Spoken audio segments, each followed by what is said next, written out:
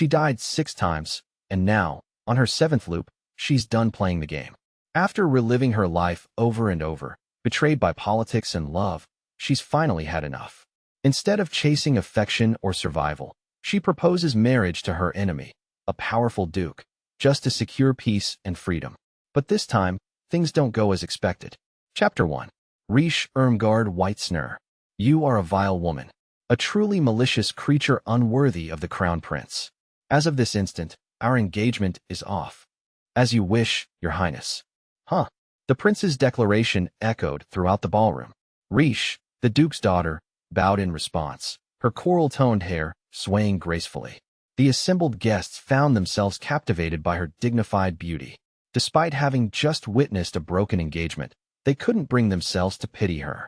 Slowly, Rish lifted her head and fixed the prince with a pale emerald gaze. It caught him off guard, but he quickly recovered. Didn't you hear what I just said?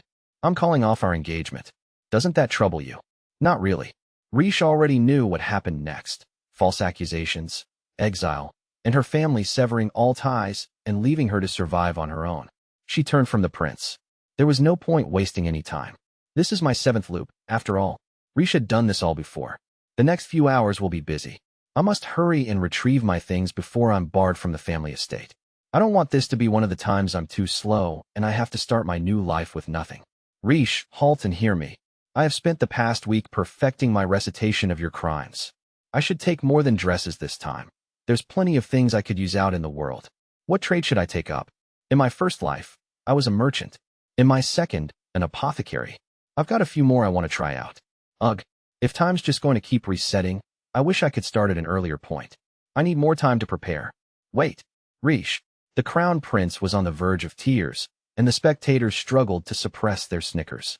A thought occurred to Rish, and she stopped. She then turned, her eyes gleaming beneath long lashes as she stared down her ex-fiancé. Ah, your highness, I almost forgot. Yes, tell me, the prince fumed. Let me guess, you are hurt beyond measure, and yet love me still, correct? As if. Rish was grateful to be granted her freedom. In fact, she was smiling as she said, I hope you and Lady Mary are happy together. What? May we both lead fulfilling lives. Farewell. Rish lifted the skirts of her evening gown and turned on her heel, departing as briskly as she could. How do you know about Mary? I haven't told you I love her. The prince was shouting something behind her, but she paid him no mind. She had things to do. During her first loop, the prince's accusations had shocked her to the core, and she, foolishly so, had attempted to defend herself.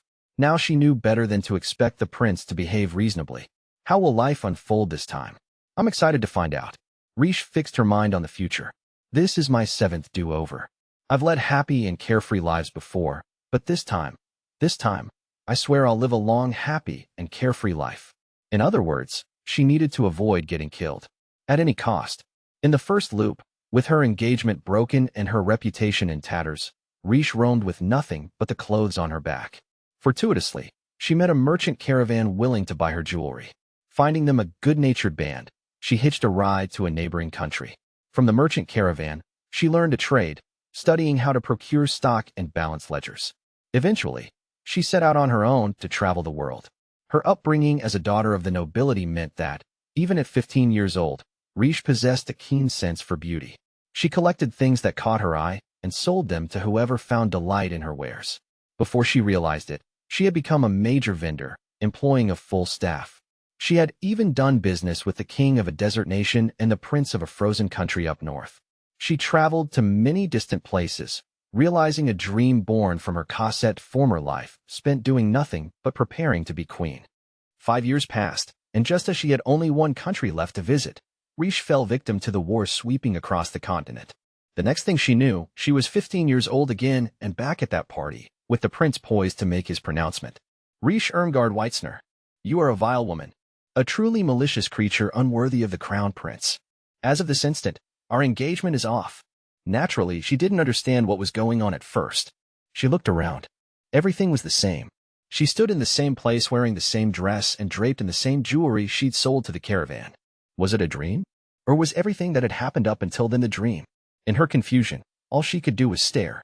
Rish hurried out of the ballroom, the impending threat of exile hanging over her and the prince's entreaties to halt ringing in her ears. This is perfect. Now I can get it right. I'll grab everything valuable from my room. Riche had enjoyed her life as a merchant, but she had always felt a stirring of regret about this night. If only she'd brought some funds from home, she would have had the capital to establish her business much sooner. Speaking of this regret always prompted disbelief from her customers, including the king of the desert. What? That's what you'd want to do over? When she arrived back at home on the night of her second life, Riche grabbed her jewelry box and as many of the books her late grandmother had left her as she could carry, then made haste to the forest to meet the caravan. But the stop at her house took time, and she missed them completely. In that moment, Riche made a stark realization. Different choices meant different mistakes. Opening one door would close another. And so the easy path to a life in commerce was closed to her. Sure, she could try to build her business from the ground up, but personal connections were almost as essential to being a merchant as business savvy. It just wasn't realistic without a single acquaintance. Sorting through her belongings in resignation, she came across a foreign encyclopedia of herbs among her grandmother's books. Taking it as a sign, Riche sold her jewels elsewhere and used the funds to cross the sea and pursue the study of medicine. Fortunately, Riche retained all her knowledge from her previous life. She remembered that certain expensive herbs could be acquired cheaply in other regions. When word spread of a disease running rampant in a neighboring country, she recalled that too. This foreknowledge proved invaluable, as did her wide travel and exposure to many different teachers with many different points of view. As such, Riche led a successful life as an apothecary. She saved a feeble prince, synthesized a number of rare medicines with her mercantile knowledge, and thus spent her days in the simple joy of helping those in need. Unfortunately, all the joy in the world couldn't stand up to an epidemic. Thus ended her second life. Once again, she found herself in the moment of her broken engagement, the curtain rising on the third loop. Her next 4 lives proceeded much the same way. As a skilled lady's maid, she helped a young noblewoman to a fortuitous marriage. Once, she even disguised herself as a man and became a knight. Every life was worth living, and she enjoyed them all. She enjoyed living, period. There was just one problem. No matter what I do, I die at 20. She enjoyed her lives, but she was not permitted to do so for long. With this time limit always hanging over her, she spent each loop in a state of constant activity. I would love to take it easy for a while. Is a little leisure time too much to ask? Obviously, I don't want to die either. This time, I'll make as much money as I can in the first 5 years. Then, when I turn 20, I'll live a life free of worldly cares. I'll do whatever's necessary to stay alive. Her mind made up, Riche began her 7th life in a dead sprint through the palace. Regardless of her future plans, she was in a race against time. She needed to beat the messenger bearing news of her scandal. As she ran, she yanked off her hair ornaments. She planned to sell them and didn't want to risk losing one. Her hair billowed out behind her, falling in loose waves. Suddenly, an idea occurred to her, one she hadn't had in any of her previous 6 lives. Leaving through the palace gardens would be faster. I can climb down a tree from the balcony. Riche had gone to war as a knight in the life just before this one. After the punishing battlefield training, climbing trees was nothing. Seamlessly, she changed direction. She raced for the balcony, where she ran into something at full speed. Bork! Riche let out a very unladylike grunt, staggering a few steps. She looked up to see what she'd bounced off of. Oh! An exceptionally handsome man stood in her path. He had refined, patrician features and cruel, thin lips. He was slender yet powerful. Even through his clothes, Riche could tell his body was well-conditioned. His jet-black hair covered his ears, creeping down to the nape of his neck. The tips of his locks bounced with his movements. They looked to be soft to the touch. From head to toe, he was a pleasure to look at, but what held Riche's attention were his eyes. They were long in shape and impossibly blue, but they possessed a blade-sharp intensity. His gaze was clear, beautiful, and cold as ice. His eyelashes cast shadows on his striking face. He was a work of art. Currently, this work of art was staring her down with a look that could kill. He laughed. You barreled right into me. For a moment, I thought I'd been attacked by a wild boar. It was an exceedingly rude thing to say to a stranger, but as luck would have it, this man was not a stranger. At least not to Riche. What are you even doing here? The man went on. The party isn't the E. Riche interrupted him with a wordless shout of dismay. The man drew back, reflexively reaching for his sword. He composed himself with visible difficulty. Who are you? You look like any noblewoman, but your manner is. Emperor Arnold Hein. The man's eyes widened. He didn't mistake her surging contempt. Riche had crossed swords with this man. Recently, he was the one responsible for ending her 6th life. He must be a guest at the banquet. It makes sense.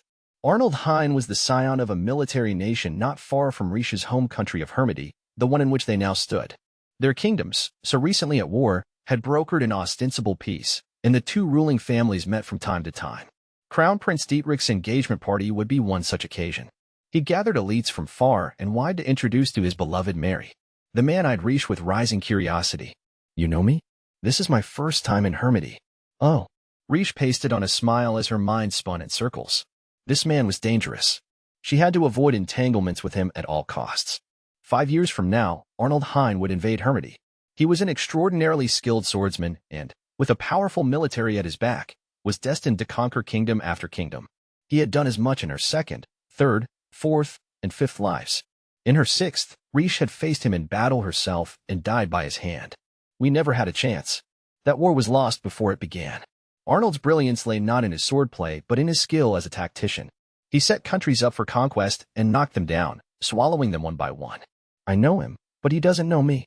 We haven't met in this life. I need an excuse fast. Riche curtsied slowly. My name is Riche Irmgard Weitzner. We've never been introduced, but I've heard of you. Arnold donned an amused smile.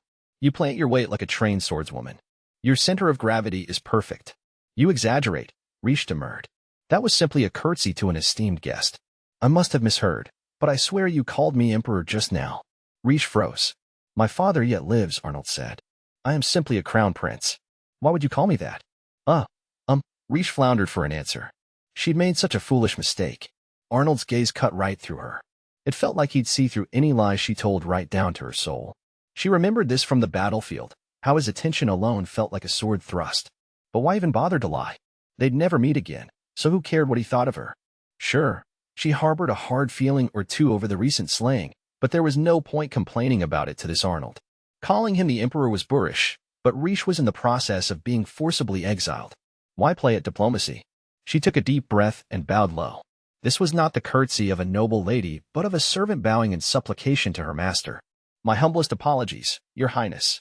I was in a rush. Such a rude slip of the tongue. She raised her head. My ex-fiancé just annulled our engagement, so I've got a lot on my mind. If you would excuse me. He annulled your engagement? At that, Riche turned and fled. This unexpected run-in with Arnold had taken up valuable time. She threw open the door to the balcony and hiked up her skirts, kicking off her shoes in anticipation of jumping into a tree. Looking down, she realized the ground was far closer than she'd feared. Excellent. I can just drop into the garden. Arnold, who up until now had been rendered speechless, shook himself out of his fugue as Riche clambered over the railing. Hey! Riche's moonlight silver dress flowed around her as she leapt. The lawn was soft, but the fall was still far enough to risk injury. Weight evenly distributed on the soles of my feet, rolled to transfer the impact to my shins and thighs, then onto my hips and my back. She landed safely, rolled nimbly in her dress, and popped back up. Her hair was covered in leaves. I need to hurry up. Bracing against a nearby rock, she used her weight to snap the heels off of her shoes. There. That would make running a little easier. Satisfied, she slipped them back on and made haste toward the family estate. Up on the balcony, Crown Prince Arnold of Gokheim watched the spectacle play out from beginning to end. He gazed at the girl with the coral hair.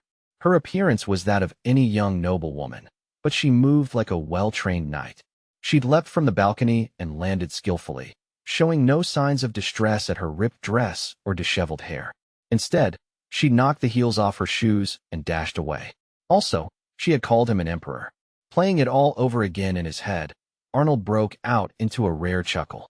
As his shoulders quivered with laughter, his attendant approached him from behind. There you are, Your Highness. What are you doing out here? I'm aware you don't desire a wife, but beginning the search would be wise. Your Highness.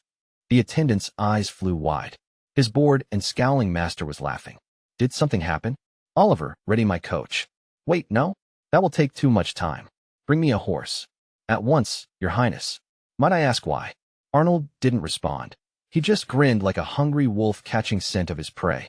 Once outside the palace gates, Riche threw herself into the waiting coach, shouting for the driver to make haste. She stopped at a few hundred yards from the manor and bid him farewell. I'm leaving. Thanks for always being such a safe driver, Daniel.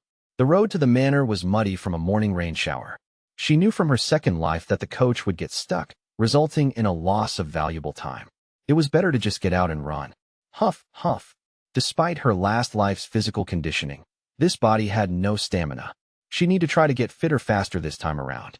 Riche reached the end of the road, and her heart promptly sank all the way to her feet. Oh no!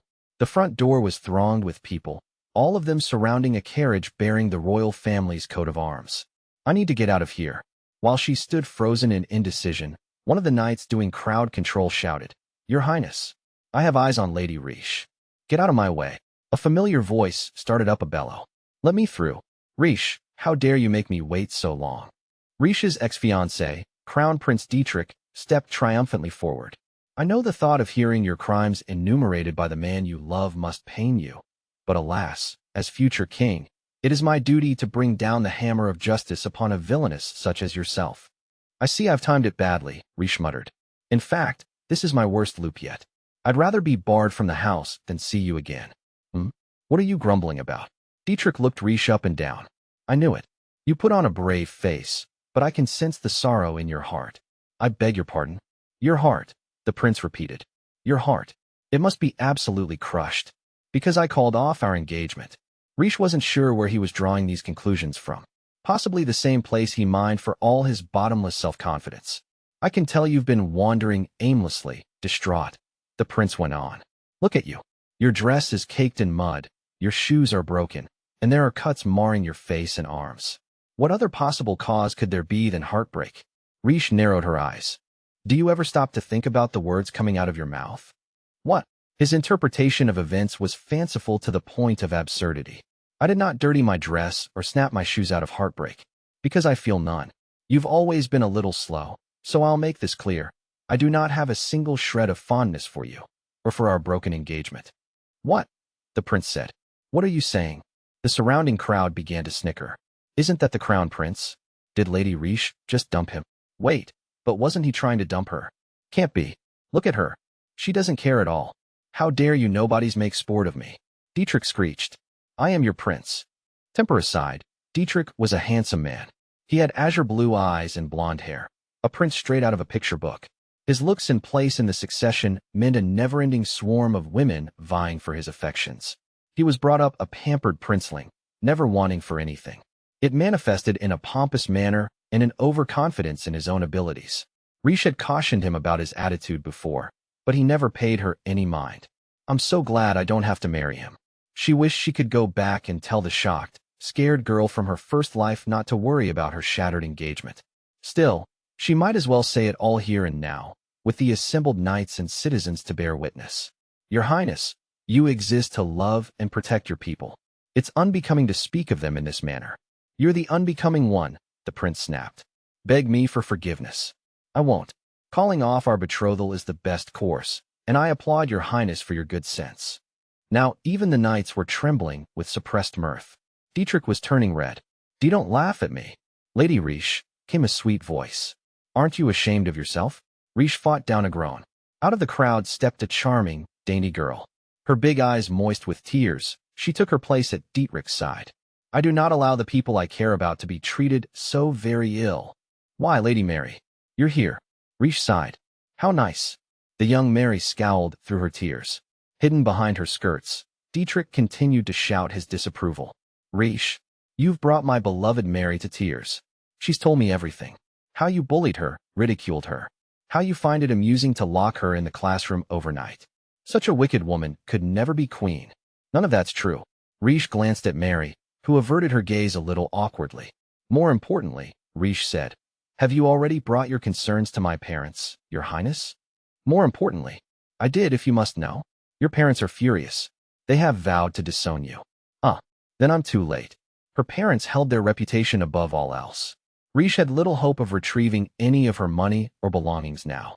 "Why are you acting so strangely?" Dietrich sniffed. I understand. You're in such shock from this turn of events that—" "Listen, Dietrich." In her exasperation, Riche dropped his title. "I accept your decree. We are no longer engaged. I shall never darken your doorstep again. So, relax a little." What are you saying?" "Since I was a child, I believed that my only value was in our betrothal. Being engaged to the crown prince was my whole reason for living. I was wrong about that. Only I determined my value, no one else. That's why I don't care about this. I'm beyond it." Riche made sure to look him directly in the eye as she spoke. "You are an unnecessary element in my life." Dietrich staggered back. His legs seemed to go out from under him, and he crumpled. At that, The knights finally let go of their composure, laughing along with the courtiers. Stop, the prince wailed. You are my subjects. This shows such flagrant disrespect. Dietrich, don't pay them any mind, Lady Mary said. Lady Riche, is this cruelty necessary? Perhaps this is a blessing in disguise. Riche's attention moved to Mary, making the girl's slender shoulders jump. She had no reason to worry. Riche didn't bite. I've been wanting the opportunity to speak to you, Lady Mary. You're strong. I admire you very much. What are you talking about? You're a lovely girl who never fails to smile despite your troubles. You don't put up walls around your heart, and you do your utmost to put others at ease. Even now, you bravely stand before me to protect the prince. Mary's eyes were wide with confusion. Riche picked her words carefully, attempting to diminish the girl's guilty feelings, if only a little. You need to marry the prince for your family's sake, right? How do you? Riche had learned this truth in one of her past lives. Mary was born to a poor family, and she had studied like mad to be accepted into the academy to hunt for a husband. She intended to make sure neither she nor her brothers ever went hungry again. She went on, remember this. You are the one in control of your life. Don't sell it to anyone else. Can you trust a man who so easily discards the woman he's been engaged to since childhood? Do you truly believe he cares for you? Astonishment bloomed across Mary's face. She looked over at Dietrich, who hadn't bothered to stand up. The truth was, within a year, Prince Dietrich would be in prison, his title stripped from him. He would plan a mad coup d'état against the king, attempting to provoke the citizens to war. His plan would be discovered in its early stages, rendering him a laughingstock across the kingdom. You must shape your future with your own hands. You mustn't entrust your desires to others. My desires? Riche nodded. Mary was looking at her like she was speaking a foreign language. But I'm their elder sister. Her voice quivered. I must endure, no matter what. Otherwise, my brothers will never be happy. And you believe their happiness can only be achieved by sacrificing your own? Mary gasped as she gaped at Riche. You don't need to throw away your own future to protect those you love, Riche told her. No matter what path you choose, never forget that. My future. Mary's voice went ragged, like she was barely suppressing a wail of pain. I wish you a life where both you and your family can be happy, said Riche. Mary stood frozen in place, eyes gleaming like precious stones. Riche couldn't help but admire how pretty she was. She truly did wish her happiness. But right now, she needed to take care of herself. Well, Riche suddenly broke into a smile, making Dietrich flinch. I think it's time for me to be on my way. She regretted losing access to her room, but she knew her parents wouldn't let her in. Turning her back on the crowd, Riche contemplated her next move. Wait, Lady Riche. Mary's voice rang out. That's right. You're not going anywhere, Riche. The prince joined her. You won't get away with treating me like trash to relieve your own injured heart. Ugh, enough already. Riche's patience was fraying. I don't have anything else to say to you. Goodbye. Knights, stop her. Reluctantly, the knights moved to tail Riche as she walked briskly back down the path. She sympathized with them, but she wasn't about to let them keep her here. Rounding a corner, she sensed something uncanny. She stopped, the knights quickly catching up with her. My apologies, Lady Riche. If you could please remain for just a while. Riche grabbed the hilt of the knight's sword. Yanking it from his belt, she spun around and stood at the ready. Metal rang against metal as Riche parried a blow. She glared at her would-be attacker as he stepped out of the shadows. Arnold Hine. Well, what do you know? The man smiling so sweetly while their swords locked was the very man who had ended her life. You do have some skill. Metal screeched and slid, before Arnold sheathed his sword. Riche lowered hers. Neither looked away. Who the hell are you? Demanded one of the knights. Stand down, good sirs, Riche said. Your interference will only make this worse. This mostly served to befuddle the knights further. Riche absolutely couldn't allow them to come to blows with the crown prince of a friendly nation.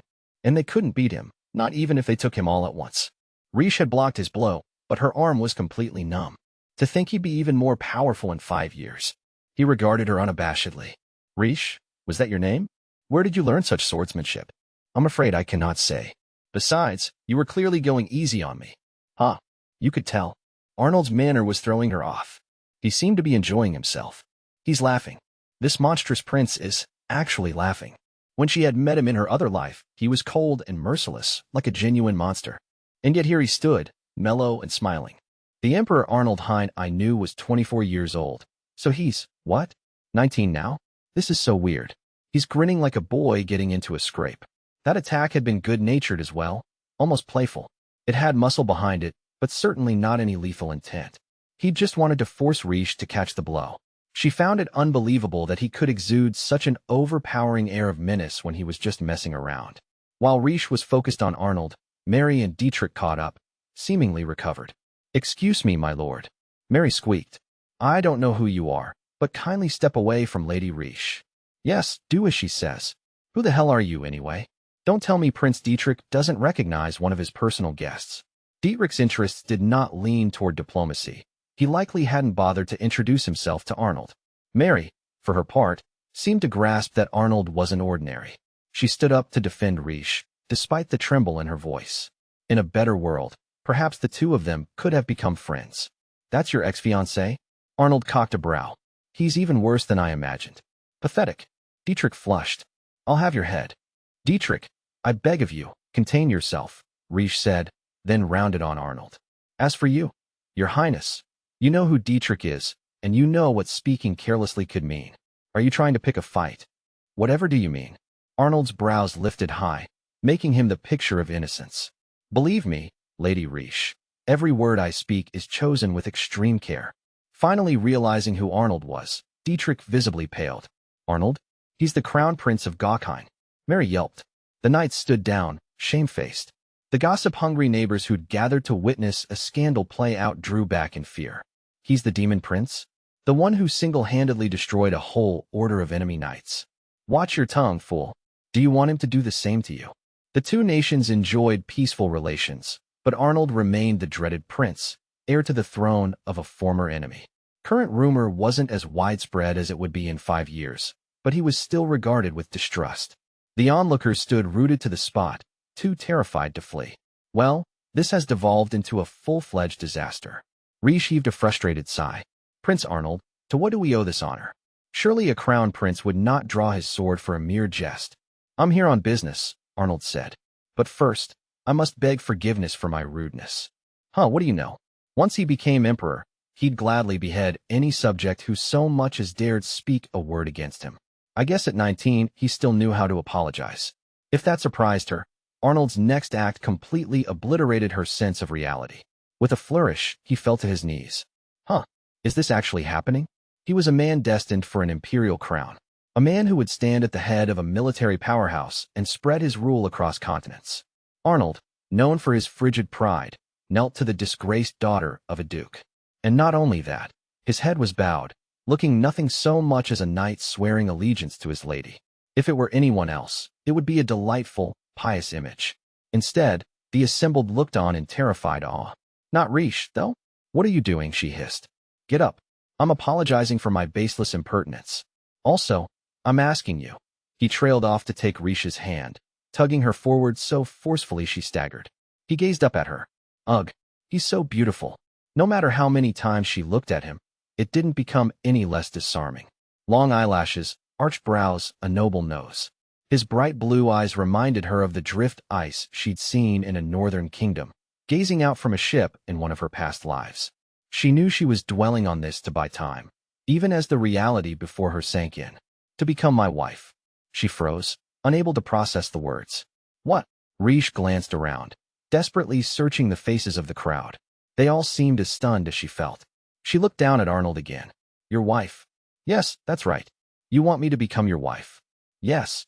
Riche couldn't speak. This was truly happening. It was real. It clicked into place in her head, and she let out a strangled grunt. What is going on? Why is this happening? Shock lapped at her, fuzzing at the corners of her vision. He wanted to marry her. Arnold wanted to marry Riche. Her murderer wanted to marry her. Why is he doing this? He must have some ulterior motive, a broader goal. But I have to give him an answer. The onlookers were holding their breath as Riche said flatly, "I reject your proposal." Arnold said nothing. She had to reject him. She was going to live a long, peaceful, carefree life, damn it, and no one would stop her. And yet, Arnold began to laugh, and the deep, creeping sense of dread inside Riche only grew. Why does he seem so amused by this? Her previous life was her 6th. Disguised as a man, Riche rose as a warrior of an island country she came upon in her travels. It was a conventional yet charming kingdom formed of red brick. After striking up a friendship with a group of knights who didn't realize she was a woman, Riche followed their advice and joined them. The training was grueling enough to make her wish she were dead. Back when she had lived as a noble, she'd learned how to wield a sword for basic self-defense, But training as a noble lady had in no way prepared her for this. She drilled relentlessly, barely taking the time to sleep. Just as she became a full-fledged knight, Emperor Arnold's forces lay siege to the castle. How could this happen? In her 7th life, Riche wearily sank into her chair. Across from her sat Arnold, his legs crossed and chin propped up on his hand, watching her lazily. "What's the matter?" he asked. "You seem unhappy." You could say that. Even her voice was grumpy. Still, she couldn't very well tell him it was because she bore a grudge from a previous life. After the first time her life rewound to that pivotal moment, she'd resolved to keep her loops a secret. "I had plans for my exile. A brand new life. And now because of you, my parents are involved. Even the king has heard about it." After Riche rejected Arnold, Dietrich had immediately cried out, "The Crown Prince of Gauckheim proposed to Riche?" His shrieks were loud enough to attract the attention of the master and mistress of the manor. When her parents came out, Riche had protested, "I'm not going to marry him. I'm leaving the country just as Dietrich commanded." No one listened. Their faces just paled with nervous confusion. Just then, a glittering coach arrived. Half stuck in the mud, the man inside it was forced to trudge over the swampy ground, and so the king of Hermity himself arrived, staggering and dirt-stained. He grabbed hold of his son's collar, pushing him into a low bow. He then turned to Prince Arnold and said, rather loudly, "Your Highness, allow me to apologize for my son's foolishness. You are an esteemed guest all the way from Gauckheim. It is unthinkable he would not offer you the courtesy you are due. You're hurting me, father. My back." The king then turned to Riche. "My lady, allow me to sincerely apologize as both a king and a father. My son's behavior toward you has been utterly disgraceful. I beg you to please give Prince Arnold's proposal due consideration, not only for your own sake but for the sake of your country." The king bowed to her as deeply as his son had to Arnold, and her parents joined him. Riche felt dizzy at the sight of this abject debasement in the presence of citizens. Arnold, who had been watching the proceedings with a detached amusement, sobered and stepped toward the king. "Your Majesty, please rise." Without the smirk, Arnold's face immediately reverted to its cold mask. The king didn't move. Maybe something in Arnold's voice kept him frozen. "Such a trifle won't cause discord between our kingdoms," he went on. "However, I would beg a little time to speak with Lady Riche." Later, Riche would learn that Arnold's attendant had spoken to the king's own gentleman, certain that his words would reach their target.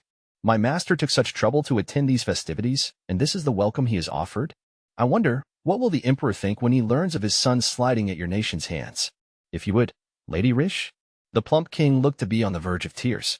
Riche had no obligation to accept and no desire to spend a moment longer in this country than was absolutely necessary. But acquiescence seemed the fastest way to move things along. As her mind whirled, Arnold leaned in to whisper, "If you refuse to hear my suit, you won't deter me.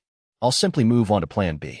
And that was how she found herself in one of the palace's parlors, here to just talk to Prince Arnold. The ball guests were all gone. It was just the two of them. "I want to know what you're planning," Riche said flatly. "Planning? Me? By asking me to marry you. You don't know me.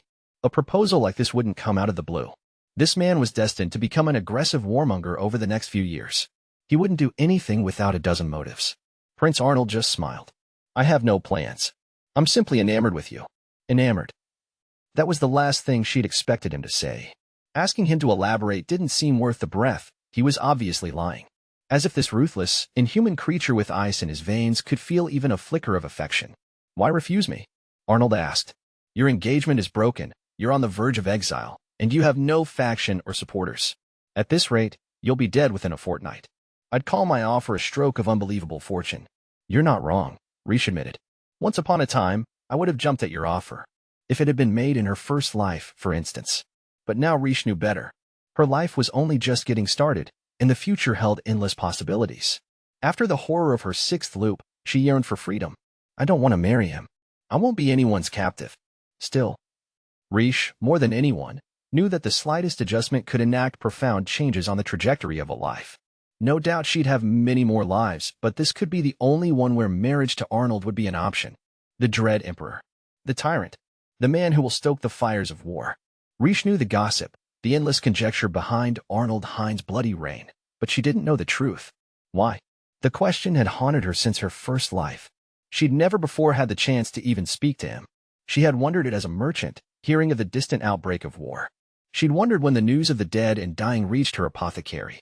When she had comforted her terrified mistress in her life as a maid, assuring her everything would be all right.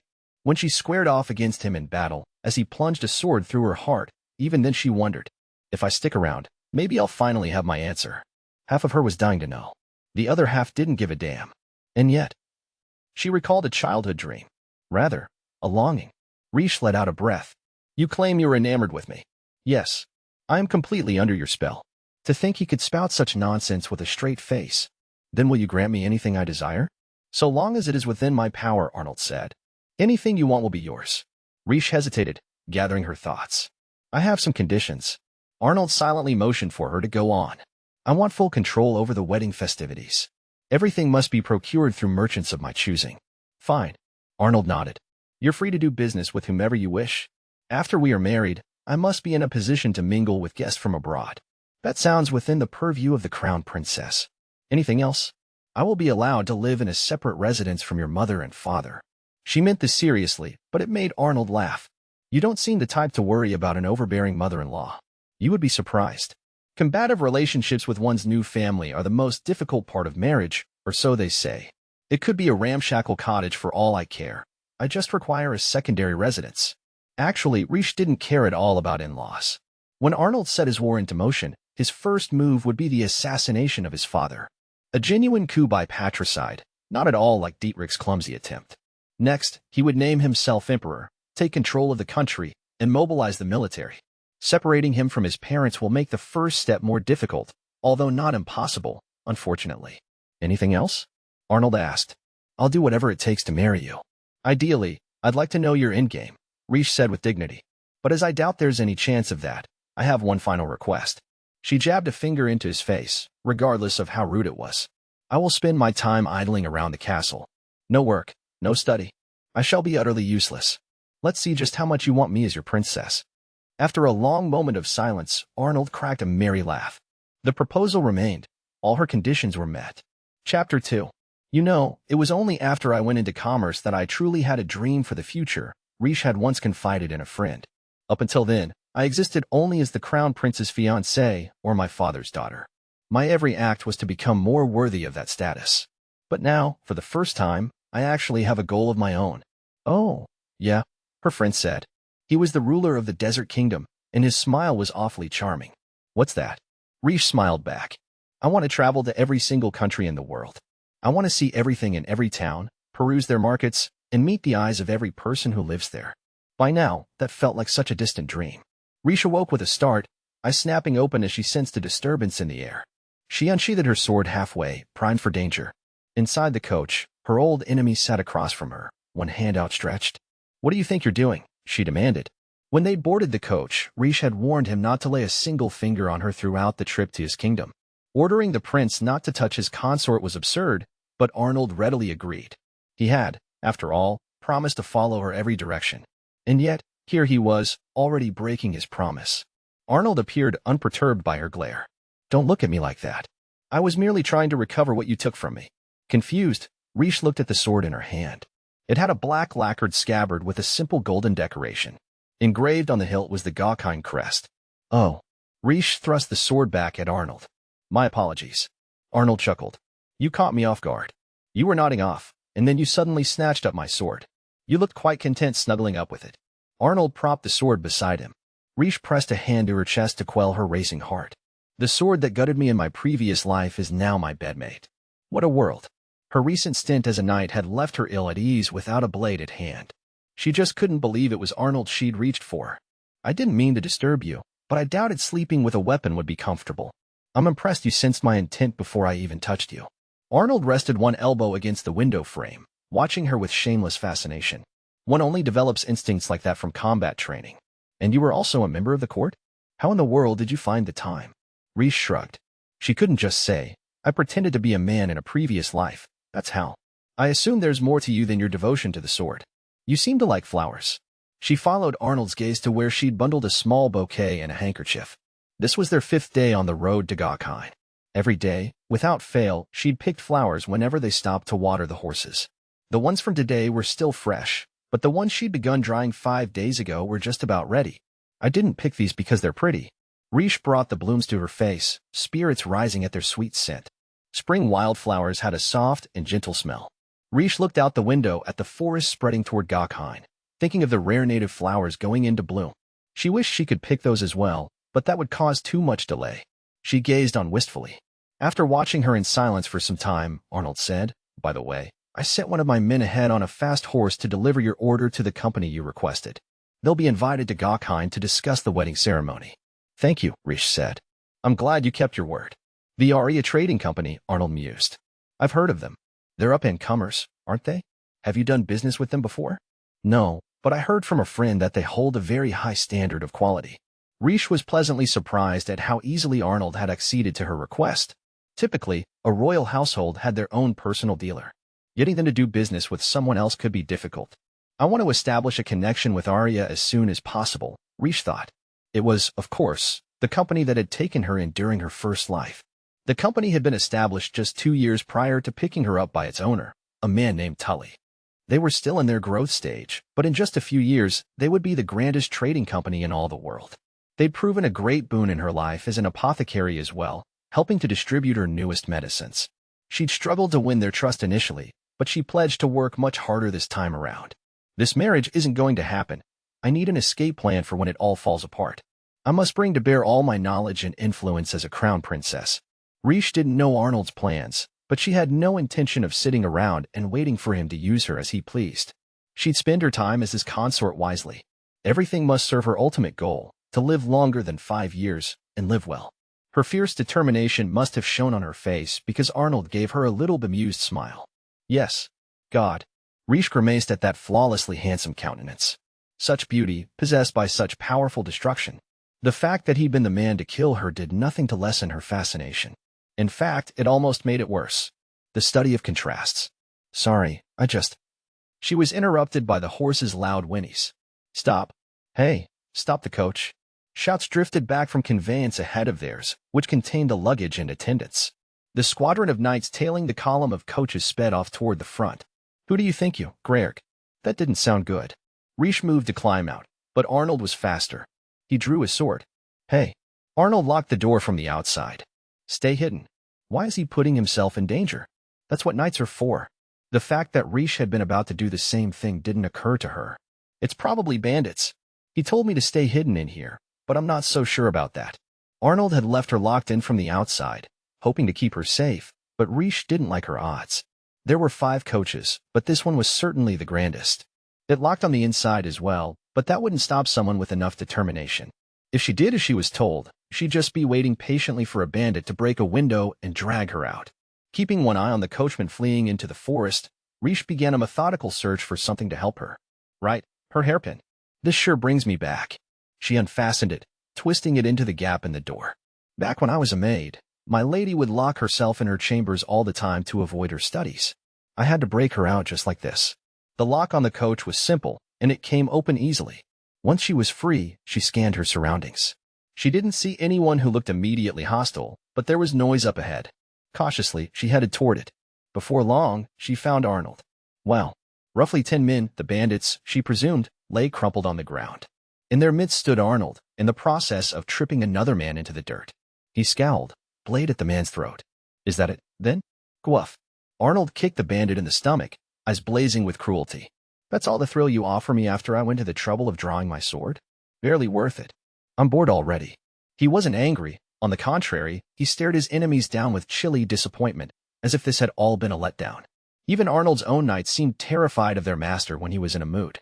Arnold smoothly flicked the blood off his sword, wiping the blade on the bandit's shirt before sheathing it. The rest of the men on the ground seemed to be unconscious. "Wait, he didn't kill anyone? Why not? Is it because we haven't reached Gokheim?" She supposed even Arnold knew better than to go around killing the citizens of other countries. Or perhaps he had yet to become the ruthless monster she knew him as. Arnold seemed to sense her gaze, turning around with a start. Genuine emotion bloomed on his face, worlds away from the blank mask he wore to face down the bandits. "How did you get out of the coach?" Rish shrugged. "If I tell you, you'll be able to prevent me from doing it again." Arnold snickered. "You continue to amaze me. How can you go from ice cold to suddenly looking like a normal 19-year-old? It's disconcerting." Rish fought down her disquiet as a man alighted from a coach and shouted, "Your Highness." "Not again." He was Oliver, one of the prince's attendants. He had silver hair and was roughly as tall as Arnold. "What do you think all these knights are for, decoration? Why do you insist on endangering yourself?" Rish had only met Oliver briefly a few days ago, But he didn't appear to be intimidated by Arnold at all. And, well, he's not wrong. She feared the menace would return to Arnold's expression, but he just looked annoyed. I could tell they were prepared to kill. I'd prefer to take the burden on myself than risk multiple injuries so far afield. And we already have casualties. He was right. Several injured knights leaned listlessly among the trees. Arnold issued orders to those still able-bodied. First squad, see to the wounded. Second squad, arrest these men. Yes, sir. Oliver appeared unsatisfied. Your Highness, that is a weak justification.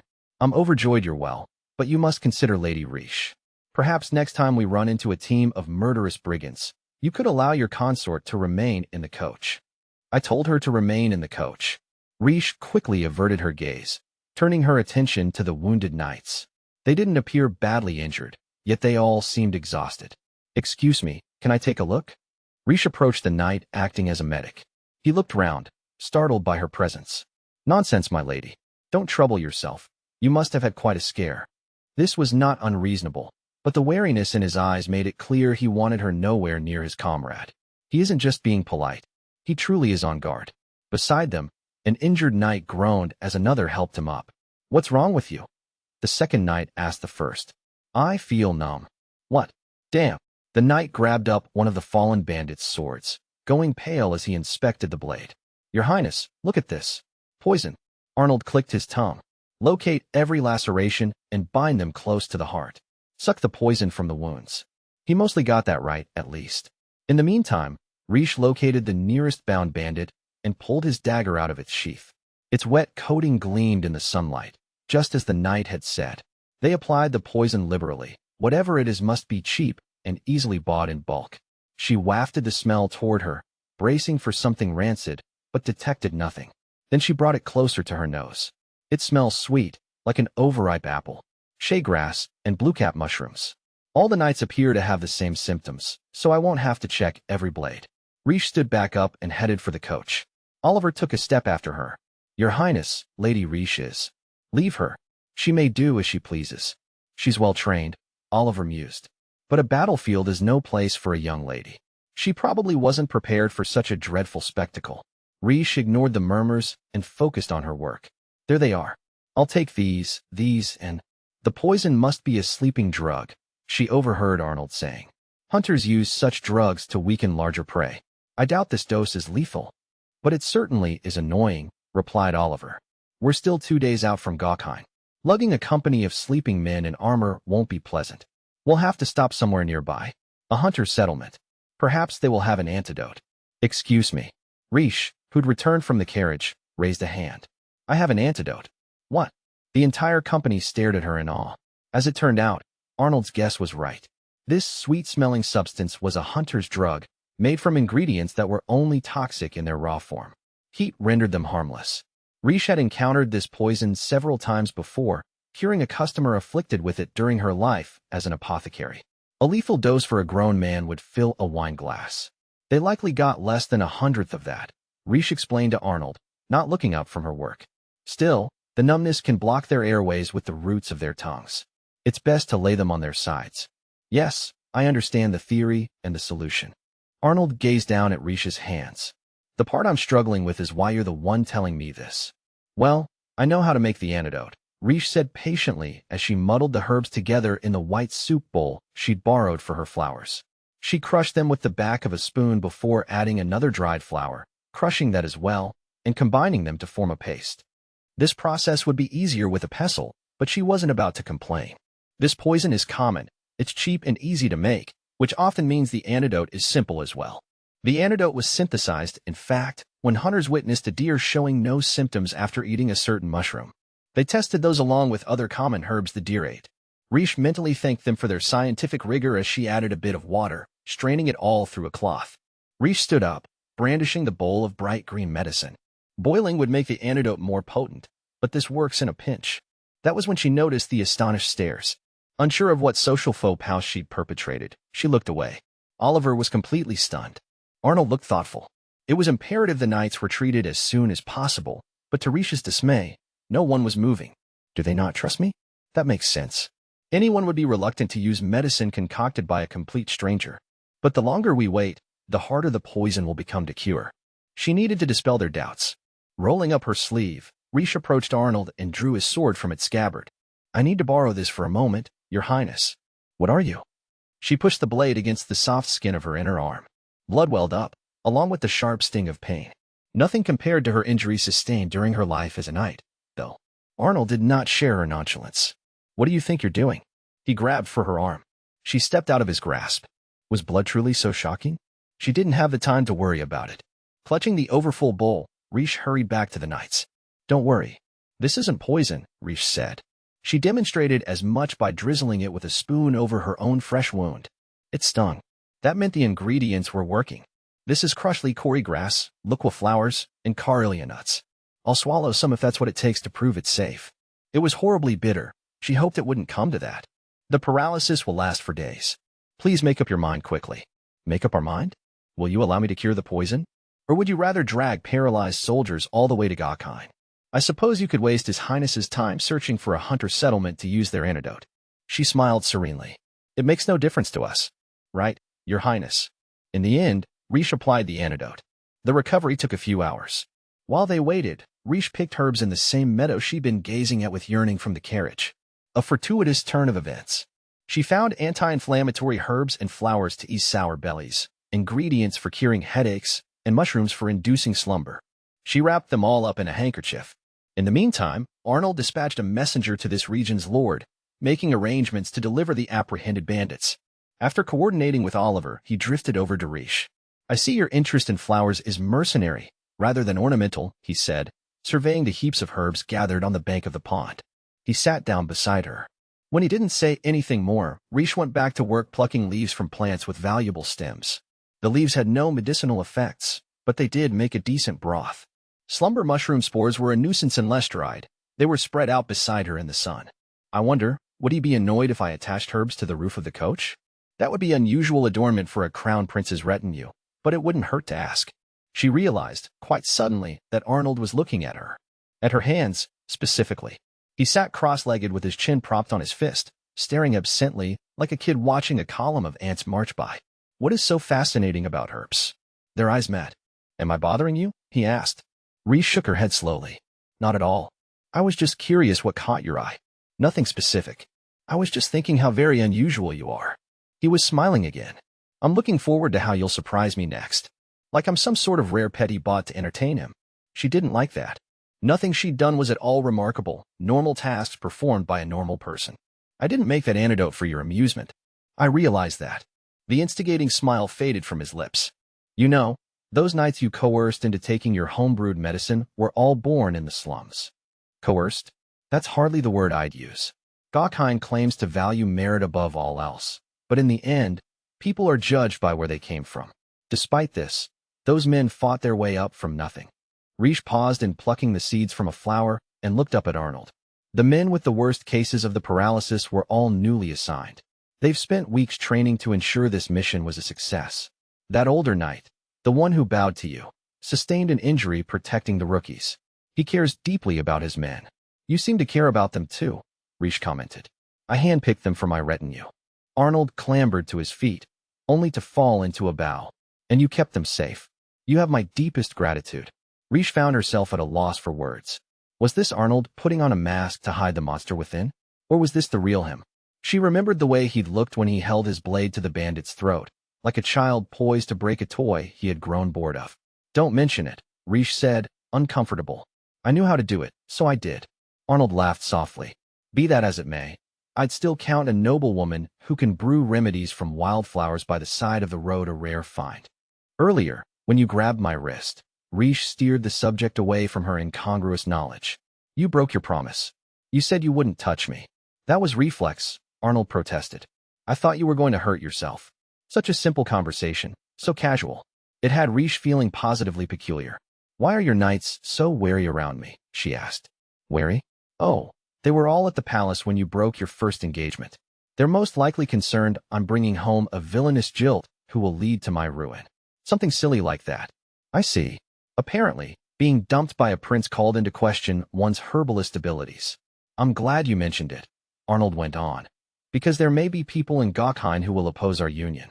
I will do everything in my power to protect you, but you must bring any insults or threats to me right away. Are there likely to be many?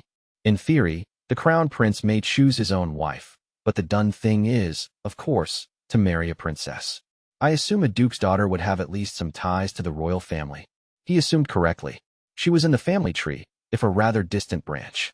My father has ordered me to choose a bride from a different kingdom rather than a woman of my own land, because one never knows when a hostage will come in handy. Riche finished for him. Gokheim was an expansionist empire. Currently, peace reigned, but peace was precarious. If Gokheim demanded any of the countries to hand over a princess bride, then none were in a position to refuse. With his daughter in the hands of a foreign power, no king would dare oppose a war that power cared to wage. I sent a message to my father telling him I happened upon a close relation of Hermides' king, a duke's daughter who had been recently tossed aside by her fiancé, Arnold said. I also may have implied I was the reason for your falling out, yours and the prince's. Why? When I saw a woman so powerful and connected and beloved, I couldn't help but plunder you. Plunder me? That's certainly one way to describe it. Dietrich had kicked up an almighty fuss, despite being the one who broke the engagement. My father approves of you because he sees you as a bargaining chip. There will be others who aren't prepared to accept you so willingly. Is that so? Riche said steadily. Never fear, Arnold responded. They'll eat their words, every one of them. They will receive you as their crown princess if they value their. No, being a hostage is perfect. Arnold stared at her. As a hostage, I'll have no official duties, will I? We can pretend I'm here only under great duress, and there will be no need for my comment on governmental or diplomatic affairs. Arnold hesitated. I suppose not. Excellent. Then I can live my dream of being utterly useless. Riche trembled with delight. The thought of acting as an ambassador had really been weighing on her mind. Being a princess was non-stop work. Having been groomed for the position from an early age, Riche knew members of the royal family barely even had time to sleep. But prisoners didn't have places in government. This is such a weight off my mind, Riche admitted. Thank you so much for keeping your promise, Your Highness. Heir, of course. But don't worry, I won't shirk my duties as wedding planner. Nearly ready to collapse with relief, Riche returned to her herbs. After the bandit incident, Riche felt the knights begin to ease a bit in her presence. Despite their initial reluctance to accept her help, they continued to report the injured men's progress and bring any concerns directly to her. In return, they took over gathering herbs from the surrounding countryside on their rest stops. She hadn't done it for gratitude, but she was nonetheless touched. Gathering medicinal herbs had been second nature ever since her life as an apothecary, and it was foolish to ever turn down loyalty. Several days after the altercation with the bandits, the coach train finally arrived in the imperial capital of Gokheim. Oh my, Riche murmured as they passed through the gates. White stone buildings stood in straight rows, lining clean, orderly streets. The first stories all appeared to be shops, while the second-floor windows were festooned with flowers.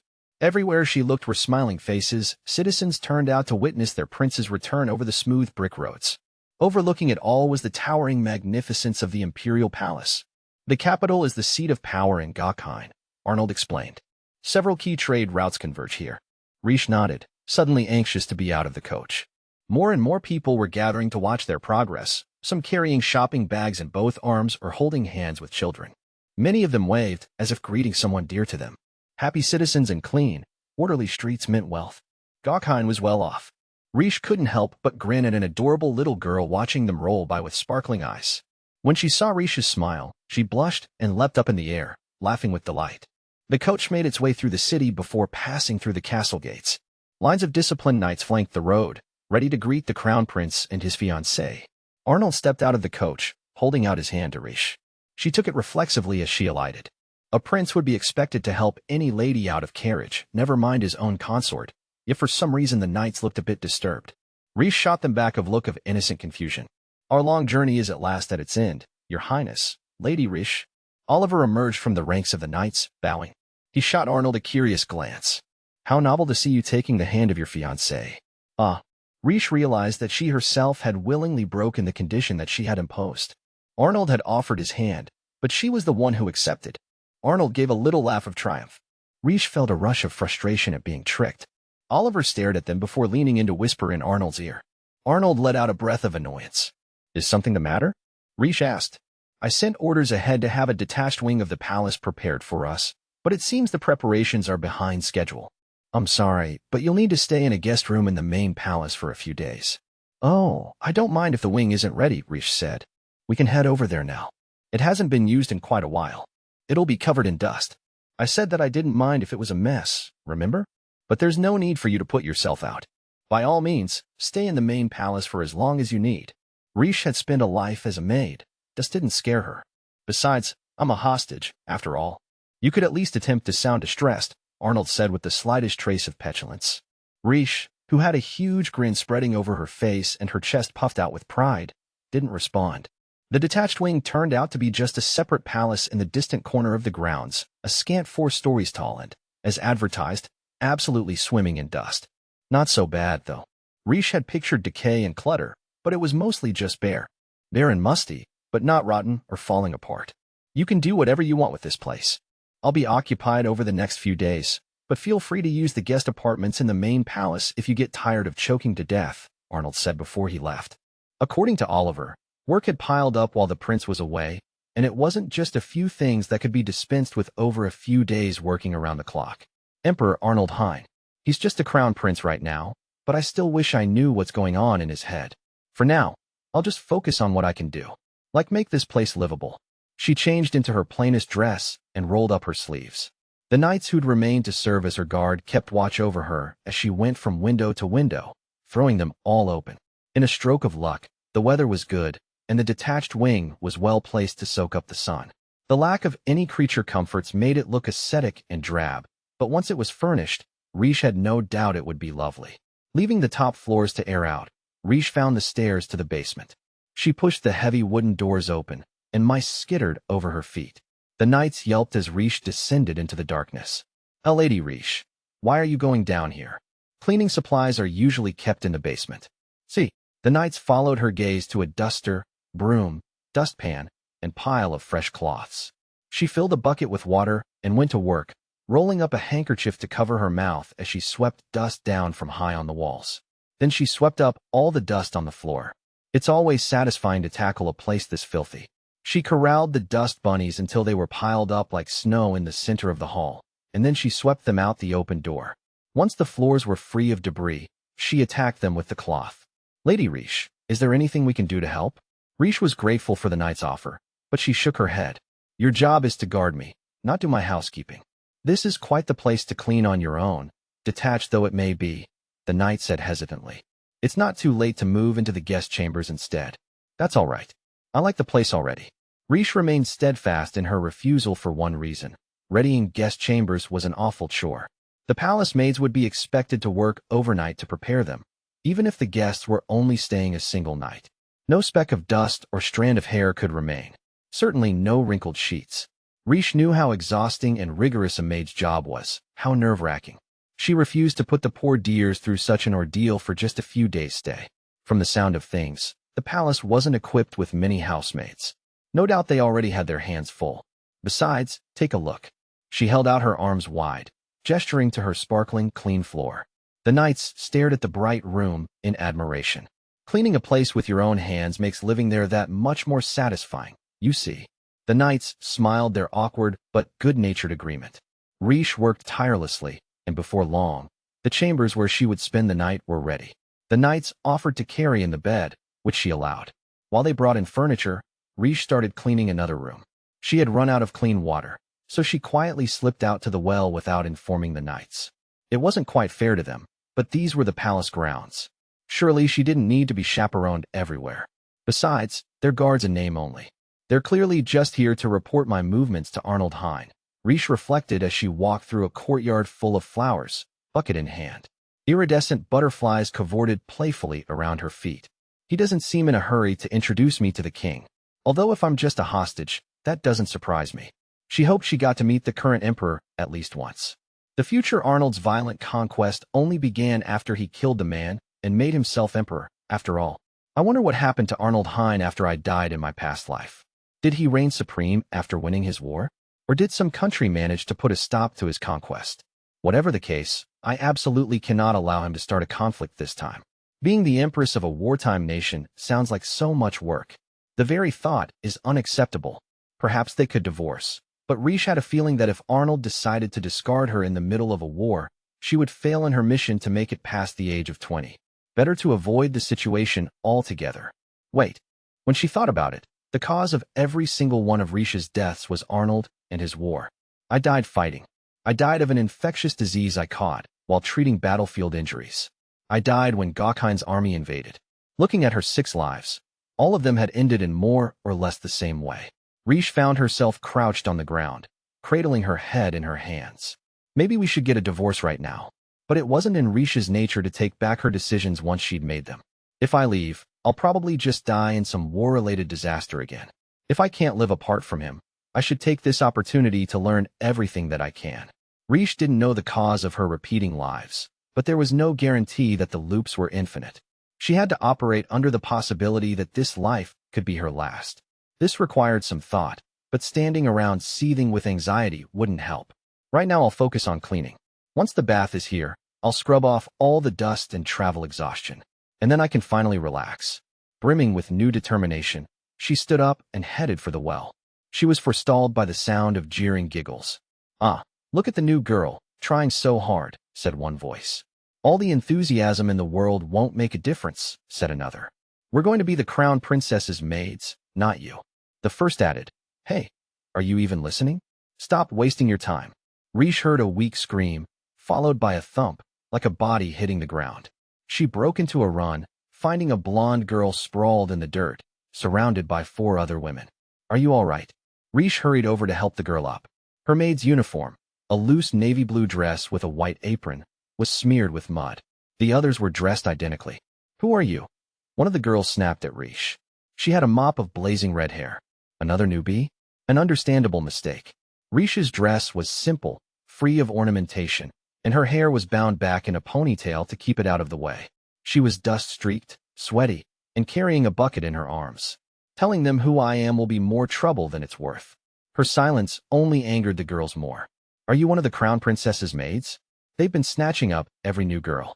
"Those pretty hands of yours don't look like they've ever held a broom," said one of them. "Unfortunately for you, we've been working here 3 years, and we'll be the ones to serve Prince Arnold as the maids of his palace. Can you stand?" "Oh, good. It looks like you're not injured." Rish helped the girl up out of the dirt. "Hey, don't ignore us," the red-headed maid shouted. "You've got some nerve. If you want to make it here, you'll know your place. I doubt the 2 of you will last a week."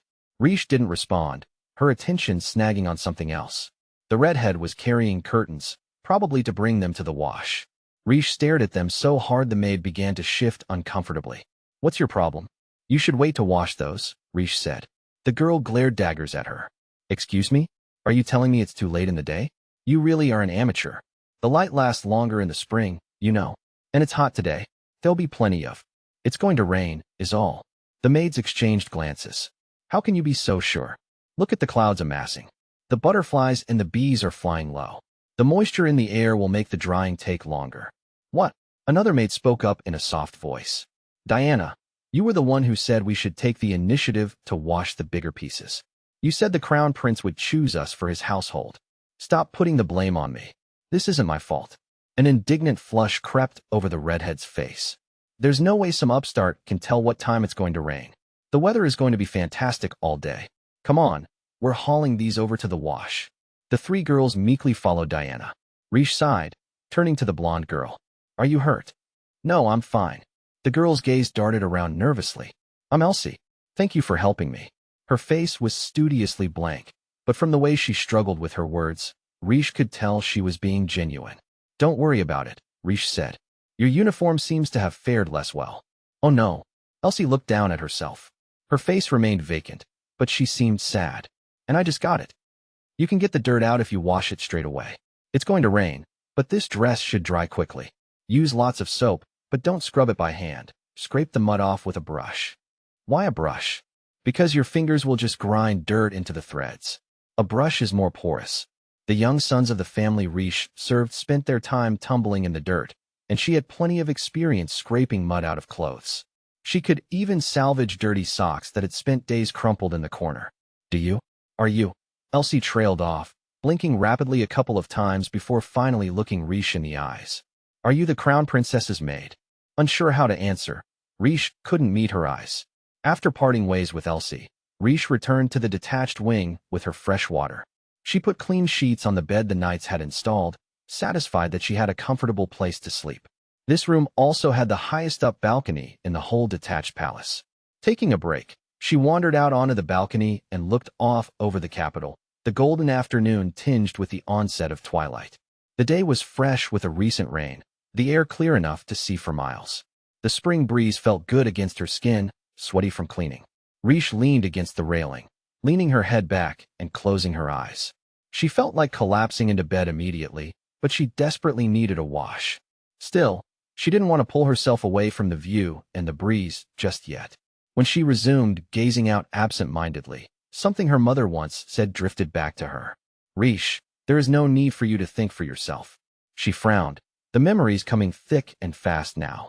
You mustn't forget that the duty of our family is to live our lives fully devoted to the kings of the land. You're smart, but all the thinking in the world won't do a woman any good. You need only concern yourself with how best to serve the crown prince. Studies? Focus on social etiquette. That's what you need for navigating high society. The crown prince's bride must be flawless. Your smile is lacking. You must always strive to appear amiable. Riche breathed out a long sigh. When I was 15, their lectures were the only thing I thought about. Her parents preached constantly. A woman's true happiness is to marry a suitable man and give birth to his heirs. But, mother, objection was not permitted. Any argument was immediately dispensed with. As a woman, Riche could not inherit her father's title. Her only value was in her marriage.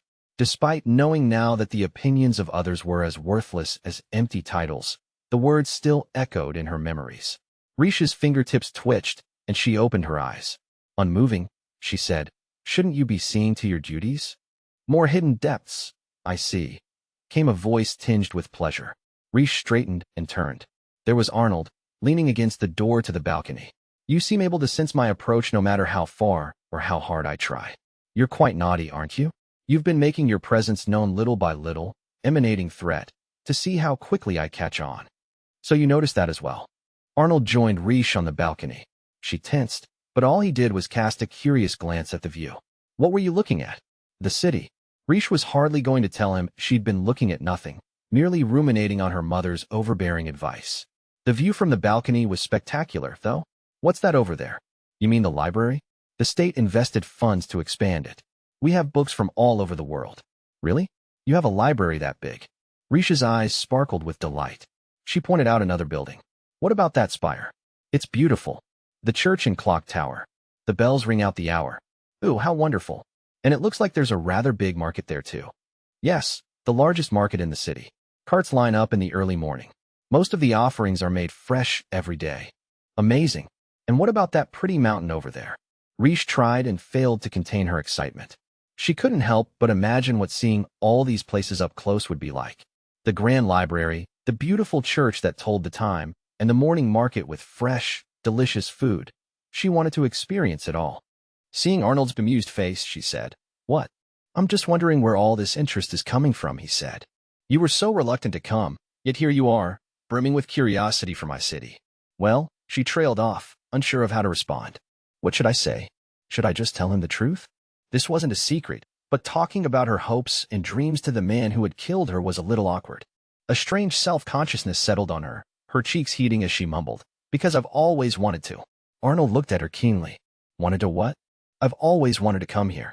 During her life as a merchant, Riche developed her single dream to visit everywhere in the world. That dream was cut tragically short when only one country remained, Gokine. In each of her consecutive lives, Riche's priority became staying alive. Every time, without fail, just as she found her footing, the world was plunged into chaos. She never had the chance to see Gokine. This betrothal was her chance. "It's probably why I agreed to marry you," she added after a moment's hesitation. Arnold swept a tepid glance over the city. "There's nothing here worth seeing." "That's not true. The places you just told me about sound amazing. Your citizens are clean and happy, your knights are proper and kind." "Oh, and another." Riche broke off enumerating Gokine's charms as Arnold turned to look at her. His face was impassively calm, but something seemed to pass by underneath, like a shadow in deep water. "I'm sorry," Riche said. "Did I say something odd? I'm just amazed you could be so unaware of yourself. What a rude thing to. I've never met anyone like you. No one has ever spoken to me the way you do." I don't know any girls of your class with the knowledge or the physical abilities you possess. Noble women don't concern themselves with such things. Rish, there is no need for you to think for yourself. She frowned. Perhaps you're right, but everything I've learned is precious to me. No one can take my skills away. I value them with my life. Some may say that my knowledge is worthless, but it makes no difference to me. She turned from the balcony, fixing him with a piercing gaze. I'm the one who decides what I value. Rish had clawed free of her mother and father's indoctrination a long time ago. Man, woman, it didn't matter. She could do anything. Being queen was not the culmination of her life. She wouldn't trade her freedom for anything. Arnold matched her intensity. You're right. He gently cupped her cheek in one hand, swiping his thumb along the line of her jaw, smearing dust. Live your life here however you wish. I vow to do my utmost to protect you. Huh.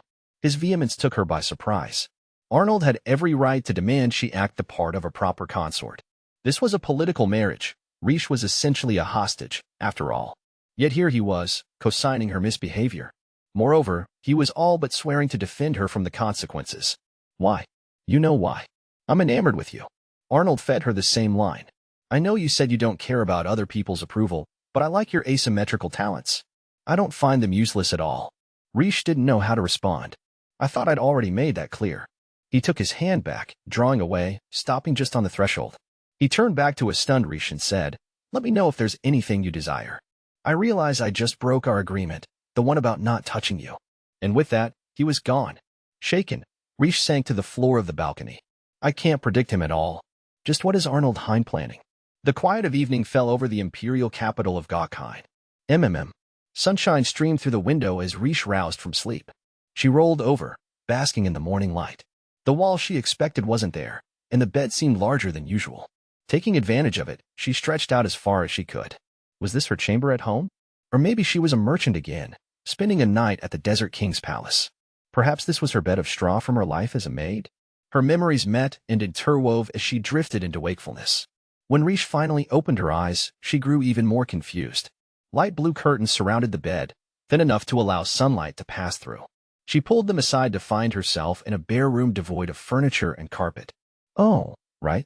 She didn't need to report for morning training, tend to her herb garden, prepare breakfast, or see how the bottles she had brewed overnight were coming along. Realizing that, Rish buried her face in the pillow. So soft, she murmured. Judging by the position of the sun, it was about 6 o'clock in the morning. She was pretty sure she had gone to bed around midnight last night. I slept for 6 whole hours? Rish couldn't believe it. Generally, she was used to getting about 4 hours of sleep. On bad days, at the height of an emergency as a knight or apothecary, she wouldn't even get that much. I've got nothing but cleaning on the schedule today. Hostages can sleep in, right?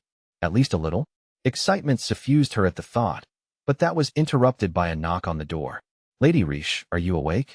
It's Oliver, Prince Arnold's attendant. Rish sat up with a start. I'm awake. Oliver continued to speak through the door. I apologize for bothering you at such an early hour. I'm here with a delivery. Just a moment. Rish slipped out of the bed, dressed quickly, and tugged the bed's canopy closed. She opened the door to find Oliver standing in the hallway with a polite smile. He apologized again. This was the only time I could slip away from His Highness's office. I'm glad to see that you're already dressed. Not at all. Rish paused, stepping back to allow him inside. Oh my, you look exhausted. Oliver grimaced. Is it that obvious? We've been climbing through mountains of paperwork, but never mind me. His Highness has been working around the clock. Rish thought back to yesterday, how he had come all the way out to the balcony. He should have used that spare time to sleep. He's in high demand, isn't he? He was even working on the trip over. He finished all the work he brought along with us. Oliver confirmed. Now he's dealing with everything that piled up during his visit to Hermity. Oh, Rish grimaced in sympathy. He may have killed her in a past life, but she wouldn't wish the bureaucracy of kingship on anyone. It's a shame he had to put his work on hold to attend a silly engagement party. No matter. That party was how a committed bachelor finally found a bride. His smile was sincere, but Rish knew better. She spread her arms. Go on. Shall I spin around so you have a better view? Oliver blinked. I beg your pardon. You're looking me over like I'm a horse for sale. If there's anything I can help you with, please let me know. Oliver's brows went up. He let out a little breath of resignation. His Highness was right. You do possess the keen perception of a knight. Of course, I'm purely an amateur myself. I'd say this was a merchant's sixth sense, rather than battle intuition. This wasn't the first time Rish had caught Oliver looking at her. It reminded her of the way her noble customers would examine a product, assessing worth and authenticity, or a merchant weeding out potential merchandise from a wide array of choices. In other words, he was appraising her. Oliver moved into a deep, sweeping bow. My sincerest apologies, my lady. I have been unaccountably rude to my lord's consort. My behavior was unacceptable. Riche shook her head. Please don't, it's fine. It wasn't unreasonable for the prince's closest attendant to be wary of strangers. But it did make her curious. How long have you worked for Arnold? Have you always been a valet? I trained as a squire, actually, Oliver replied. But I was injured and dismissed from the order. His Highness took me into his household soon after. I have served him for nearly a decade. Then maybe you can answer this, Riche said. Why is Prince Arnold so very intent on making me his wife? Oliver hesitated, as if weighing the pros and cons of speaking. To be quite honest, I was as surprised as you were. He's always insisted he had no interest in marriage. But the sight of you in Hermity has changed his mind. Apparently. So not even his attendant understood his motives. Riche remained at a complete loss. If I may, however, Oliver mistook Riche's confusion for anxiety and added, I have served Prince Arnold for a long time, and never before have I seen him so happy.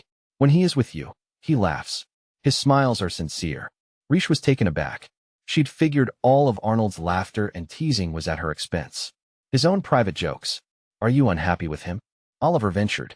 With his looks, His Highness is exceedingly popular with the ladies of the court, you know. I'm sure he has many admirers. She paused.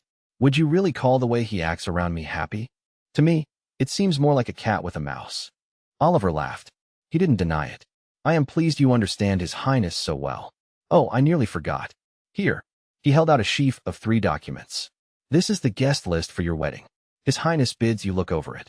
Thank you, Riche said, pleasantly surprised. She hadn't even needed to ask. She gave it a quick glance, quickly identifying the most prominent and powerful names. King Zahid, Prince Kyle, Princess Harriet. And from the Kingdom of Damana, we have Lord Jonal attending as the representative of the king. No surprise there. More than a wedding guest register.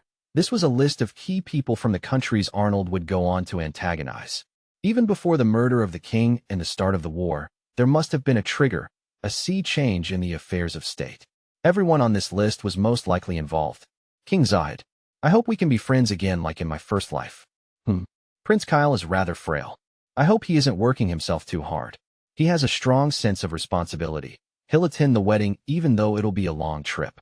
The sight of these names filled Riche with a longing for those lives, for the people she'd once known.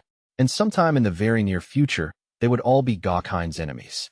If I take matters into my own hands, perhaps I can salvage some of these relationships before they sour. Even if we aren't allies, we don't have to be enemies. Anything to stave off the outbreak of war. Oliver had no idea what was going through Riche's head. Brightly, he continued their conversation. The ceremony will be held in 3 months' time. All preparations must be complete by then. And now, we need to discuss tonight's party. Tonight's what? Oliver stiffened. Did His Highness not tell you? No, he most certainly did not. There's to be a party. Ugh, not again. Oliver dug his knuckles into his forehead. Riche put 2 and 2 together. She hesitated, then said, So there is one, then. As you must know, His Highness is trying to stamp it down without telling me. I'm sorry, Oliver replied. He should have mentioned it to you. You don't need to attend, but he will. At least, I hope he will. I think I managed to convince him. She sympathized with Oliver. Under normal circumstances, it would be unheard of for the crown prince and his fiancée to fail to appear at a banquet. Don't worry, Oliver. I'll go. Oliver let out a sigh of relief.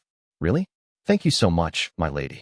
I'll put finding you a maid at the top of my to-do list. No need. Riche smiled. I can prepare for the party on my own. This maid selection process made Riche uneasy. After witnessing that exchange between the servants in the garden, she imagined quarrels breaking out all through the palace. And she doubted the disputes would go away even after they decided. Oliver frowned. But won't dressing be difficult without a lady's maid? She shook her head. I can do my hair and put on a gown by myself. I brought dresses and cosmetics from home. Don't worry. Riche ignored Oliver's stunned look, already reevaluating her cleaning plans. The first thing Riche said to Arnold that night was, Your Highness, I have a request. Her gown rustled as she leaned in close. I would like some herb seed and a corner of the gardens. I made a list. I hope we can discuss this in more detail later. Arnold was silent a moment. Riche. What? Didn't you tell me to let you know if there was anything I wanted? She looked at him quizzically, and Arnold sighed. She'd heard that he'd finished his mountain of work and even managed to sleep for a while. He was dressed in his usual military black, trimmed with a red mantle and black gloves. Arnold shook his head. That's not what I mean.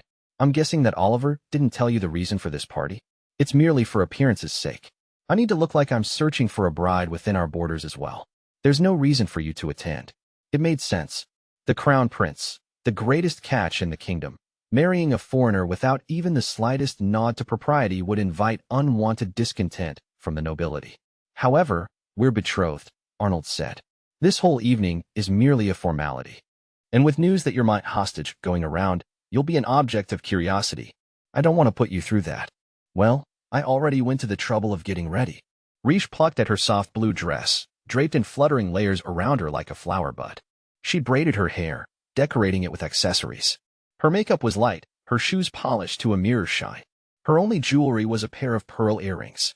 Riche, Your Highness, the court may consider my status as a captive princess shameful in the extreme, but I don't.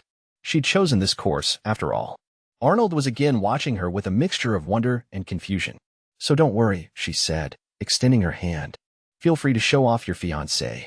Arnold relented, his dashing smile creeping out once again. Very well. I should take advantage of this opportunity to touch my betrothed. We're wearing gloves. Arnold took Riche's hand. A throng of guests was gathered in the ballroom as a group of musicians performed on a platform. Women in gowns stood clustered, while gentlemen in military attire grouped together. A mere glance was enough to tell their clothes were of the highest quality. They mingled happily, making small talk with glasses in hand. Riche let her hand rest on Arnold's arm as she paused at the threshold to take it all in. This is a bigger event than I was expecting. Is it? I'd say it's a rather small gathering, actually. Maybe for a military powerhouse, Riche muttered. Yet another reminder of Gokhan's wealth took her off guard. Arnold just looked bored. The size doesn't matter, he said. In the end, they're only here for gossip. Look, here they come. In the blink of an eye, they were surrounded by guests. Prince Arnold, thank you for gracing us with an invitation, said one man. Such a pleasure. The pleasure is mine, Lord Abel, Arnold drawled. Your Highness, we were so glad to hear of your safe return, another guest chirped.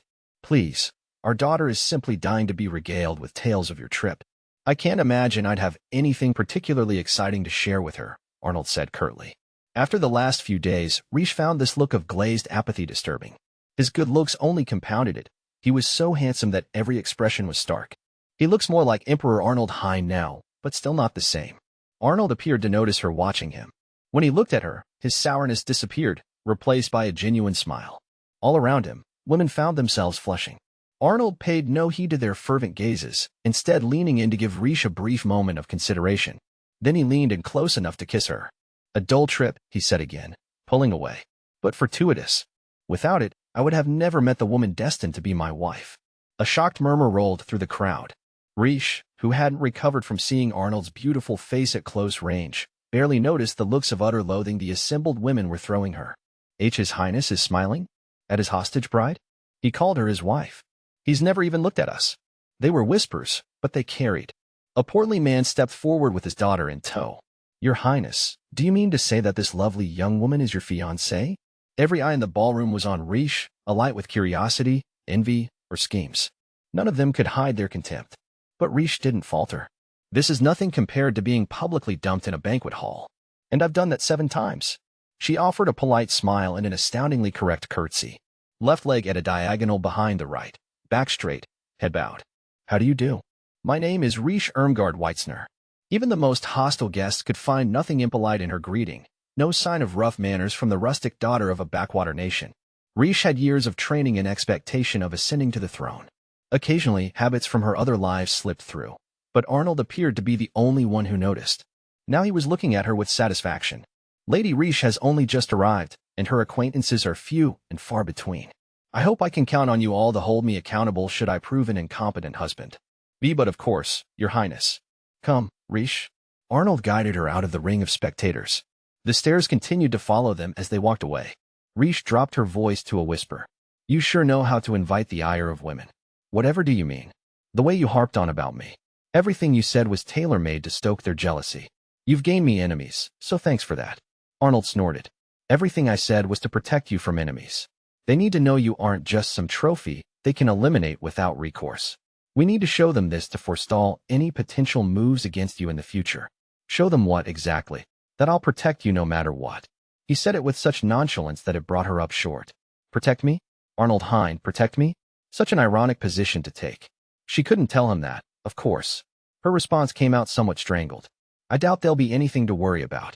In fact, the biggest threat facing me is you. Oh, and why do you say that? For many reasons, the most obvious being that I'm no match for you with a blade. As much as it pained her to admit it. Arnold looked pleased. Perhaps we should duel. Yes, please. And if it wouldn't be an intrusion, I would like to train with you. If she studied him, she could learn his strategies and his attack patterns. She'd never be a match in speed or raw power, but any insight would be invaluable. Sure. Arnold shrugged. I don't mind. Truly. Her eyes glittered with anticipation. He chuckled. Your answers never disappoint me. What's that supposed to mean? Oh, it looks like they're playing a new song.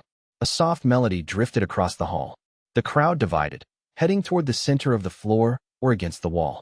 The next dance was starting, and everyone was waiting to see what the crown prince and his new fiancée would do. We don't have to dance if you don't want to, Arnold said. Oh, as it happens, I like dancing. Plus, she couldn't resist a blatant challenge. She offered him her hand. Very well then. Arnold only hesitated for a moment before taking it and steering her gently to an empty spot on the floor. He didn't seem like the dancing type, but his movements were slick and effortless. Facing one another, they joined hands. Arnold wrapped his other arm around her waist. Ooh, his hand felt huge against her back. She realized she was breathing a little faster. They'd never been this close before. No, that isn't quite true. This is the second time. Risha's final memories from her last life flashed vividly through her mind. This was indeed the second time they had been this close. The first had ended with a sword through her chest. Emperor Arnold Hine had single-handedly decimated the knights in the castle. Rish stood in the midst of the carnage, breath ragged as she gripped the hilt of her sword, slick with her own blood. She was the last line of defense. The chamber behind her housed the royal family. If they could reach the hidden passageways, the young prince and his party could find shelter with their allies across the border. Rish and the other knights were prepared to sacrifice their lives to allow the royal family to survive. Their escape meant victory. Bells tolled out, urging flight. All is lost. Run. Rish managed to graze Arnold's cheek with her blade before she looked down to find his jet-black sword blooming out of her chest. She remembered how it burned, as if the blade was made of fire. It was heat, not pain, but her breathing grew labored, and when Emperor Arnold Hine withdrew his sword, Rish crumpled. He knelt by her side and whispered something. The words were seared into her memory. Rish squeezed Arnold's hand as they danced. I'll be the bully this time. Rish shifted her weight back, slipping out of the hold on her waist. She broke Arnold's lead and spun, drifting on the harmony of the dance. She took him by surprise. His eyes went wide. I wonder what you'll do when you're no longer on top, Your Highness. Her smile was a declaration of war. Watching him attempt to follow her lead would be delightful. She pulled his hand toward her, attempting to move them into a spin. But Arnold held fast. He planted his hand on her waist and turned them in a different direction, using her inertia against her. Hey! As a result, Rish twirled by herself on the spot. She didn't miss a step. She turned elegantly, the hem of her dress whispering across the ballroom floor. She heard appreciative murmurs from the wallflowers lined up watching. Despite that, Rish took it as a defeat. Round 1 to Arnold. So, you can think on your feet. How about this? Arnold remained unruffled, evading her next scheme like it was nothing. He grinned down at her, his eyes shining with a dare. He thinks I can't beat him. His ease vexed her, but it was his smugness that made her angry. She let out a hard breath, attempting a maneuver to lure him in while turning. He leaned back, not falling for it at all. He's just too good at changing his center of gravity. She kept her astonishment under wraps, but she felt it. Despite how close we're dancing, I can't throw off his timing at all. He sidestepped all my attempts, and he takes back the lead the second I let down my guard. It made her increasingly angry. She twirled and stepped as the dance dictated, all the while feeling out for moments of weakness. Arnold played along with her game, completely unruffled. Every single time. I'm doing my utmost to trip him up, but he doesn't even seem annoyed. At this point, she'd just settle for any reaction at all. Their unusual dance style had gathered a crowd. Rish paid them no mind, focused only on her goal. Then something occurred to her, and her breath caught in her throat. Wait a minute, he has left an opening. It's the same one from before. She thought back to their fight to the death, to that moment when she had managed to draw blood. That may indeed have been his only weakness. If I strike the same way, huh? Before she could try, Arnold appeared to lose patience, wrapping his arm around her waist. He bent her back into a dip, so deep it felt like he'd pulled a carpet from under her feet. She yelped, grabbing at him reflexively, clinging tight. His big hands gripped her securely enough to mitigate the sensation of falling. Relief flooded through her, and she felt a laugh rumble against her ear. The music came to an end with one last ringing note. She blinked. The dance is over? A hush fell over the ballroom. Then cheers broke out, followed by a round of applause. That was incredible! The watching nobles crowded in. You two moved in such perfect harmony. I was on the edge of my seat. I felt like I was watching a sword duel. Is this a dance from Hermity? I've never seen such steps before. Well, Riche floundered. She glanced up at Arnold, who appeared to be enjoying her struggle. She'd get no help from him. Riche dealt with the barrage of questions as best she could, letting the crowd sweep them into the dining room, which was set up for a buffet-style meal. She made sure to greet every guest, riveting their faces into her memory. She must have been acting peculiar, because Arnold eventually said, Riche, I think the wine is getting to you. Shall we get some fresh air? Riche hadn't touched a single drop. In fact, she'd been caught up in so many conversations that she hadn't even had the chance to eat, but she had experience working on an empty stomach. She accepted Arnold's encouragement as the escape it was. Just when I least expected, he'll act the gentleman. Maybe he'd remembered her demand for a carefree life of doing nothing. Riche cast a charming look across the crowd. Thank you for your consideration, Your Highness. Forgive me. She gave a polite bow before quietly slipping away. She didn't head straight to the balcony but rather slowly walked around the hall. There was only so much she could find out glued to Arnold's side all night. I need information. Gokhan's political landscape was a mystery to me through all my past lives. I only know the rumors that made it abroad. Although she knew of Arnold's eventual patricide, she had no concept of the circumstances leading up to it. She needed a better picture of the factions and power balance inside the court. The lives these people led. I know better than to believe wartime gossip. This Arnold Hine is a lot different from what I'd heard he was like at 19. He's not as diabolical as the rumors led me to believe. He likes to push, but he isn't unkind. The thought drifted across her mind, leaving her conflicted. Well, he's not unkind now, but I still don't like not knowing his motives. And he's a bit of a jerk, to be honest. She tried to settle her mind and just observe. Gathering intelligence was necessary to lead a long, carefree life lazing around the palace. If I recall correctly, that's Lord Hannawald. He seems to be on good terms with Count Gale. Duke Hudman and Duke Tynitz are having a friendly enough conversation, yet they don't seem close. Riche ticked off the names of people she'd met, committing them to memory. A wave of sweet perfume wafted over her. A pretty girl with soft blonde hair had appeared at her side. How do you do, Lady Riche? I'm Cornelia Theatina. Duke Tina's family was the 31st house she'd met tonight. Riche smiled graciously. Riche Irmgard Weitzner. A pleasure to meet you. The pleasure is all mine. Cornelia smiled sweetly. Her eyes were big and bright, her lips full. She held a glass in each hand and offered one to Riche. Wine? I see you're empty-handed. A gaggle of other ladies nearby began giggling among themselves. How dare she act so haughty when she's a captive? It's time for her to learn just what she is. A pawn to be played and discarded. She should enjoy her time on Prince Arnold's arm while she can. She is from a minor nation, after all. As Riche took note of their whispers, Cornelia gazed at her with doe eyes. Does my offering offend you in some way? If I remember correctly, House Tuna holds a vast territory in southern Gokhan. Riche held out a hand to accept the glass. How could it? Thank you, Lady Cornelia. Before Riche could touch the glass, Cornelia gave a dramatic shout. Oh dear. My hand slipped. She dropped it, quite obviously on purpose. Without thinking, Riche grabbed her skirts and leaned back, plucking the glass out of the air with the other hand. Cornelia let out a cry of surprise as Riche caught the wine before any could spill. She swirled the glass and brought it to her nose to breathe in the bouquet. That's mashed capsicum. Where did she even get that? What a waste of perfectly good wine. And why bother spicing it enough to singe the tongue if she just planned to ruin my dress? Pick a plan, my dear. Hiding her exasperation, Riche smiled brightly. I've never had a wine quite like this. What an unusual scent. Cornelia bit her lip in frustration. Riche beamed at her. You've got such a pretty face, Lady Tuna. Why don't you smile? Riche leaned in close to Cornelia. This vintage isn't available where I'm from. I'm ever so anxious to learn more. Should I perhaps invite Prince Arnold over to enjoy a glass? Which tray did you get this from? What? Oh, Riche had a policy of never backing down from a fight, but it seemed Cornelia didn't share it. Sorry, but I don't remember. Such a large haul, you see. A shame. I'll just give His Highness this one, then. I'll be sure to let him know who it's from. Wait. Cornelia rapidly shook her head. I got that glass for you, so I think you should. You know what? Never mind. Maybe I should just take that. Oh no. Riche ignored the ashen-faced Cornelia, raising the glass and swallowing down a gulp. I can't believe. Such a spicy flavor, just as I imagined. Riche smiled again to the assembled group's astonishment. What a warm welcome.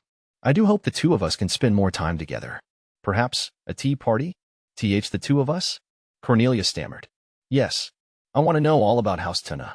Cornelia looked flabbergasted, but she recovered herself and nodded. That should do. One of Riche's eventual plans required a plot of land in a temperate climate. House Tuna's would likely be perfect, but she needed to confirm a few things with Cornelia. Never back down from a fight. Even further, she recalled the words of her mentor from her days as a merchant. Don't bother with fights you can't win. The other ladies fled, fearful of this strange girl who gulped down painfully spicy wine like it was nothing. Riche retreated to the empty balcony to enjoy the music, grimacing with every stinging mouthful of wine. She drank it in decreasing sips until Arnold joined her. What are you making that face for? Riche swirled the glass. Don't worry, it's not you. It's just this wine is so spicy. Spicy? The wine is. It's seasoned with capsicum. I barely managed to get that first mouthful down without gagging. Arnold swiped the glass from her hand. Don't tell me this was a poisoning attempt. Riche clicked her tongue in annoyance at her own lack of vigilance. No one else would be able to grab something from her so easily. Arnold glared at the wine. You don't need to drink this. I'll get rid of it. Hey, give that back. They ruined a perfectly good glass of wine because of me. I'm not going to waste it. She grabbed it back and took another sip, shuddering at the taste. Arnold glowered. Tell me who did this. I'll have them executed. Don't be ridiculous. You don't kill people like her, you use them. Just the tiniest bit of wine to go, but it was getting harder to make herself drink it. She gave the glass a reproachful look, then glanced back at Arnold. Oh, and I owe you an apology. Do you? I used your name to defend myself. The girls had only backed off when she threatened to tattle to Arnold. Riche found that sort of thing inelegant in the extreme, and she was embarrassed. Arnold sighed at Riche's apologetic bow. There's nothing wrong with a wife invoking her husband's name. Riche hesitated. We're not married yet. That's a formality. It's as good as done, if you ask me. I see. He took her distraction as an opportunity to swipe her glass back. Instead of dumping it out, Arnold gulped the rest of it down. Damn, that packs a punch, he grumbled. I told you that. Riche snapped. Are you all right? Let me get you some water. I'm fine. But now you've fulfilled your obligation to the wine, haven't you? Riche didn't know what to say. He'd helped her, not by taking charge, but by following her lead. Without cutting her down and telling her she was being foolish. Without rolling his eyes and dismissing her desires as trifles. Thank you, Riche said stiffly, which just made him laugh. What were you thinking about when we were dancing? He asked. What do you mean? You were thinking about someone else, weren't you? Who? Riche didn't know a delicate way to say, I was thinking about a future version of you I met in another life. His tone was oddly light, teasing even. But the gleam in his hunter's eyes said she wouldn't get away so easily. Obviously, Riche couldn't give him an honest answer. I wasn't thinking about anyone else. I was worried about you. Why? This was the closest she could come to the truth. Were you injured here? She patted her own left shoulder with her forefinger. Arnold went silent. His left shoulder was slightly slower to react than his right. If his right was at 100, then his left was at maybe 98. It was hardly noticeable, but Riche had picked up on it. He was right-handed, and she wouldn't have noticed it if they'd been dancing normally. That, and if it hadn't been for memories from her past life. Riche had only managed to inflict a single injury on him. An instant, a moment's hesitation where she saw her chance and slashed left. Of course, he'd shrugged off the injury and effortlessly run her through. Hey. Arnold finally broke his silence with grim laughter. His eyes sent shivers down her spine, cold and bewitching. In lieu of an answer, he reached for his collar, unfastening the clasp with a snap and drawing his jacket open with a rough tuck. Oh my. Riche drew in a breath. A great scar was engraved into the nape of his neck, just low enough to be concealed by clothing. It looked several years old. It's an old wound. It continues to the top of my shoulder and pulls the skin taut. How awful. Riche couldn't help but reach out to gingerly touch the nape of his neck. Arnold accepted her touch without a word. She'd half expected to be slapped aside. Her fingers slowly traced the shape of it. She could feel the rough skin through her gloves. He must have gotten this over a decade ago. Someone stabbed him, and not just once or twice. They must have done it over and over to make this scar pattern. Her medical training had her shuddering at the image of a 9-year-old Arnold ashen and trembling with blood loss. The fact that he'd survived and retained the use of his arm was incredible. And then to go on to wield a sword so skillfully, his suffering must have been immense. Only a few people know about this injury. You're the first to notice on your own. How did it happen? That grim smile returned as he looked down at Riche. With the moon hanging behind him, he was as opaque as ever, but Riche understood the sentiment. I shouldn't pry. Riche pulled her hand away, and that ominous smile that sent chills down her spine disappeared. Arnold put his jacket back in order, reclasping it at the neck. Someone tried to kill Arnold Hine about 10 years ago. But who and why? Riche cast her eyes down as she ruminated. The most obvious beneficiaries of a dead crown prince would be potential heirs and those loyal to them. I believe Arnold has a younger brother, but I haven't met him yet. Odd. Riche might be a hostage, but shouldn't she meet her future relatives? Perhaps it was Arnold's doing and not the will of the imperial family themselves. He didn't seem to want to involve her in anything unless it was absolutely necessary. He hadn't told her about this ball, after all. Riche looked up at him. Your Highness, may I select my maid some time over the next few days? Very well. I'll tell Oliver to make that a priority. I can do the selection myself. We needn't trouble him. Arnold arched an amused brow. Gone was that unsettling smile, replaced with his easy manner. What are you planning this time? Oh, nothing important, Riche said. She picked up her empty glass. I'm merely concerned about the servants' working conditions. To protect her life and well-being, she needed to keep from dying at 20 years old again. And to do that, she had to prevent Arnold Hine's war. Her best bet would be to appeal to the important people she'd known in her past lives. People with influence. Plus, there was a mountain of things she needed to do in preparation for the marriage ceremony. I need to sow a plot of land, grow herbs, do lots of shopping, get cheap alcohol, and then, Riche began a to-do list that had nothing to do with war in the least. As the ball wound to a close, a lone boy stood in the gloomy courtyard of the imperial palace. He had soft black hair and round blue eyes. No older than 16, he had an androgynous grace to him, gaze fixed on the balcony above. He was watching a girl. She had coral-colored hair, and even from this distance, he could tell she was beautiful. She stood there alone, apparently waiting for someone. Whoever it was must have shown up because her hand slipped from the banister, and she stepped away. Not too long after, a man appeared where she had been standing. The man turned a silent glare down into the garden, as if he'd known the boy had been there the whole time, despite the shadows. A shiver ran down the boy's spine, and he smiled reflexively, delighting in the intense aura of threat the man gave off. It was just a warning, it seemed, as the man abruptly turned on his heel and disappeared. We can't play together either? The boy hung his head. I miss you, brother. It had to be the woman. The beauty.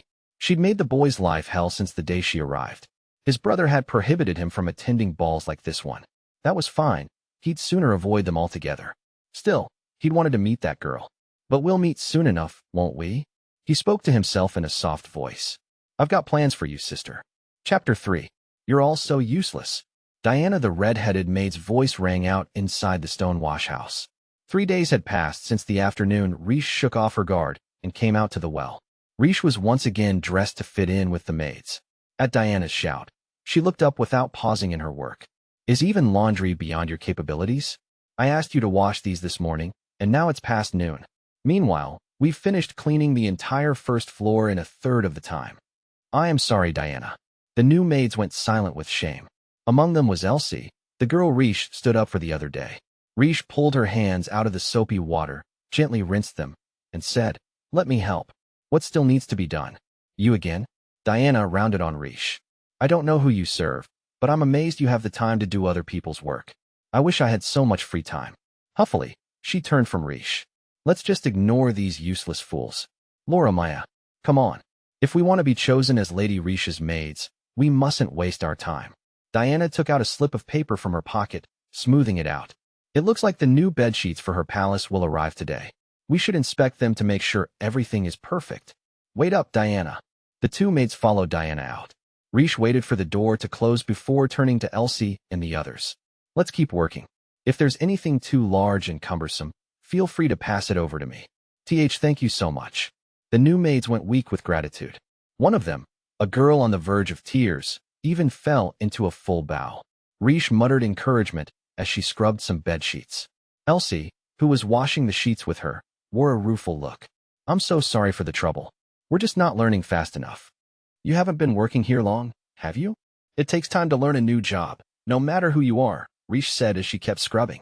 And it's not like you've never washed a single thing in your life before, right? Elsie nodded nervously. Rish had realized over the past few days doing the laundry that not all the newcomers were complete amateurs. They'd obviously done chores at home, or something similar.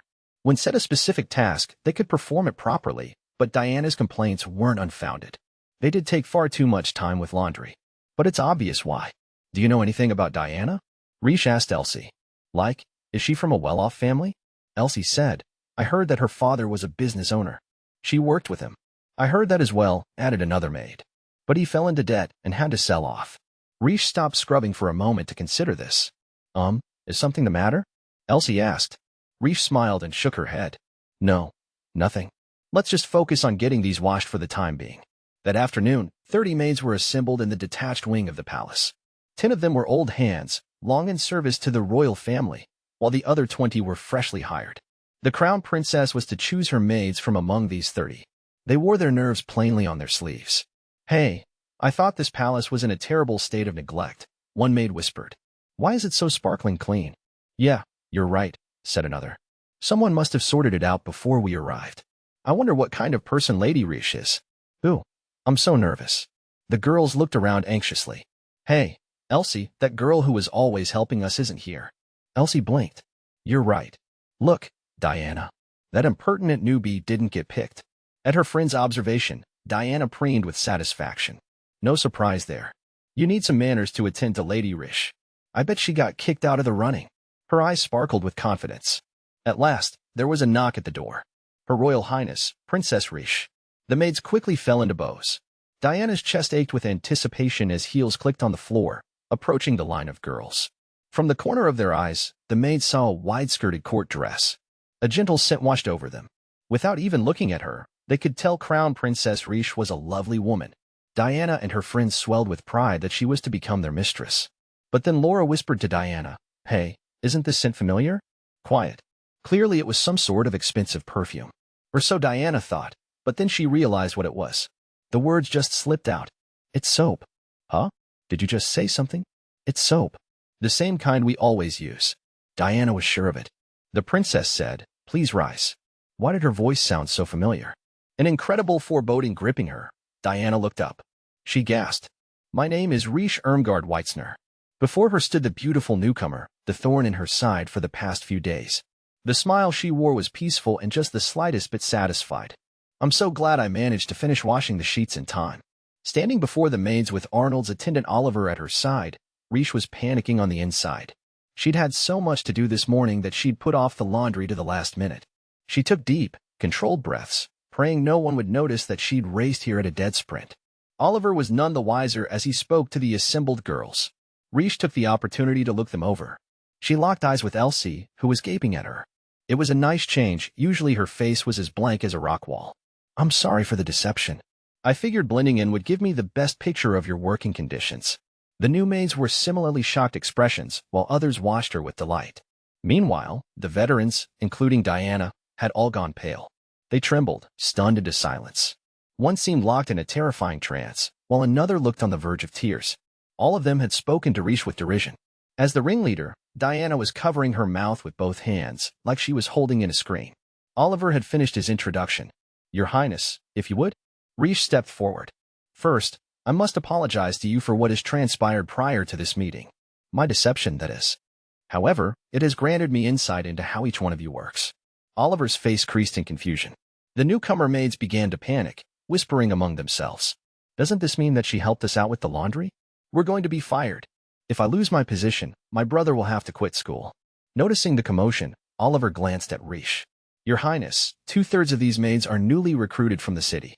Since the majority of the castle maids were elderly, His Highness assumed you would prefer maids closer in age to yourself. Rish was startled. She had found it odd that most of her potential servants were new hires, but she hadn't expected this to be the reason. While the prince has entrusted the selection of your maids to you, Oliver went on. Hiring someone with no experience will not do. Despite Prince Arnold's views, I urge you to reject the newcomers. Oliver, I have a list of their names here. Elsie, Nicole, Hilda, Marguerite, Rosa. Riche began listing the names of the newly recruited maids. She'd made a point to memorize them in the wash house. Elka, Amelia, and Dad. Oliver looked at her wildly. You know them all? Even though they've never served you in the past? Yes, of course I do. Servants are essential to the maintenance of our lifestyle. Why wouldn't I get to know them? Riche listed the remaining names for good measure. All 20 of you. Listen to me. The new maids stiffened. Diana and the other maids whose names hadn't been called were getting their wind back, wearing increasingly triumphant looks. Riche said, the 20 names I just called will be my maids. Time seemed to stand still a moment, and then Oliver broke in with an astonished, but, my lady, they are all inexperienced. Yes, and my palace will be the perfect place to learn. The new recruits were completely speechless, unsure of exactly what was happening. Riche smiled at Elsie. I hope you'll serve me well, Elsie. Elsie was still frozen in place. Huh? Why yes, my lady, but A shaking Diana cried out. But why, my lady? You've seen their work. They're useless, the lot of them. The rest of us get so much more done in a shorter amount of time. Watch your tongue, girl, Oliver said sharply. Diana ignored him. We're hard workers. Any job you assign us, we can do it. Please, I beg you, my lady. Step back, Oliver warned. Do not take a single step closer to Lady Riche. Diana spoke in a rush, words pouring out of her. I freely admit that I was impolite before, but I didn't know who she was. I'll take any punishment, so please, give me the chance to show you how well I can work. Riche said, Diana, I have a request. Thank you, my lady. Diana heaved a sigh of relief.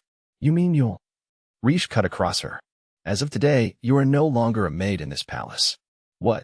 Her face, usually so fixed with determination, paled. But why? I'm so much better than any of them. I'll do a perfect job no matter what task you set before me. Please don't dismiss me, my lady. Listen to me, Diana. Riche dropped her lofty tone, speaking as one woman would to another. You have noticed it, haven't you? No matter what you claim, these new girls aren't worthless. I don't understand. Can you remember your first month in service? How difficult it was. Diana looked completely bewildered. Her gaze darted around as if looking for help. Pulling herself together, she forced herself to follow Riche's directions. She thought back and finally alighted on a response. I didn't know how to do the job. Before, when my family was still prominent, I'd washed shirts and bedsheets. Never gowns or military uniforms. Perfectly reasonable, Riche said. Only natural for someone just starting out. The older girls were so busy, they told me to just watch them since they didn't have time to teach me. When I had questions, well, there was nobody to ask. I bet. And did you have any other problems? Well, yes. There was a lot to learn. Different kinds of soap and washboards depending on the cloth. You used different tools for different materials. I had to learn how they worked and how to put them away. I was punished if I didn't get it right the first time. The newcomers were exchanging surprised looks. Riche understood why. Everything Diana said was familiar to them. They spent valuable time searching for their materials and the proper ways to use them, but they shrank from asking for help. Everyone always looked so busy. This was a universal problem. Despite all that, I got better. Diana protested. I only needed to be taught once. Unlike them, they're useless. Yes, well, there's a difference between you and them, Riche told Diana. You can read and write. Oh. Diana started in surprise. Elsie looked at the floor. The literacy rate among commoners was low no matter where you went. Very few families had the means to afford an education, especially for daughters. Diana had been born to a merchant's family. She'd received formal schooling. The maids she was close friends with were likely from similar backgrounds. The majority of those in service were not so fortunate. What if you only received instructions on how to do a job once and weren't able to write it down to remind yourself later? Riche asked. Would you be so confident? I don't. Diana reflexively thrust a hand into her apron pocket, where she had a list of daily tasks recorded in her neat handwriting to reference throughout the day. Hopefully now she would understand how much of an edge her privileged literacy gave her over the other maids. Everyone else works as hard as they can, just like you do, Riche said. Remember how it was for you at first? They all have to start somewhere. I hope you'll keep that in mind. They're no different from me, Diana mumbled begrudgingly, glancing around the room, looking at the less experienced maids. As if coming to a decision, she said, I'm sorry. Diana. Like a child enumerating her regrets, Diana went on, I've done you wrong, all of you. It's just, I had nothing. Or so it felt like. No money, no title. I thought I had to make my way in the world on my own. That I had to start from zero. Her shoulders trembled as she buried her face in her hands. But I was wrong. I wasn't starting from zero. I had everything that I learned growing up. I didn't realize how fortunate I was. I let it all go to my head. Her voice rose to a wail. How could I have said all of those terrible things? Even though you were all working so hard, trying your best even while feeling as helpless as I did all those years ago. I should have understood what you were going through. And I failed you. Oh, Diana. I'm sorry, Diana sobbed. I'm so sorry. The new maids stared at her, stunned. But then they clustered around her. It's okay, Diana. We're sorry for not being faster learners. My lady, please reconsider. Diana scared us, but she's always flawless with her work. And that goes for the other maids with more experience than us too. It's fine. Diana scrubbed at her eyes. It makes sense she wants nothing to do with us. Don't beg, Diana. Reef smiled and held out her hand. Didn't I say that I had a request? Huh. I don't want you as a maid. I want you as an instructor. A murmur rose among the maids. Even Oliver looked surprised. I want the inexperienced maids to come to this palace to learn. And not just by observation alone, with thorough demonstrations and explanations. Come up with a system to allow girls to ask their questions, to perform the tasks again and again until they learn them. And once they have all they need, they'll be promoted to work in the main palace for the royal family. Riche recognized these problems. They were rampant the world over. Those with work didn't have the time to train those who were new to the same work, rendering the amateurs stranded at sea, forced to learn on their own or quit before they even had a chance. If only someone had sat them down to teach them what they needed to know. When you learn from observation rather than foundational skills, mistakes were far more likely. If the palace couldn't afford the staff or the time to train its servants properly, Riche would take it upon herself.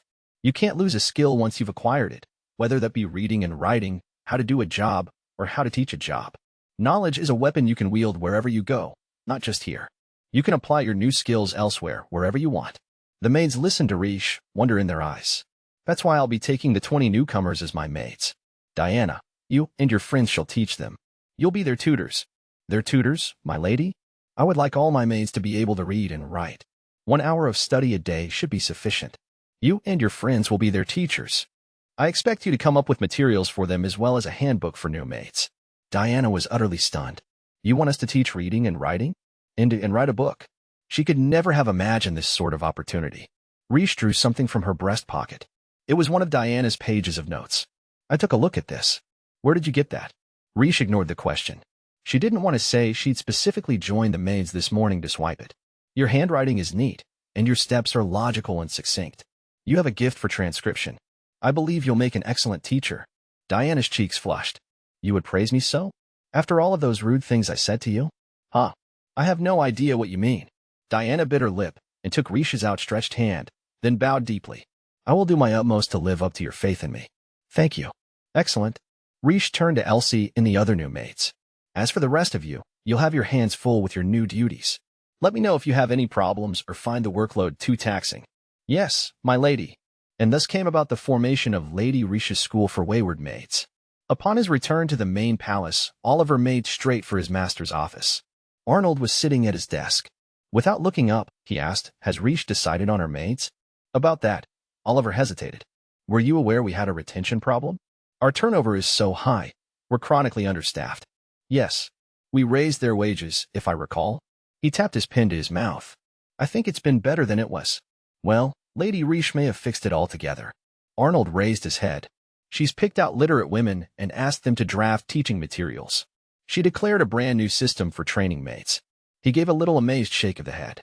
On top of that, she managed to endear every one of those girls to her, while at the same time figuring out exactly how each one could be best utilized. Silence. The maids are all excited to begin. There's always been a huge social divide between old and new workers, but Riche dispensed with it. They're allies now. I see. Arnold's mouth twitched, and he went back to writing. Did you predict this, Your Highness? You don't seem very surprised. Arnold snorted. How could I predict something like this? Well, I knew she would do something odd. Using your future wife's eccentricities as entertainment is unbecoming, you know, Oliver chided. Then he grinned. I honestly can't wait to see what she'll do next. Oliver. Arnold cast his eyes down, voice dropping as he said, I did not choose Riche for the benefit of the country or for my family. Oliver paused. My apologies, Your Highness. He then sat down to see what work needed to be done. Flower petals danced in the wind. Dressed in a linen gown, Riche hacked away at the soil with a hand hoe.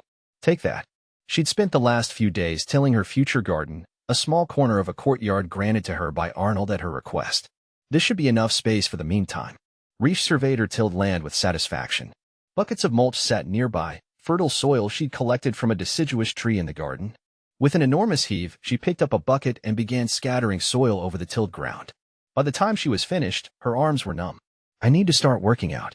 This body had belonged to a sedentary noblewoman until recently, with no muscle density or stamina to speak of. She found it far inferior to the forms she'd cultivated as a knight or an apothecary tending her garden. Her mind knew the motions, but her conditioning couldn't stand up to it. Still, she wanted to get more work done before her aching body forced her to pack it in. Taking a break from the bucket, she began hacking away with her hoe, aerating the soil by mixing it together with the mulch.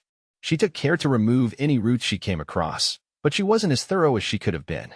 She was curious to see what unfamiliar flowers might bud between her rows of plants. Her knights, standing guard a little ways away, watched Riche curiously. Diana soon joined them, her eyes going round as saucers. My lady, what are you doing? Oh, this? I'm tilling a field. A field? But you're the future empress. When Riche finished mixing the dirt, she formed the soil into soft ridges. It was ready for planting, but Riche decided it would be best to let it sit and acclimate to the sunlight for the time being. She wiped the sweat from her brow, grinning at the flabbergasted Diana. Sorry to keep you waiting. Are you ready to show me what you've come up with? Oh, yes. Diana nervously presented Riche the document.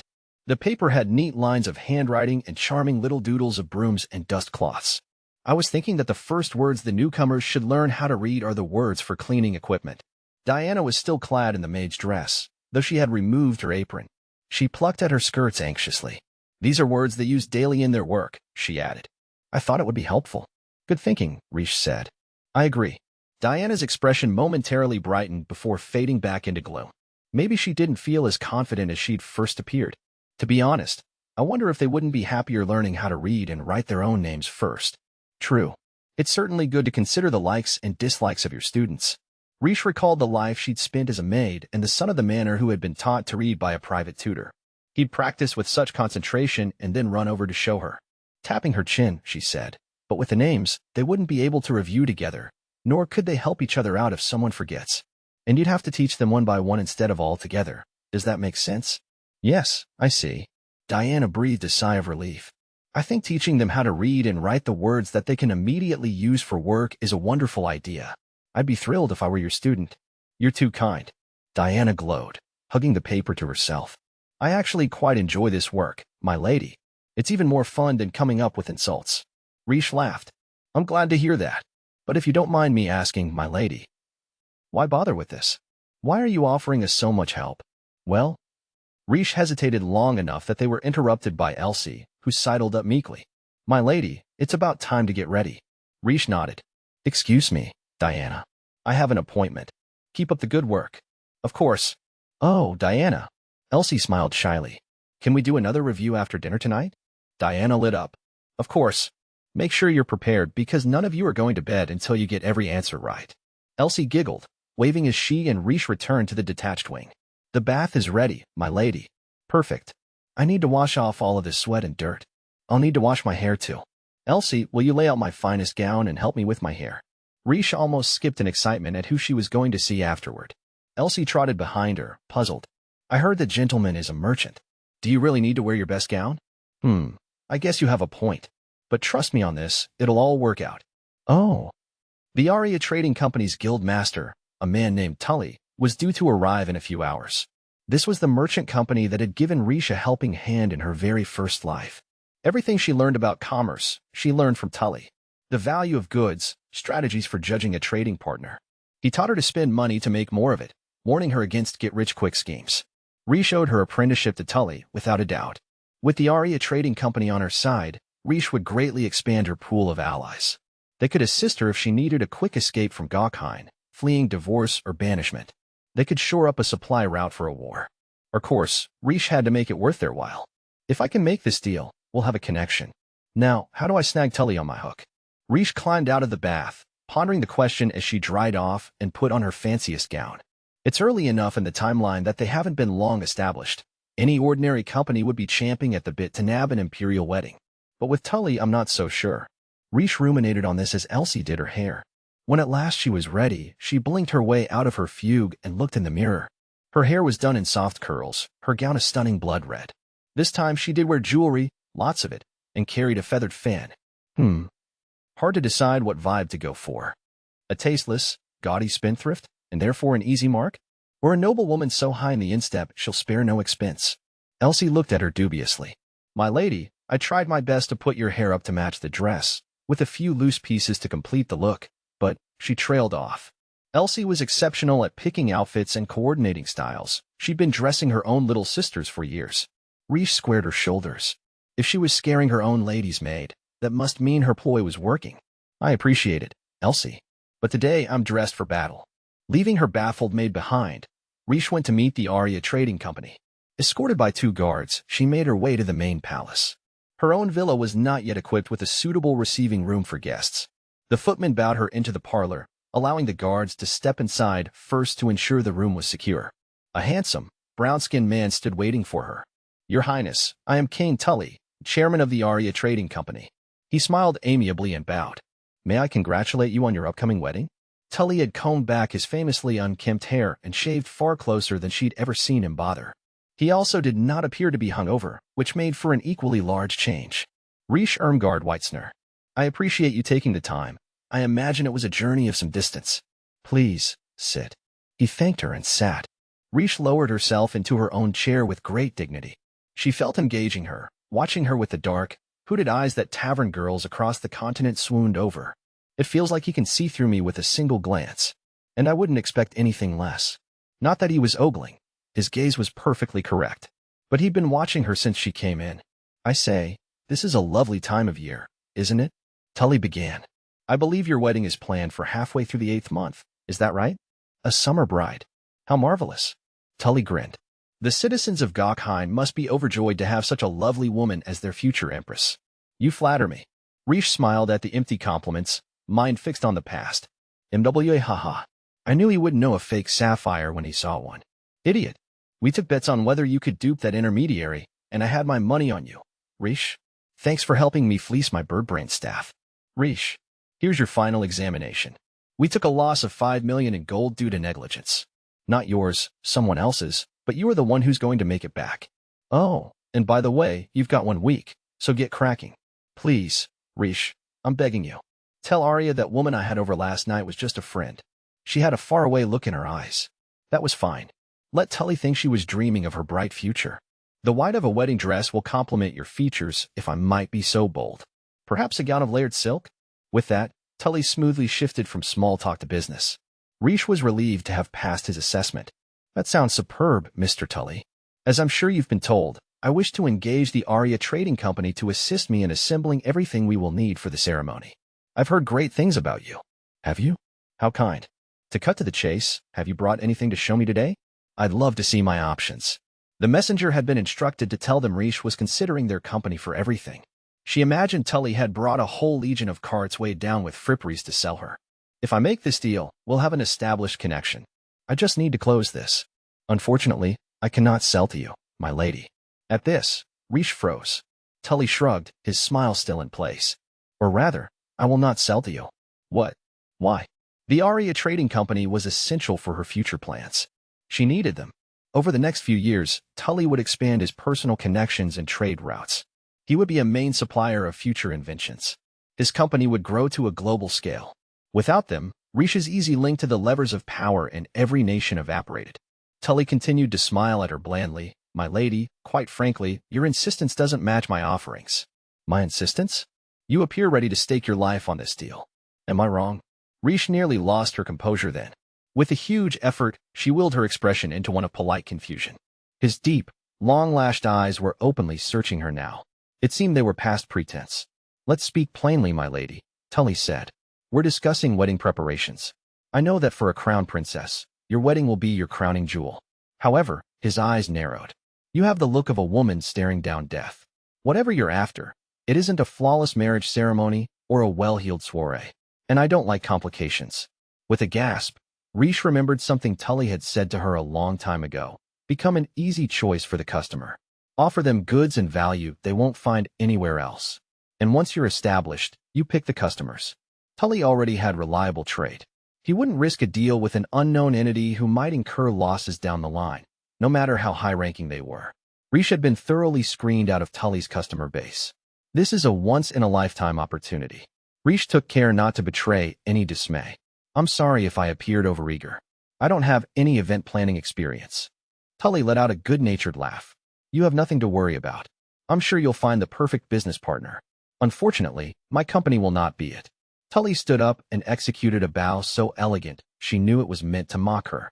It was an honor to be invited to speak with you. Now, if you'd please excuse me. Mr. Tully. Gokheim is a lovely country. Tully cut her off roundly. I believe we may spend a few days here to relax and take in the sights. One of your attendants even steered us to a suitable inn. Please wait. Let us discuss things a bit.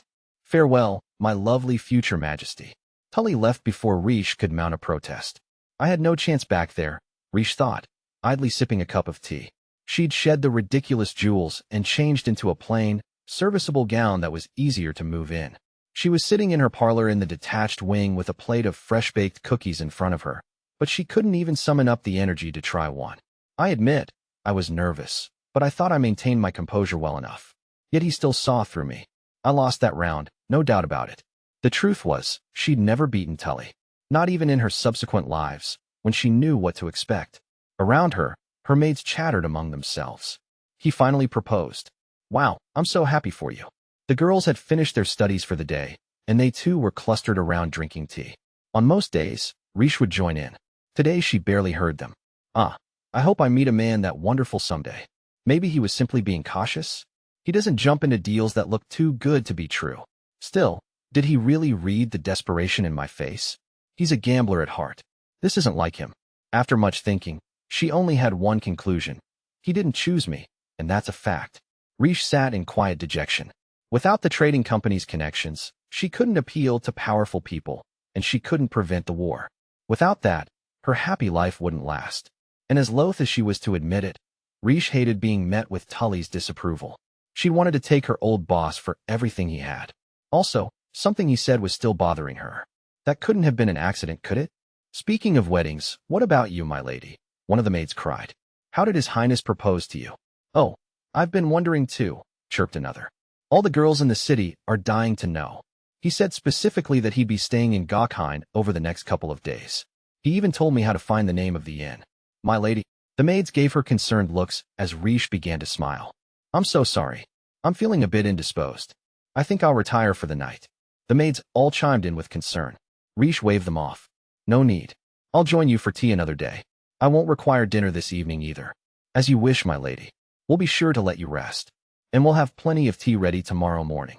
Rish thanked the girls for their understanding, then went to her chambers and locked the door. In her hands were a few packets of herbs. You're in fine form tonight, sir.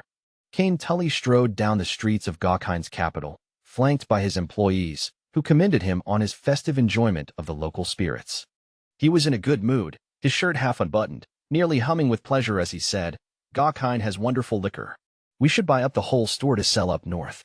Why would we do that, sir? You just drink our profits down before we even got them in the wagons.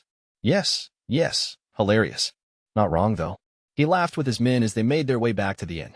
He'd have preferred to bring a woman or two back with him, but he had his reasons. Say, I'm still thirsty. Another round? I'm sure the tavern floor can pull a decent pint. Indeed, raucous voices floated from the taproom. The mood seemed to be good tonight. Sir, I've been thinking. One of his employees was so drunk he could barely stand. That was the Gokheim crown princess. I can't believe you just blew her off. Working with royals is bad business, you dolt. Believe me, I know. Isn't she 15? What did she do to you? Tully snorted, swinging open the door to the inn. Listen, that little girl is... Welcome back, Mr. Tully. That voice sobered him instantly. Tully forced a stiff smile. Sitting poised at a table was Lady Rish, the future crown princess. Thank you for your invitation, Rish purred. So very kind of you. It took a lot to surprise Tully, but the sight in front of him caught him completely off guard.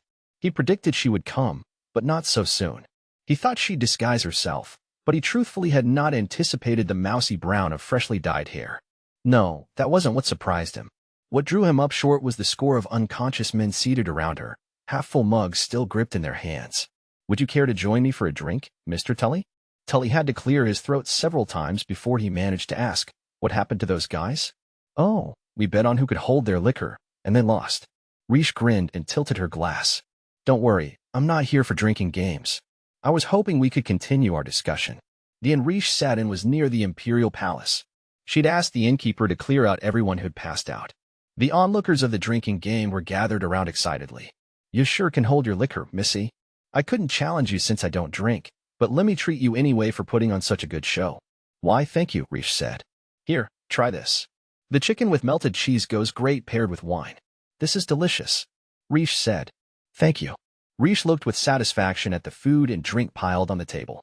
She wished she could relish her victory, but her adversary sat across from her, watching her coolly. When their eyes met, Tully offered a crooked smile. Well, I certainly wouldn't have anticipated that you'd drink my men under the table while you waited. What a fool I was. Oh, they were your employees? Riche asked, her voice airy. We were having such a good time, though I admit we got rather carried away. Naturally, Riche knew who they were. During her time working with the Aria Trading Company, Riche had beaten all of her co-workers at a drinking game at their very first banquet. The ones she competed against tonight were the very same people. Tully wore the same look then too. Riche had been brought up at court. She had a high tolerance for spirits. Drink? Tully accepted the glass she pushed toward him, eyeing her. You did a fair job with your hair. Thank you. The color does stand out. I figured this would be easiest. She dyed her hair chestnut brown with the herbs the knights picked on their journey to Gawkine. It would wash out easily with hot water, very useful for temporary disguises. I'll trade the recipe for the chance to do business. Tully laughed. Nice try. He leaned forward on his elbows, eyes glinting. You can do better than that. And I suspect you will. Riche let that wash over her. His surety made her nervous. What did he know? Shall we open negotiations, my lady? First, a toast. Please address me as you would anyone. The disguise is worthless if you keep my lady ing me. Besides, a pause. Hearing it from you is odd. Tully gave her a quizzical look. Well, okay. If that's what you'd prefer. He raised his mug, and Riche clinked hers against it. Tully drained half of his in one go, letting out a long breath. Just miss, then. Anyway, stop with the charade. I know this isn't about a dress. Yes, tricks don't work on you, it seems. Glad that's been established. Tully drained the rest of his drink.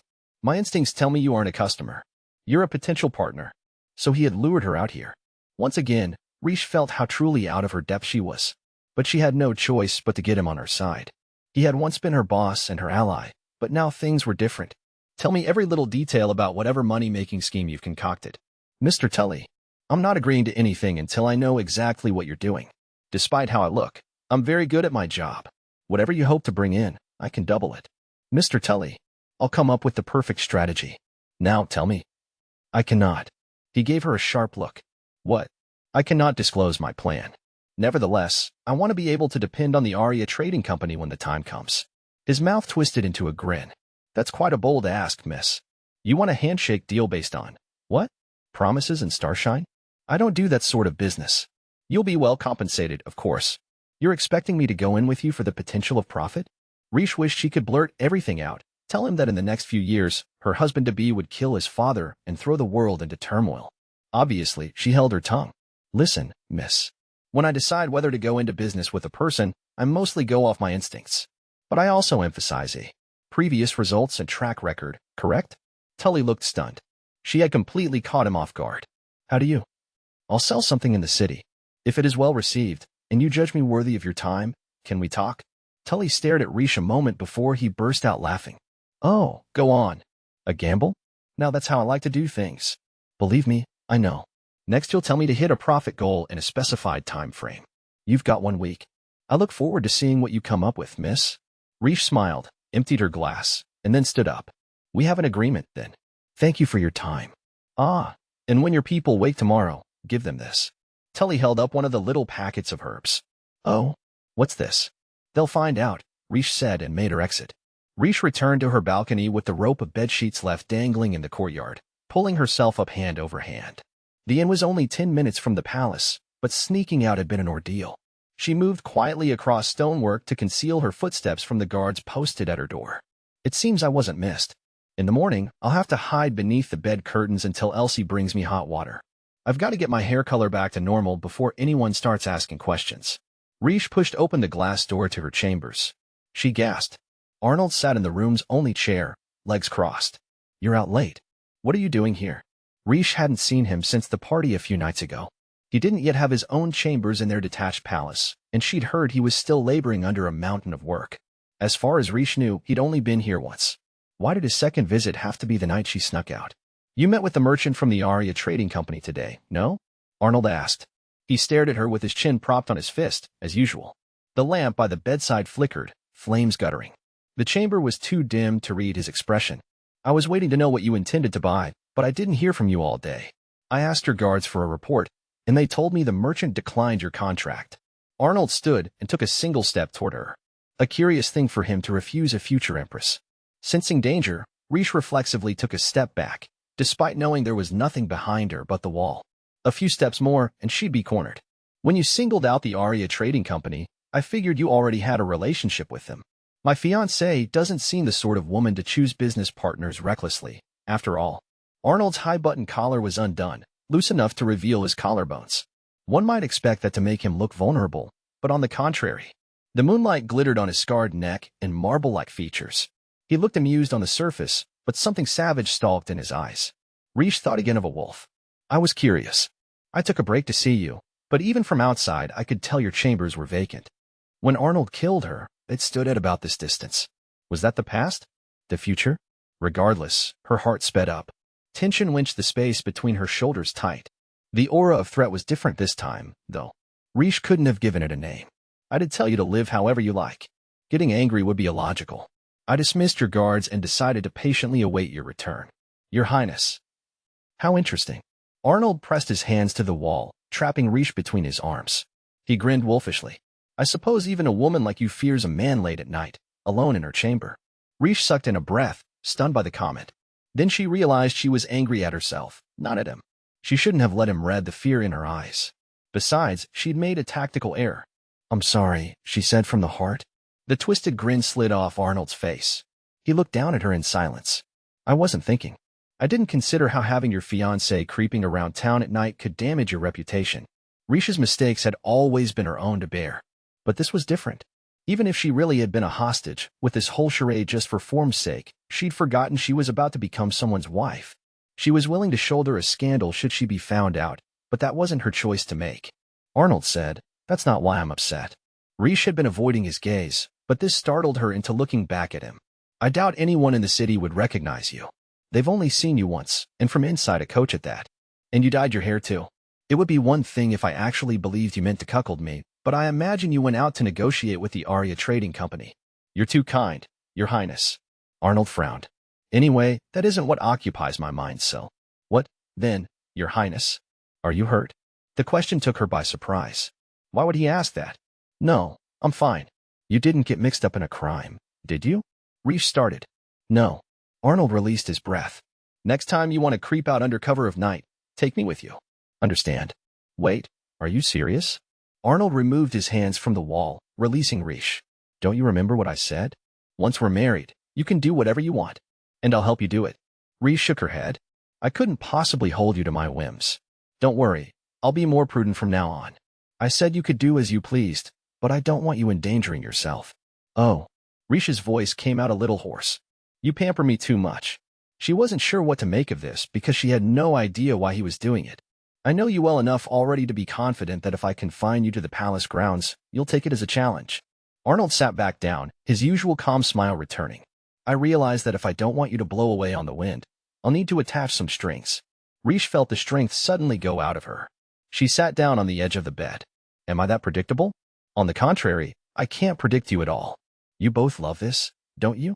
You and Mr. Tully. Rish clenched a fist, annoyed beyond belief that she'd been seen through by not one but two men in the same day.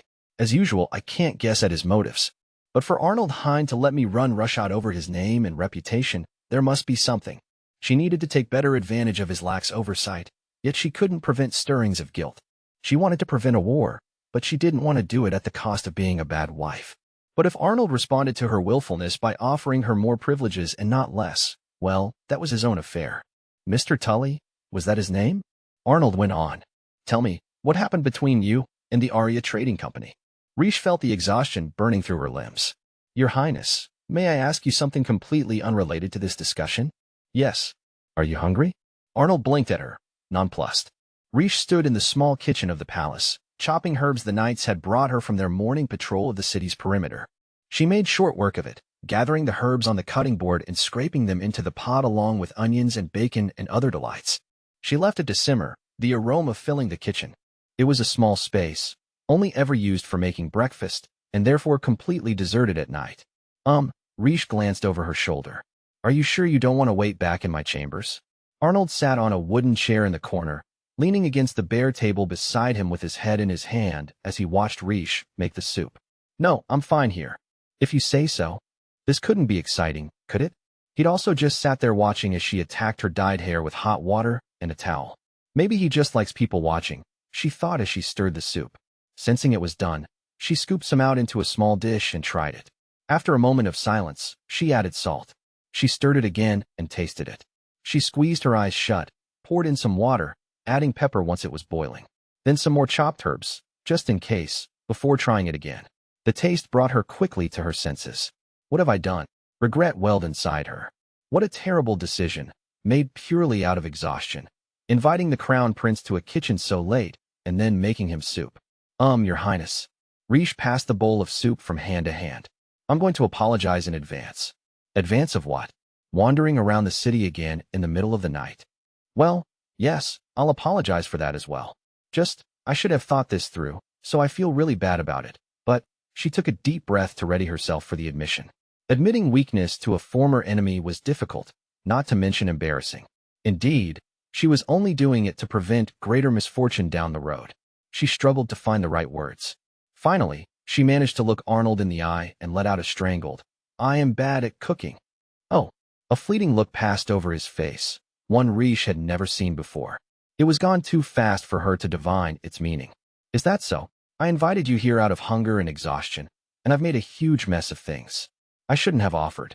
I'm so sorry. Well, I admit I was a bit confused, Arnold said. I don't know any noble women who can cook. Fair enough, Riche trailed off. In her previous lives, she ate primarily to keep herself alive.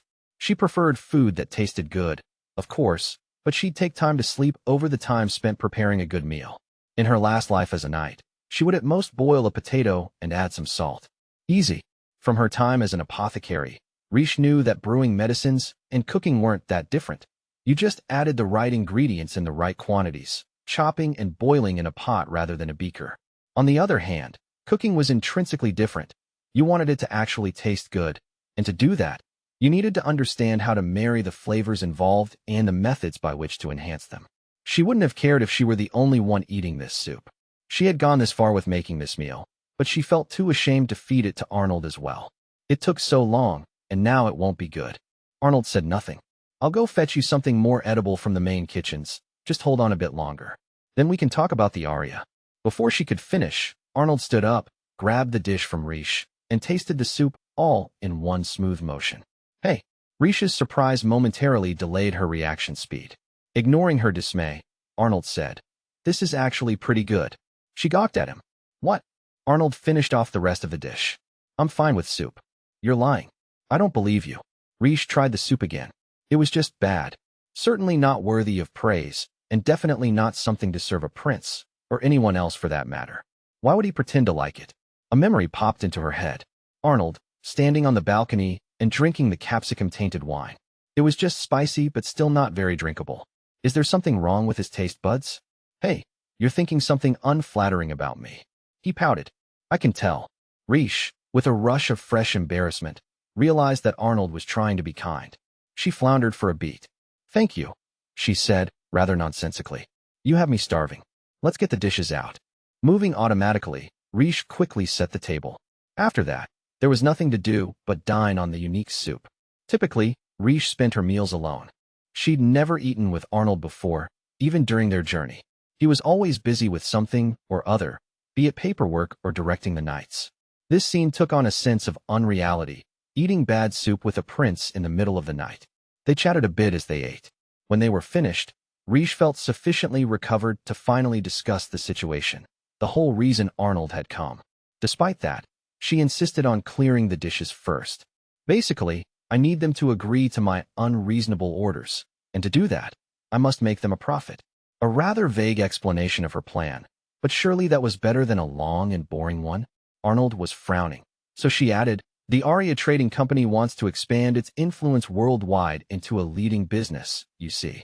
I predict they'll acquire unique, otherwise unattainable goods as they expand their trading routes. Their track record over the past 2 years supports that, or so I've heard. Arnold agreed. I want their cooperation. That's why I contacted them, but they declined my business because my goals are opaque. Therefore, I suggested different terms. Which are? Arnold asked with some trepidation. I have 1 week to bring Mr. Tully a business idea that will be popular in the imperial capital. If I can meet his standards, he'll make me into a trading partner. Hearing this unvarnished explanation, Arnold subsided into silence. No doubt he wanted a more robust story, but just like with Tully, Riche couldn't tell him everything. Arnold was the one who was going to start the war she sought to prevent. She couldn't afford him catching on to her motives. She braced herself for his response, but all he said was, fine. Huh, she blurted, staring at him. Fine, I said. I understand your aims. Riche didn't know what to say. You're not going to ask me what my plans are for the Aria Trading Company. You suggested these other terms instead because you're hiding something, right? And I doubt you want to tell me. Well, you're right. You won't tell me, so why bother to ask? More pressingly, what deal do you plan to offer him? He'd touched a sore spot. Riche hung her head. I have a few ideas, but nothing foolproof. I don't know the area or the consumer base. I haven't been here long enough to know what's popular. That kind of investigation took time, which Tully knew as well as she did. Hence the short deadline. In other words, this will cause you difficulty. Yes. His tone held something she couldn't glean, and she looked over to find him grinning slyly. I look forward to watching this play out. I knew it. Riche couldn't see through to Arnold's true intentions, but she was beginning to notice a pattern. He still looked good, even when he was smirking arrogantly. The bastard. Riche stewed in her annoyance as Arnold rose from his seat. Like I've told you before, you're free to do whatever you like. I'll retire to the main palace. Very well. Have a good night. In the doorway, he looked back. Riche, have you met my brother yet? Your brother? This was the first she'd heard of him. No, I don't think I have. Well, I suppose it's possible, since I don't know what he looks like. Good. Arnold hesitated. Should he approach you? I ask that you avoid speaking to him any way you can. His name is Theodore, right? May I ask why I shouldn't speak with him? It wasn't exactly an amicable way to act toward a future brother-in-law. It's better if you don't know. Riche was quiet for a moment. If that's what you want. Arnold left, closing the door behind him. The next day, Riche headed out to her garden, despairing over how best to begin her investigation into her business plan. Just then, voices rang out behind her, catching her off guard. My lady, please, you must return to your chambers at once. His Highness will be so angry. Please, I beg you. Riche surveyed the knights as they tripped over each other in concern. What in the world? A boy lay sprawled in the freshly tilled dirt, apparently napping. Riche did not recognize him from any of her many lives. He had hair as black as Arnold's, and even asleep, he radiated an androgynous beauty. Bewildered, she muttered, and I just finished tilling this soil too. My lady, a knight yelped. That's not the issue. He was right. Black hair was unusual on this continent, so it was obvious who this boy was. That's His Royal Highness, Prince Theodore. I thought so. The beautiful boy snoozing away in the dirt was indeed Arnold's little brother. I can't believe I have to deal with him literally the day after Arnold warned me not to. She'd never known of Theodore's existence before this life. Coming from abroad, she had no reason to study the makeup of the Gokine imperial family. All she knew about the boy was what she had heard since her arrival. If I remember correctly, he's 4 years younger than Prince Arnold, which means he's 15, like me. There were 6 children in the Gokine imperial family. Arnold and Theodore were the only male heirs, which meant the other 4 were all princesses. Theodore began to stir, sending the knights back into a fuss. Lady Riche, please. You must leave at once. The boy murmured. Did someone say Riche? Oops. The knight slapped a hand over his mouth as his partner smacked him from behind. Theodore's eyelids fluttered open in response to hearing Riche's name. They were the same blue as Arnold's, reflecting the sky. He put up an arm to ward off the sun, looking up at her. You're my brothers? It seemed he did know about her. It is an honor to make your acquaintance, Prince Theodore. I'm so sorry I haven't greeted you before now. Riche smiled warmly, despite choosing her words with all appropriate caution. My name is Riche Irmgard Weitzner. As fate would have it, I shall soon join the imperial household. Flawed as I am, I will do my utmost to be a valuable member of your family. More like a lazy member of the family. But I digress. Theodore blinked at her sleepily. She prayed the knights wouldn't overreact again. I don't expect a warm welcome. Riche was a hostage, after all. From Gokhan's point of view, she was nothing more than a duke's daughter from a minor nation. As she awaited what move he'd make, Theodore sat up and smiled. It's nice to meet you, my radiant sister-in-law. Riche's eyes fluttered in surprise. His grinning face was unbelievably pretty, almost feminine. What a stroke of luck, us meeting like this. I sent my brother so many notes, but he never replied.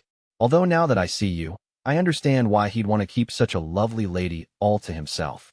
You flatter me, Your Highness. He laughed, delighted. Please, no formalities. Be at ease. His smile was frank and friendly. These two brothers are like night and day. They were both exceptionally handsome, but Theodore's bearing was utterly in contrast. She might not have guessed they were related if she hadn't already known. Their features are the same in color, but their eyes and lips are just so different. Their manners certainly don't match either. Oopsie. Can't shake your hand if I've got all this dirt on me. Theodore rose to his feet, brushing the soil off himself. He was a bit taller than Riche, but much shorter than Arnold. I'm Theodore Auguste Hein, Arnold's little brother, and second in line for the throne. Theodore held out his hand. Riche returned his friendly grin as she shook it. A pleasure, Your Highness. From the corner of her eye, Riche marked the knight's nerves. They'd likely been ordered to keep Riche and Theodore apart, yet they couldn't openly force Riche away from him. What brings you to this corner of the grounds? I myself was on a walk when I was overcome with drowsiness, Theodore said. Actually, this is my field. It is. Theodore's eyes widened. That's incredible. The soil around here is usually so hard. This spot gets the perfect amount of sun, and you can hear the birds too. The plants will no doubt love it as much as I do. How gracious of you to say. I was planning to begin seeding today, Your Highness. Then I can't sleep here again, huh? His grin turned cheeky. Oh, I want to ask you something. Theodore crouched down and pointed. Would you mind taking a look at this? Is something wrong? Come here and look.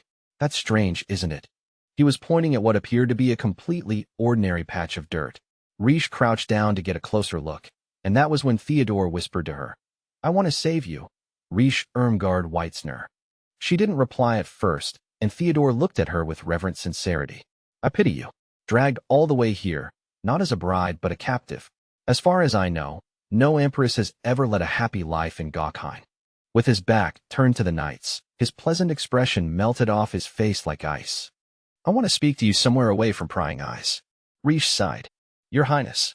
A strange zeal filled Theodore's captivating eyes. I'll tell you how you can run away from him. Riche knew very little about the Gokhan imperial family. Perhaps this was one of the inciting incidents that would land Arnold in a war. Or specifically, Theodore was. In which case, it would be in her interest to accept his offer to meet in secret. However, Riche smiled. Prince Arnold warned me not to subject myself to unnecessary dangers. What? As it so happens, he scolded me about it just last night, Riche explained modestly. I can't allow myself to be alone with another man. It would be imprudent. Just imagine the rumors. Theodore gaped at her, then quickly hid it behind a scowl. You don't know who my brother really is. How he acts when he has a sword in his hand. How ruthless he is on the battlefield.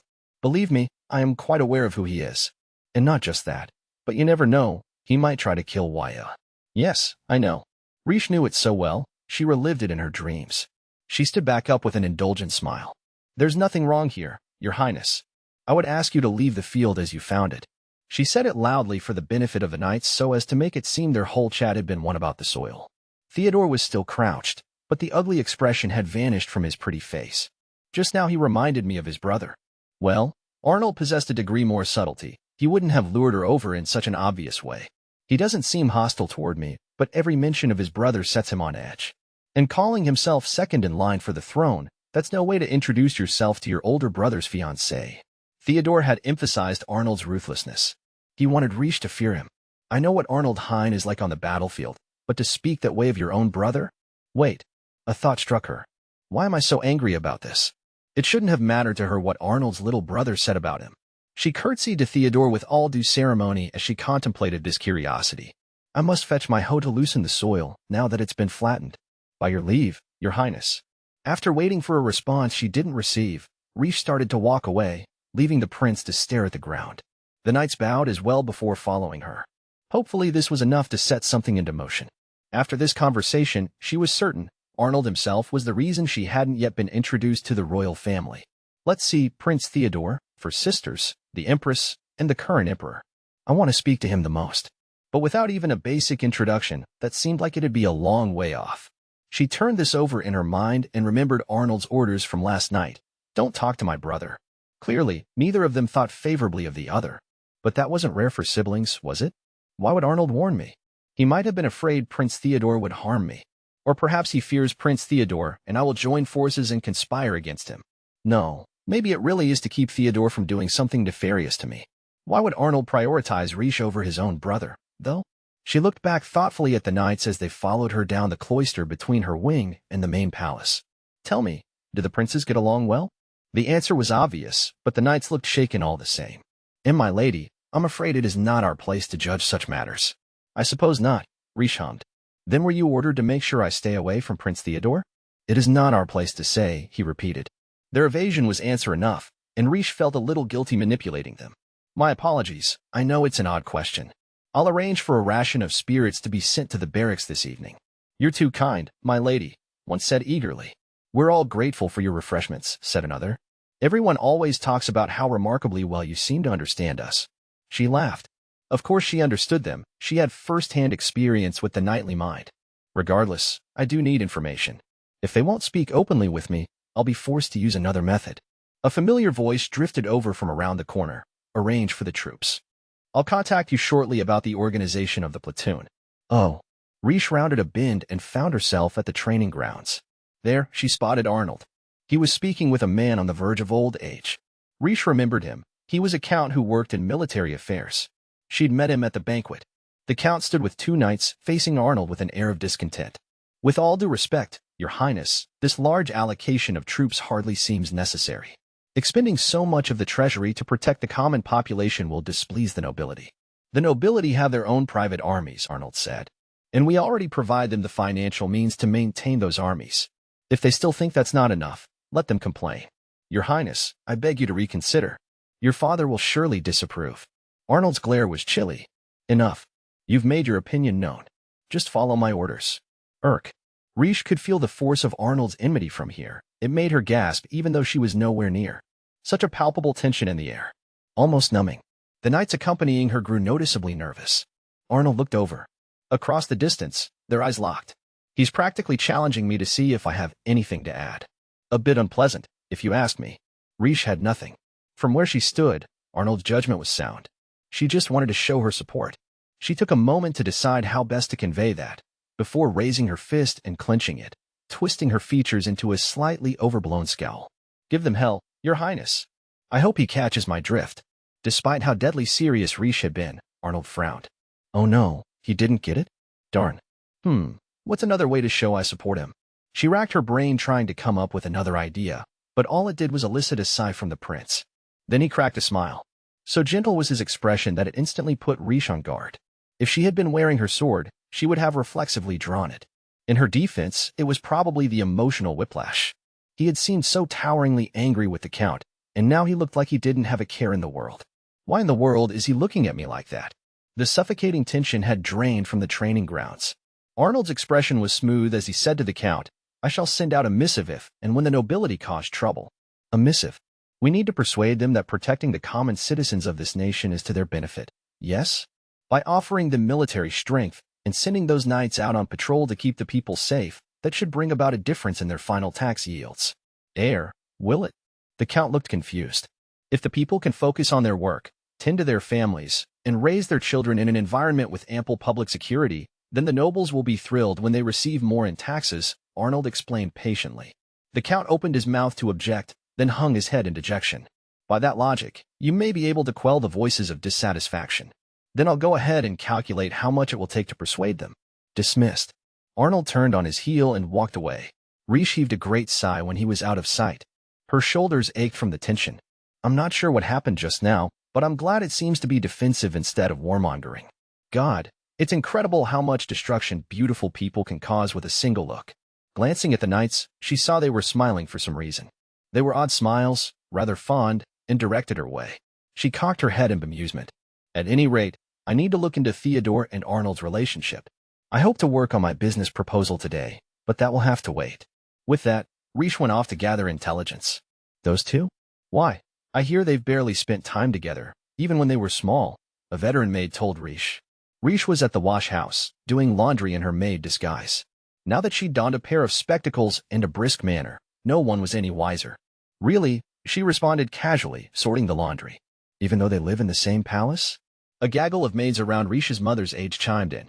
That's right. According to the footmen who serve during meals, the family never eats together. It's got to be true based on how much they complain about getting the dining hall ready. I heard that the princes won't even greet each other in the halls. That's just a rumor, though, another added. They're both so handsome. Surely they'd be a picture stood together.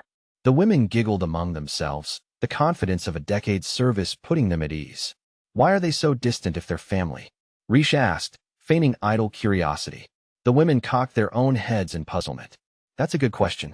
Prince Theodore does seem to have some fondness for his older brother. Oh, just between you and me, I've heard he covets Prince Arnold's imperial guards as his own. Rish paused. Little brothers always want to copy their big brothers, down to studying the same things, even. Prince Theodore does seem to love the crown prince. Is that why he wanted to talk to me? To copy Arnold? That doesn't make sense. As for the four princesses, they don't even live in the imperial capital. The next time they'll see each other will be at Prince Arnold's wedding. Speaking of, a maid said, that fiancé of his sure is something. Right, new girl? Rish looked up. Huh? Whatever do you mean? I haven't seen you before, so you must be a maid from her palace. I was worried when I heard she'd only taken on new girls, but all seems to be well. I think it's great that those newbies are learning the ropes so quickly. I agree. Rish was always happy to hear her maids praised. Miss Diana and the others are great teachers. We've been learning so much. It's quite amazing how they have devised a system that could only work in that style of detached wing. Rish had only overseen things for the first few days. The inexperienced maids were focused and dedicated, thriving in their new positions, and Diana's squad was performing well in their roles as teachers. Instead of mocking mistakes, they took it as a challenge to figure out a better teaching method for the future. When the girls were done with their work for the day, they focused on studying. Each maid-turned-teacher was figuring out her own individual style to be proud of. One excelled at detailed explanation, while another had a talent for drawings and diagrams. The inventive ones, good at scolding or praising, came up with new methods to encourage their students to follow in their footsteps. Rish instructed the maids on their work for about 2 hours a day now, but soon she'd be able to hand the reins over to Diana completely. And once the cleaning up of the detached palace was finished, Arnold would be joining her. Rish didn't know how she felt about that. Speaking of the detached palace, have you heard? One of the maids asked Rish. Heard what? Prince Arnold went to call on Lady Rish just last night. Rish jumped with such a start that she nearly dropped her laundry. The maid's intelligence network was unparalleled, which was why she had come here for information in the first place, but she hadn't expected this. You work at the detached palace, right, new girl? Do you know about that? Lady Rish went to bed early. She wasn't feeling well, Rish stammered. I don't think the prince would have gone to see her if she was ill. Oh, how boring. Well, let us know if you hear anything. My daughters badger me every night for the latest gossip. To think Prince Arnold will finally be wed. All the young girls in the city are talking about it. But it's not just the young girls either, is it? We're talking about them too. All the maids laughed at that. Rish focused on keeping her face marble smooth as she washed, determined not to let the chatty maids discover who she really was. After gathering sufficient information during her recon laundry duty, Rish returned to her room by way of the rope still hanging down into the courtyard. Once inside, she changed her clothes and left her chambers. She proceeded to her garden, escorted by her guards. She'd once again tilled the ground Theodore had flattened with her trusty hoe, and today she was finally going to plant her seeds. Rish pressed a finger into the moist earth up to her second joint, dropping 2 seeds into each hole she made. She then gently covered them with dirt and dampened the surface. She figured she should see sprouts within the next few days with the current weather. Daydreaming about a lovely future lush with herbs, Rish allowed her guards to escort her back to her chambers. She moved sedately, as a crown princess ought, but on the inside, she was twisting with mounting anxiety. It's so late already. I have to scrub off this mud in the bath and come up with a deal for Mr. Tully. I hear there's a library in the Imperial Palace. Perhaps I can learn something about the populace there. The gender ratio, age brackets, number of shops. and I can gather information about Prince Theodore while I'm at it. She piled more and more things onto her to-do list. Diana asked me to take a look at the new teaching materials she's come up with. Also, I need to start planning the wedding and putting some strategies in place for dealing with guests from abroad. And then, Lady Riche, are you quite well? Yes, I'm fine. Riche's eyes had gone glassy and far away as they climbed the stairs to her chambers, but she was determined to conquer her obligations. I can't wait to have an empty schedule. I'm going to be lazy and sleep in until noon every day so I can live a long life. All this scheming is to ensure I finally live past 20. She looked at the floor as she walked. Before she knew it, they had reached her chambers. She glanced up to see guards flanking the door. We shall stand guard here for you, my lady. Please, be at ease. Thank you. Riche opened the door and stopped short. An envelope crinkled under her feet. Someone must have slid it underneath the door. Is something the matter, my lady? No, she thought for a moment, then shook her head and stepped inside in a way that kept the curious item hidden from their view. Alone at last, she picked it up. It bore the seal of the Gokine imperial family, pressed into red wax. Inside she found a card. Written in a beautiful hand were the words, I'll tell you my secrets. Meet me in the chapel at 9 o'clock tonight. Arnold Hine. In silence, Riche put the letter back into its envelope. She then summoned Elsie to help her prepare. Dressed in a black gown, Riche arrived at the secluded chapel at 9 o'clock, just as ordered. When she'd shown them the official seal on her letter, her guards agreed to take up positions outside the chapel walls, understanding that their mistress wished to be alone with her fiancé. Inside, the only illumination was moonlight through the stained-glass windows. The man behind the letter was already waiting for her. Riche stood at the entrance and called out a name that did not belong to her future husband. Good evening, Prince Theodore. A soft laugh reached her. A good evening to you as well, my lovely sister-in-law. The boy stood at the end of a long red carpet, just as she had predicted. You don't seem surprised to see me. I suppose you knew it was me all along, Theodore said with a smile. Riche gave a shallow sigh. Your forgery wasn't very good. Prince Arnold didn't sign that note. I had assumed you wouldn't have seen his signature before, Theodore said. How odd. Theodore was right. She hadn't seen it in this life. But in previous lives, Arnold had sent declarations of war to each nation. She'd never forget that document after all the times she'd seen it. Arnold's penmanship was good, but his signature was messy. The signature in the letter she had received had been comparatively too neat. Why did you come here if you knew I was the sender? Weren't you the one who said you wouldn't put yourself in a position to be alone with another man? Oh, that must be why you haven't shut the doors. That, and my guards are outside. She'd taken additional measures too, but he didn't need to know about those. Theodore played with a lock of his hair, looking bored. I was hoping we could be friends, Lady Riche. I have invaluable information for you. My brother has very strange tastes. Is that what you wanted to tell me? Riche said briskly. Please keep it brief. The other day, you claimed you knew how ruthless my brother could be. His clear voice took on a sinister note. But you're wrong. If you did know, you wouldn't be so calm. He took a step toward Riche. No one in our family is close, you see. Her Majesty, our father's current empress, isn't our biological mother. She's a second wife. That's not unusual among royals. Is it not? Is it per the usual, then, for a man's son to kill his previous wife? A fierce light shone in his eyes the same color as Arnold's. He came closer, a bewitching smile growing on his face. My brother killed our mother. But, of course, you know that. You know just how ruthless he is. You were enticed here by the title of crown princess, but you're better off leaving the likes of him. Do you understand? He's the sort of man who would kill his own mother. Riche was silent. The women who marry into our family lead unhappy lives. I hope now you understand better what I meant. This isn't a mere threat. You may very well be murdered by your husband. I was wondering what you had summoned me here to say. Riche stared at him for a few moments, then sighed again. Is that it? Theodore took a stunned step back, panic briefly flickering over his face. He murdered his own mother. How can you be so calm after hearing something so repulsive? Because I've already seen his criminal record. I know exactly what he'll do in the future. After killing his father and ascending his throne, Arnold would mobilize his nation's army. He would invade countless nations and murder their royal families as well. He would crush those who opposed him on the front lines, annihilating dissenters. Then, he would kill Riche. She'd made her choice with clear eyes. Come what may, I will marry Prince Arnold. Theodore gaped at her. Now that I think about it, there's something I've only just learned by being here. She'd witnessed Arnold's nature up close and seen on the outside, he at least appeared decent. He was unfriendly and lukewarm, but he had a political mind that he put to work taking care of those who relied on him, as well as his citizens. And still, she did not have her answer. Why in the world does he start a war? What would go wrong in the next few years that would cause so drastic a change? Or was he just adept at hiding his monstrous nature, which would break free from its cage in 5 years? Wait, what if his hand will be forced? What if he's a pawn in someone else's game? Riche grinned. I truly am a fool. Theodore shrank back from her smile. Haven't you noticed how Arnold has no middle name? That's because my mother and father didn't bless him at his birth. They didn't want him, he's cursed. What use is a middle name, truly? Sure, I have Irmgard, but mine is hardly worth commenting on. Prince Theodore Auguste Hein. What are you?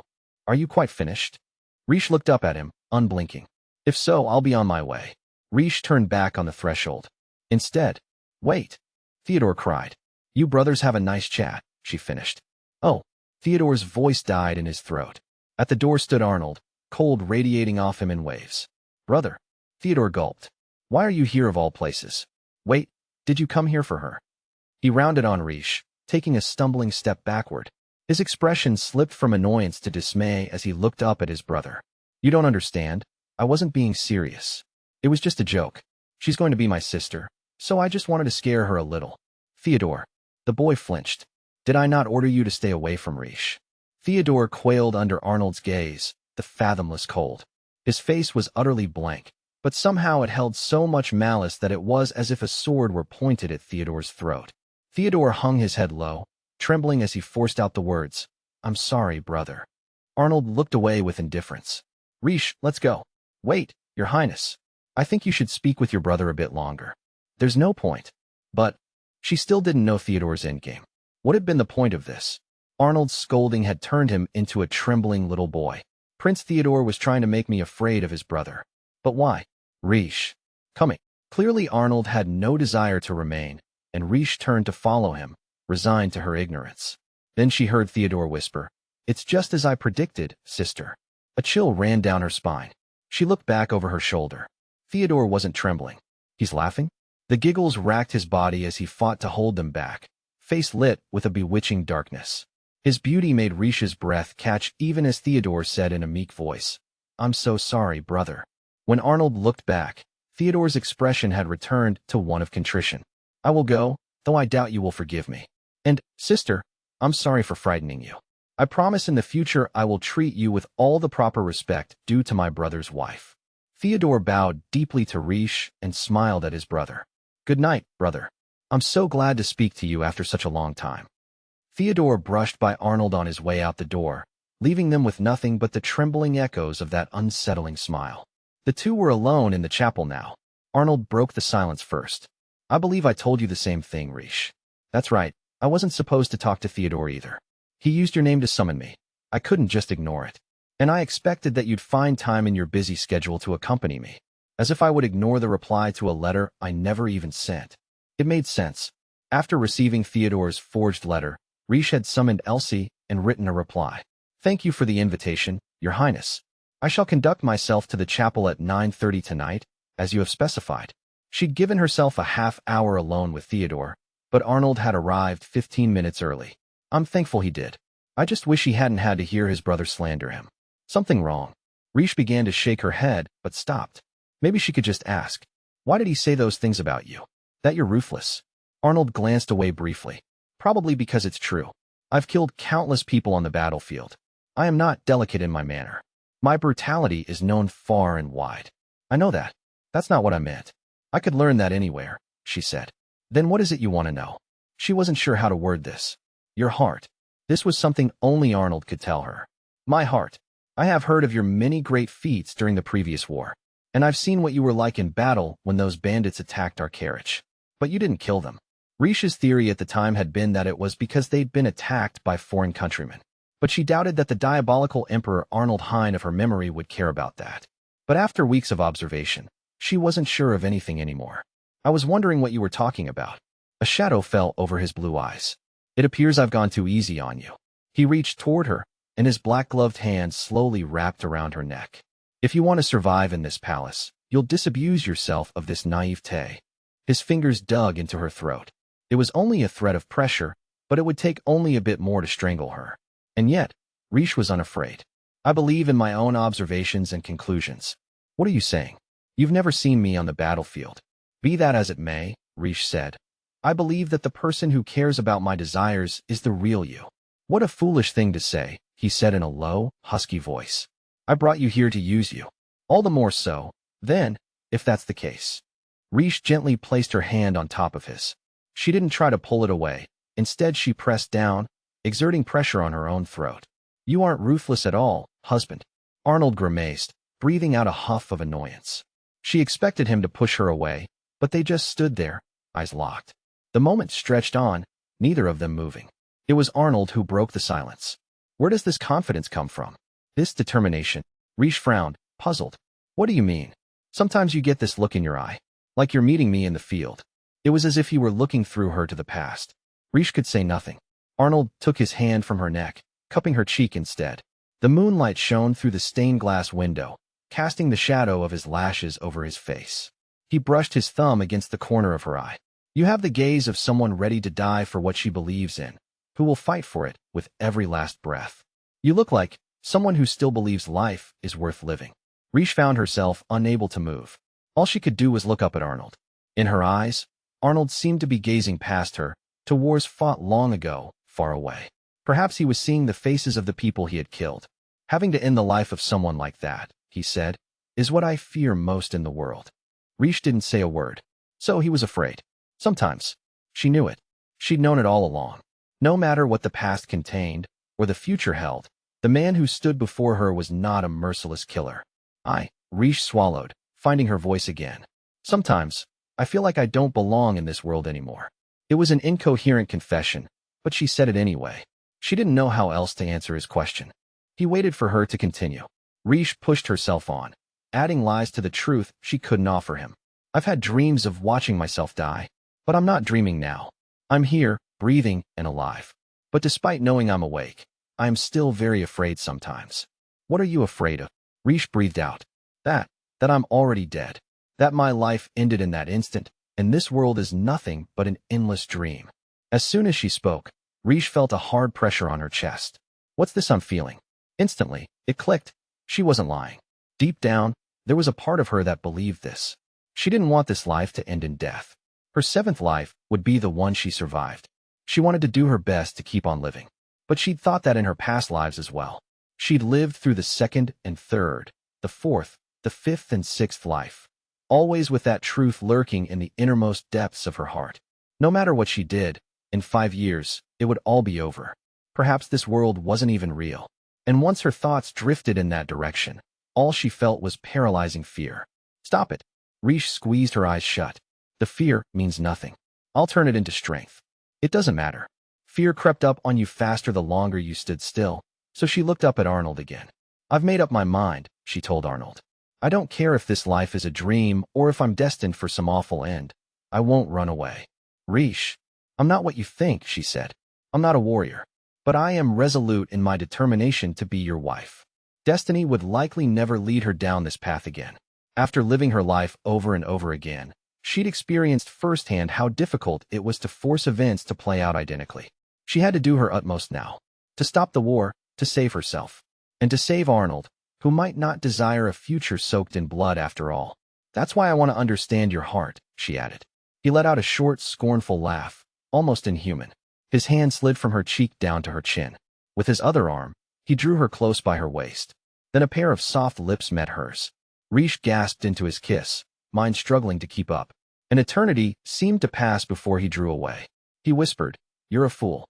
But his voice was gentle, full of sympathy, as if he were trying to persuade a child.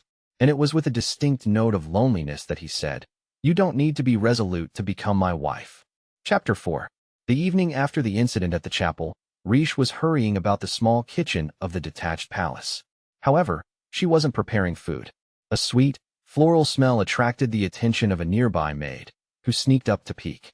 "My lady, what in the world?" Piles and piles of flowers covered the table. Rish gave them a little awkward chuckle as she plucked the petals off wilting roses. She had asked Elsie and the other maids to buy up as many unsold bouquets as they could from florists across the city. "Sorry for the mess. I'll be sure to clean them up, don't worry." Sure, but that's not why I'm surprised. Rish hadn't stopped with roses. There were orange gerberas and purple gentians. A mass of pink petals was already simmering on the stove. Oh, are you going to dye something? The maid asked, her face lighting up. Rish smiled at her. I can't tell you yet, but as soon as I'm finished, all of you will be the first to try it. Of course, I won't force you if you don't want to. I'd love to help, the astute maid answered. I'm not sure with what yet, but I'll be happy to. Thanks. The maid returned to work, surely wondering what Rish could possibly be brewing in the pot. The girl seemed confident, but Rish doubted she'd ever guess what the bottle sitting on the corner of the table contained. She began to clear up the leaves and stems. Maybe I should let this simmer a bit longer. I'm all done with the petals now. Rish sat down, rechecking a piece of paper containing all the information she had copied from various documents during a morning spent cooped up in the library. The population distribution for the imperial capital of Gokheim, the shifts in economic conditions, the state of affairs in surrounding areas, and information detailing merchants and tourists. She sank into thought. Based on this, I've come up with a deal to offer Mr. Tully, but I'm not completely happy with it. She still had 5 days to go. Her samples should be finished by then, and the information she'd gathered should be enough to assure him of a potential profit, and to come up with a way for calculating interest rates and other such things. Although she was sure of her victory, she wasn't satisfied.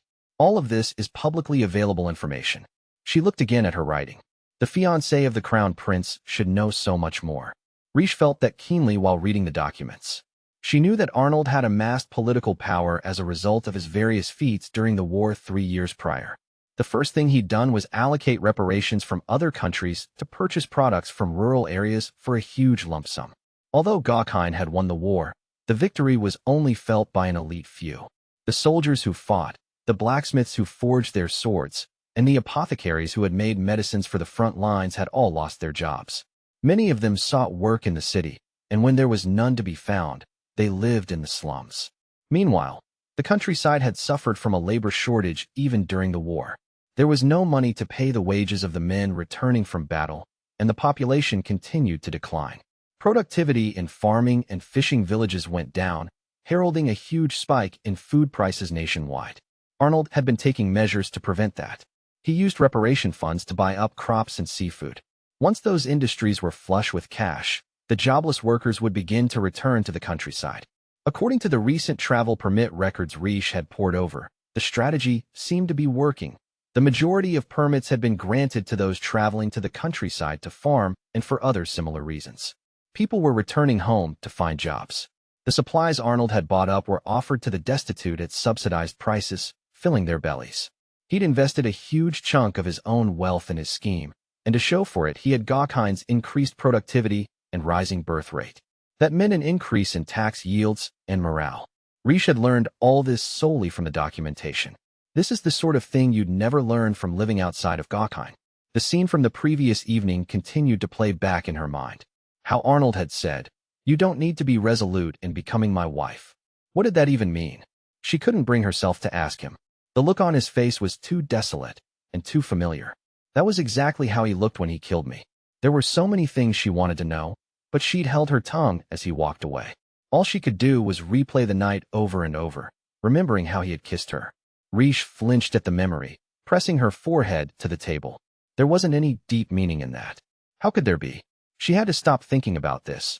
She had far more pressing matters to attend to. Rish squeezed her eyes shut and stood up, giving her cheeks a light pat and shifting her focus back to what was important. First things first, on to the next step. I need to finish this. She took the pot off the stove, straining the boiled petals from the liquid, letting them cool down as she readied another pot. Once the petals were no longer scalding hot, she wrapped them in a cloth and wrung them out. Next, she picked up the glass bottle on the table. Inside was a clear, viscous liquid from the sap of a common tree. She mixed it together with the flower dye, taking care not to form bubbles. Once it was a uniform color, she poured the liquid back into the bottle, rocking it from side to settle it. That gave her a small vial of deep pink. Rish opened another glass bottle, dipping a small prepared brush inside. The contents were a milky color, made by mixing the sap of various herbs. Carefully, she smoothed the mixture over her nails. On top of that, she painted on the pink color, making sure there were no bumps. 10 seconds later, the liquid began to feel hot.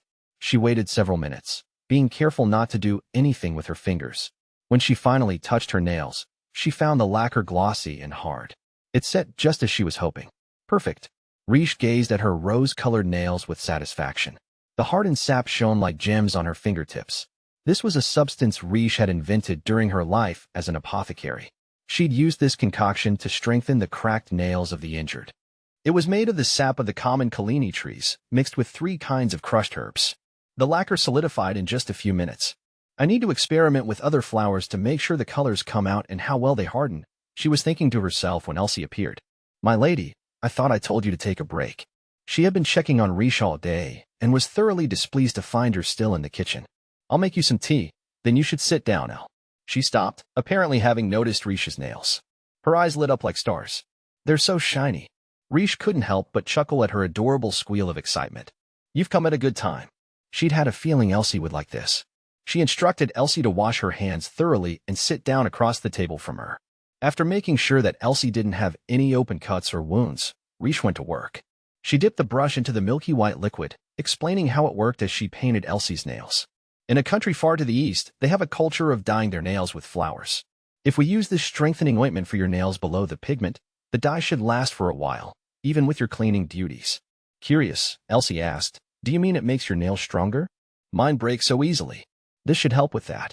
But the best remedy for brittle nails is to eat balanced meals rich in plenty of meat, fish, and legumes. Nails are a part of your skin. What's good for your skin is good for your nails. Meat, fish, and legumes, Elsie muttered. I'll remember that. My family is poor, but I have my wages now. You mentioned your family has fallen on hard times. Elsie nodded. Even when we do buy meat and vegetables, it's only enough to feed my younger brother and sister. Riche had learned about Elsie's family back before Elsie was her maid, when she'd mentioned why she needed this job so badly. It was all for their sake. I know the capital city contains slums. One of the knights from our journey mentioned it after the bandit attack. He told me he was from a poor district. Riche painted more base coat onto Elsie's nails. Doubtless Arnold's measures aren't enough to save everyone. His policies have been so unpopular, some people have tried to block them. Having finished the base coat, Riche brought out the dyed sap polish. Elsie was transfixed, letting out a little coo of admiration as she watched. It's so beautiful. I've never seen anything so glossy and pretty. Elsie liked dressing up. She seemed to enjoy choosing Riche's gowns and doing her hair. She was so deft with her hands that she'd likely be excellent at applying polish on her own. Riche said, I only have pink right now, but tell me what your favorite color is. I'll give you the bottle when it's finished. Oh, no, I couldn't possibly accept something so lovely. On the contrary, Riche said, you should most certainly accept. For my sake too. Seeing all of you wear my creation will make me happy. My lady, Riche let out a breath of relief as she finished with Elsie's right hand. Mistakes with the polish were hard to fix. What color would you like? We could do the pale blue of forget-me-nots or yellow of sunflowers. There's also red, orange, pink, or purple. Your skin is so pale. I'm sure any color would look good on you. Elsie gazed at Riche in wonder. Oh, tears welled in her eyes. Elsie? What's wrong? Are you hurt? Riche panicked a little. Did she have a cut that Riche had missed? It wouldn't be good for the liquid to seep in. Elsie shook her head. No, it's just, she blinked away her tears, stemming the drip of the pearl-like droplets. I've never worn something so pretty before. She couldn't seem to hold herself back. My siblings always came first. Whatever money we got a hold of was spent on essentials. Her quiet voice was strangled down to a whisper. I've never had anything to dress my hair, and my clothes have always been worn hand-me-downs from the boys. This maid's uniform is the first thing I've had that's mine. Riche remembered just how upset Elsie had been over her dress getting stained at their first meeting. I was overjoyed to officially receive this uniform when you took me into your employ. I never thought I'd actually be allowed something so beautiful of my own. Elsie wiped her tears away with the back of her hand. I'm happy, my lady. I promise. I don't even know how to tell you how happy. Oh, Elsie. Riche gently patted the girl's head. I'm so happy. Elsie sobbed louder. Right then, Riche understood what it meant that all her maids were working for their family's sakes. No doubt they were like Elsie, pushing aside their dreams and aspirations. Thanks to the insights from my current life, I now know what this business deal with Arya has been lacking. On the day of Riche's deadline, Tully and 4 other managers assembled in the main palace's parlor. All of them were people she remembered fondly from her previous lives. She sat across from them, outlining her business idea. Women use this product to decorate their nails. Riche gestured to the 7 maids arrayed behind her. They each wore different colors of polish, from pink to bright blue to light green, all glossy and vibrant. I have written down a brief summary of Gokhan's economic situation. Many common families have money to spend, but beauty products are very dear. Gowns and jewels are out of their reach, but my polish won't be. She presented the document to Tully. The names of the ingredients were redacted, but she'd included their individual costs and the retail price for the finished products. Pulling out another document, she said, "This is a transcript of visitors to the city. As you can see, many are men in the prime of their lives." Tully squinted down at the paper. "Right you are. And I presume these fellows have homes and families to return to. My product will make the perfect gift," Riche assured him. The bottles are small and compact. That meant they would be easy to distribute abroad as well. Perfect for a company like Aria, which made most of its sales in storefronts. "So, what do you think, Mr. Tully?" Tully didn't take his eyes off Riche as he spoke to his managers. "Chester, Melvin, Neil, Russell, what are your thoughts?" In turn, each offered his opinion. "I think it's sound. I don't know if I trust her cost analysis, but I foresee no problems with mass production. A bottle would sell for about 2,000 gold? That'd be quite the profit. She must be using flowers for the dyes. If they're rare or regional, then we'll need to add an import tax for other countries. TCH, uncouth, the lot of you." Tully pressed his brow and shrugged in exasperation. "Is it only about cost and profits to you? Then what do you think, sir? Do I have to spell it out? We need to go to the consumer." Tully turned his customer service smile on the girls arrayed behind Riche. "My dears, what are your opinions on your nails?" "Oh, Tully had a devilish smile, and as he turned it on her maids, Riche solemnly prayed that all of them could see through it, and every other good-for-nothing man who'd try the same, for that matter. The girls hesitated, a bit flushed, then spoke cautiously. "We have to look at our hands a lot while we work. It helps my morale, being able to look down and see such pretty nails. I feel like they're helping me do a better job." Another maid giggled. "I know that's silly, but it's hard to paint both hands on our own, so we help each other. It's fun. We were even talking about how we'd like to try our hand at doing little designs when we get a bit better at it." Elsie, ever shy, added her opinion last. "I love it. It makes me so happy." Her nails were a coral red from the Gerberas. When Riche had asked which shade she wanted, Elsie didn't even hesitate in answering. "The same as your hair, my lady." "See, what did I tell you?" Tully leaned back in his chair. "The looks on their faces alone tell me this product will be a hit. Production costs be damned. Does that mean Lady Riche passes your test, boss?" Tully's eyes took on a dangerous glint. "Now that's a completely different question." The maids murmured among one another, confused at the sudden change in his demeanor. Tully picked up the documents Riche had laid on the table, glancing back over them. Production cost involves an array of factors, not just the price of ingredients or whether it can be mass-produced. "Yeah, that's true," one of his men agreed. "The demand for this product will be high. It's unique. If I'd invented this, I would have jacked up the price and sold it to aristocrats." Tully watched Riche with an openly searching gaze. "I'm sure the thought occurred to you, my lady. So my question is, what are your motives?" Riche smiled demurely. He'd seen through her again. "Mr. Tully, since you find my product so pleasing, could we get down to business?" "Down to business?" asked one of Tully's men. "Weren't we already doing that?" Riche and Tully ignored the confused staff members, squaring off across the table. "Shall we open the negotiations?" she pressed. The maids took their leave. The only people remaining were Riche, the trading company representatives, and Riche's guards. The air was tense. Tully's staff exchanged uncomfortable looks. "With your permission, I'll start off with some advice." Tully raised a hand with a self-deprecating grin, perhaps to keep Riche from taking it personally. "Do you really want to discuss this further? This is a marvelous product. If you agree to my proposed strategy of putting this on the market as a luxury product for the rich, I pass you in an instant. I really do." Riche leveled her gaze at him. "The discussion will continue, Mr. Tully. Then please, say your piece." Riche passed another document to Tully. "This is a copy of a recently instated policy. 3 years ago, Gokhan established a nationwide minimum wage." "Interesting." Tully glanced over the document. "I see now. Employers must pay their employees at least this stated amount, no matter who they are, lest they break the law. Ever since this policy was passed," Riche went on, "deaths by overwork have gone down, as has poverty. It's easier to make a steady income. Quite frankly, this is the policy that has jump-started Gokhan's economy. However, the only people benefiting from this are people with jobs," Tully said, catching on. "Arnold's law increased workers' income. But because of that, the burden of the higher wages was placed on their employers. So, while overall income had increased, and some people had comfortable hours and food on the table. Employment was down.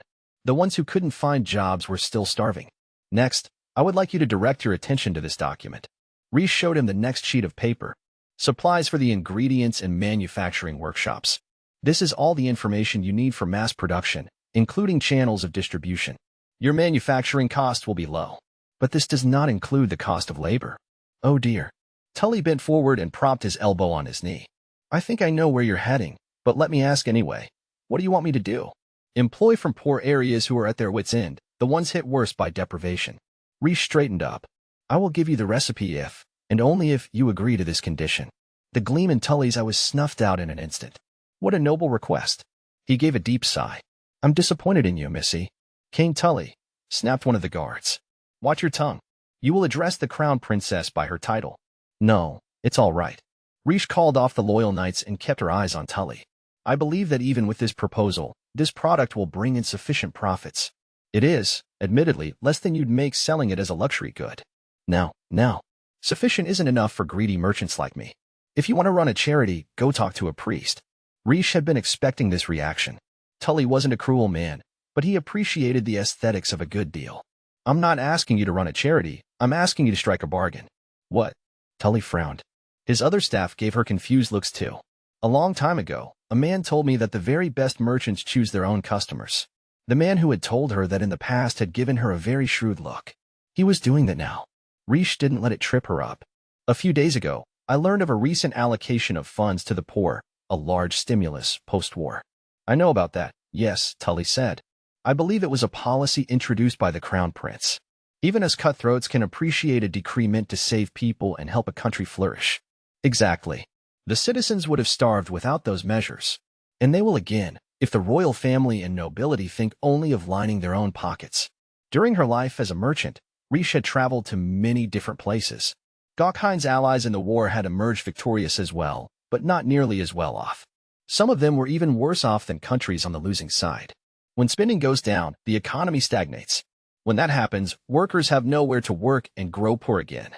If the cycle continues, even the wealthiest families would be destined for collapse.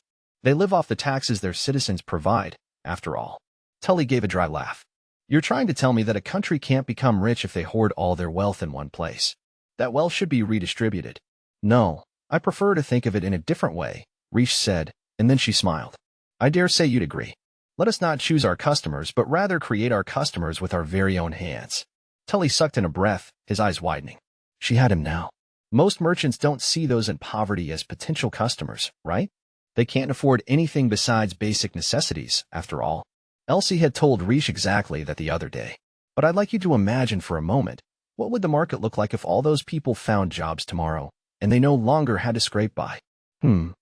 All of those people would become potential customers. By increasing your customer base, you'll sell even more than before. That kind of cycle is self-sustaining. Reese drew a circle in the air with her index finger, and her smile grew. That, in turn, would mean great things for the products that the Aria Trading Company has to offer, would it not? By expanding your customer base, your company will be raking in the highest profits possible. Tully, who had been eyeing her coldly, suddenly burst into a full belly laugh. I like it. I like it a lot. You're not suggesting I pick my customers so much as raise them from the ground up. The profits may be modest at first, but the growth will be exponential. As a result, Gokhan's revenue will increase as well. And as I am the future empress, this concerns me. She'd said it quite bluntly, but she was being honest. At first, Reese had looked at her deal from the point of view of a merchant. She'd operated from the standpoint that her task was to design a product with a high profit yield. However, once she learned of the policy Arnold had put into place, she'd had doubts about her plan. After hearing Elsie's feelings, she'd realized how thoughtless she had been. Reese shouldn't be thinking as a merchant, but as a crown princess. Profits and prosperity came from a country's people. And to prosper, to thrive, people needed more than just food and shelter. They had to live without throwing away their dreams and aspirations. They needed hope. I doubt this is ideal for you, Reese said, but it's all I can offer at this time. Actually, I think this is a pretty good plan. You're excellent at picking up on my own thoughts and beliefs. I've rather enjoyed this. Tully's look of glazed boredom had become one of delight. However, Miss Reese, you've still got much to learn. She recognized that smile.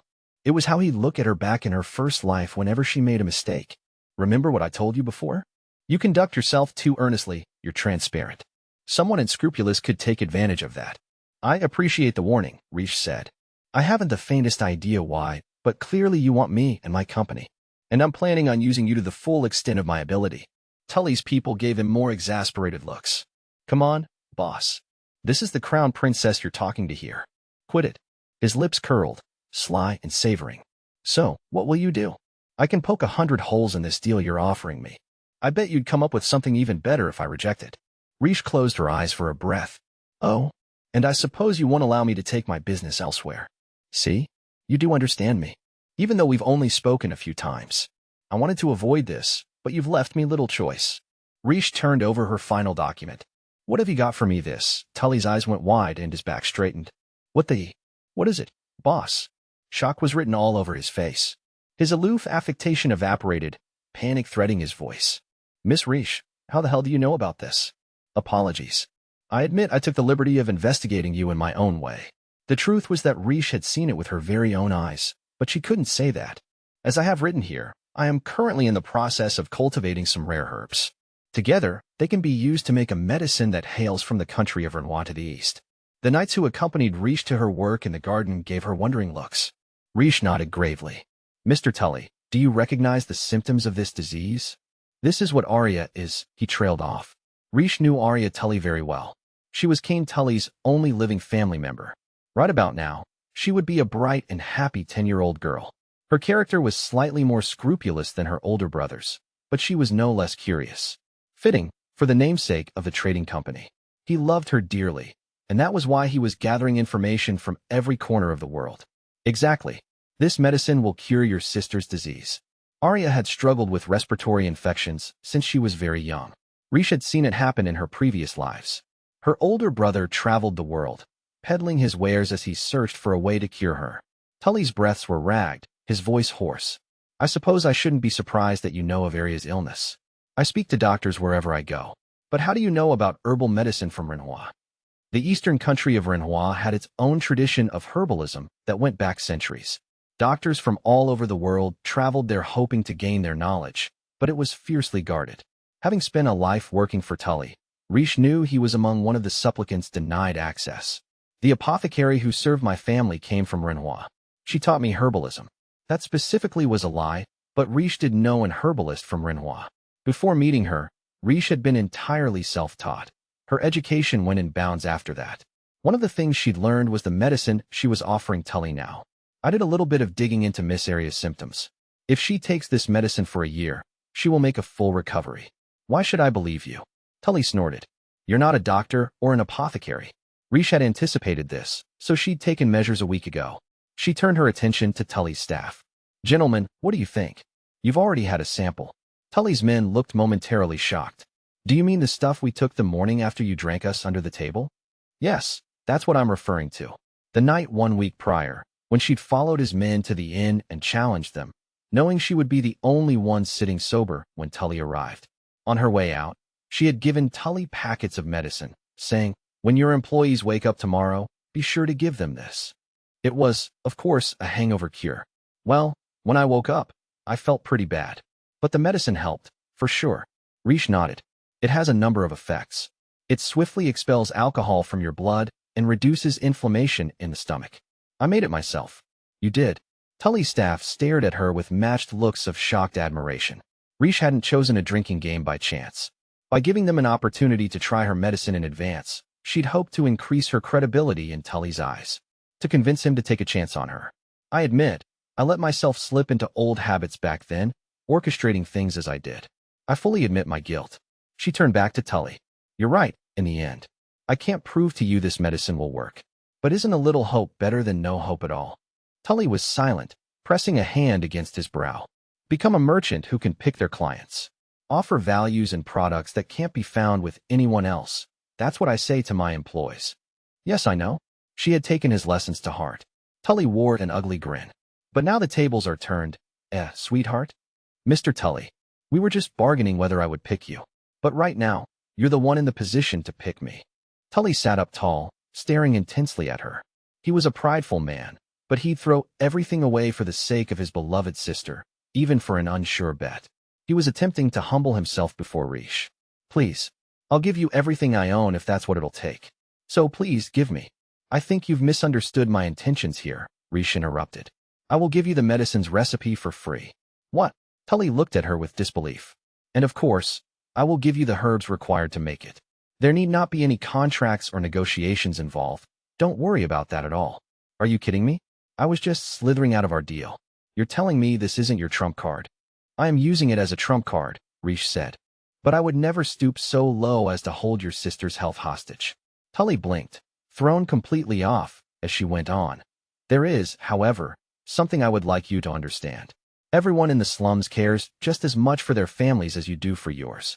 There are countless people out there sacrificing their own dreams to ensure that their own younger siblings don't end up sick or malnourished.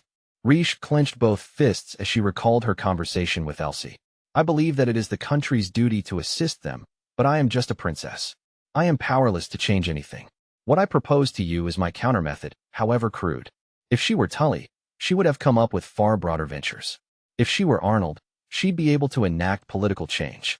But she was just Princess Rish, nearly, anyway, with barely any influence to speak of. I do not see this as turning the tables on you, Mr. Tully. Rish stood and offered him a deep bow. I simply ask you to consider what I've said. Silence stretched inside the parlor. Rish braced herself to be told how naive she was. If this were her previous life as his underling, he never would have allowed her to stake out on her own. Tully stood from his chair. You shouldn't be the one bowing to me, my lady. He dropped to his knees on the floor. Mr. Tully, what are you? I won't insult you by asking you to forgive my insolence. He blew out a breath. It seems that I am the one who has much to learn. There's truly no need. Rish found the sight of her former boss genuflecting to her to be awkward in the extreme. A merchant's job is to enrich everyone, Tully said, stubbornly staying on his knees. And by everyone, I mean the merchant who receives the money, the artisan who makes the product, even the customer who felt the urge to spend their money on something they wanted. Somehow, while I was running my mouth, I managed to forget that. Rish was shocked by his words. I never considered poor citizens as customers. To be frank, I never considered them at all. Never gave them a second thought. But you're right. Many children are just like my sister. He looked up at Rish. Your deal to enrich the many rather than the few is admirable and valuable. My sister's medicine aside, I'm ashamed of my own selfish arrogance. Does that mean? He nodded and, with all the reverence of a knight pledging himself to his lord, said, I swear it on my name as Cain Tully. The Aria Trading Company will do business with you, my lady, in whatever way you see fit. A wave of relief swept over Rish, so intense it left her feeling weak. Thank you. Rish was pleased by how things ended, and she stayed behind in the parlor after Tully and his staff left, thinking, I've secured a route for stockpiling goods. I sure am glad I managed to develop a prototype in time. Also, my herb garden is thriving, and the maids are progressing in their studies. It's time to begin the next steps. Suddenly, she felt a throbbing pain in her forehead. The medicine's worn off, I see. Taking care of the field, teaching the maids, making ingredients, working on developing the product. She didn't have nearly enough hours in the day, and she'd been pushing herself too hard. She'd spent all the previous night preparing for today's negotiation, forgoing sleep, stretching her body to its limit. I don't have the endurance built up for this lifestyle. She performed a self-examination, making sure she didn't have a cold she could spread, and concluded it was probably just exhaustion. She'd recover with rest. But there's one last thing I need to finish up, she thought as her guards returned from escorting Tully out. We apologize for keeping you waiting, my lady. We shall escort you back to your chambers now. Rish smiled, trying to mask her fatigue. Thank you, my lady. Are you well? Rish blinked. Her vision wavered. With her medicine wearing off, she suddenly found herself unable to rise from her chair. Don't fret. Just, would someone summon Elsie for me? Sensing that something was wrong, a guard made haste to do her bidding. This way, sir. Rish's guard guided Oliver, the crown prince's attendant, to the parlor. How is her condition? She looked pale, as if just sitting up was difficult for her. My partner Camel is looking after her right now. Who else knows of this? Oliver demanded. Lady Rish's maid, at her request. No one else. Good. Arnold's standing orders were that any unforeseen circumstances involving Rish should be dealt with discreetly, with as few people involved as possible, to avoid rumors spreading throughout the imperial palace. Especially with Prince Theodore sticking his nose in, Oliver thought. What a mess. They needed to move Rish stealthily and summon a trusted doctor. Oliver was working out the logistics of this as they arrived in the parlor. Lady Riche, how are? Oliver's voice died in his throat. The guard's eyes went wide as he looked into the room. The parlor was empty. Camel, Elsie, and the unconscious Riche were gone. Sir, what do we do? What do we? Oliver put a placating hand on the guard's arm. I will report to His Highness at once. Do nothing until we know his orders. That evening, Prince Theodore strolled leisurely through the capital. He had snuck out of the castle grounds, as was his habit, with only a single guard. He wore a robe with a low hood and, at a glance, would never have been mistaken for royalty. The disguise was probably overkill, as only the emperor ever appeared in public. Very few citizens would know the young prince. He only needed to hide his face to slip in and out of the palace grounds.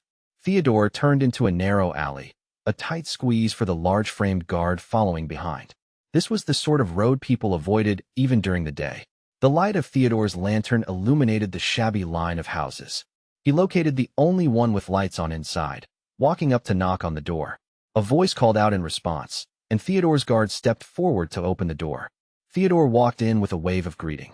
An elderly man with a hunch bowed deeply to him. We have been awaiting your arrival, Your Highness. Theodore smiled, sitting down in a nearby chair. Dominic, it's been days. I heard that Lena had her child. What wonderful news. All thanks to your support, Your Highness. Don't be so humble. I help out your people in the slums, and you return the favor. It's a reciprocal relationship. Theodore glanced meditatively at the ground. I hear you have something for me. A certain would-be crown princess. Your wish is our command, Your Highness. The palace was continuing the pretense that all was well, but Arnold's knights, aside from his personal guard, were unaccounted for. No doubt they were out searching. Even now, my brother acts calm, but all the while he scrambles frantically for his missing fiancée. What would you have us do with the girl? Dominic asked. We could kill her, of course, or sell her off. Your Highness's wish is our command. Such reliable service. How novel. Theodore crossed his legs, propping his elbow on his knee so he could rest his chin in his hand. There's no rush. I need to congratulate you all on your flawlessly executed plan. I know it must have been difficult, grabbing her from her own palace drawing room. His eyes searched out two figures standing in the shadows. Elsie, Camel, thank you for your hard work. Of course, Your Highness. The petite girl and the broad knight bowed as one.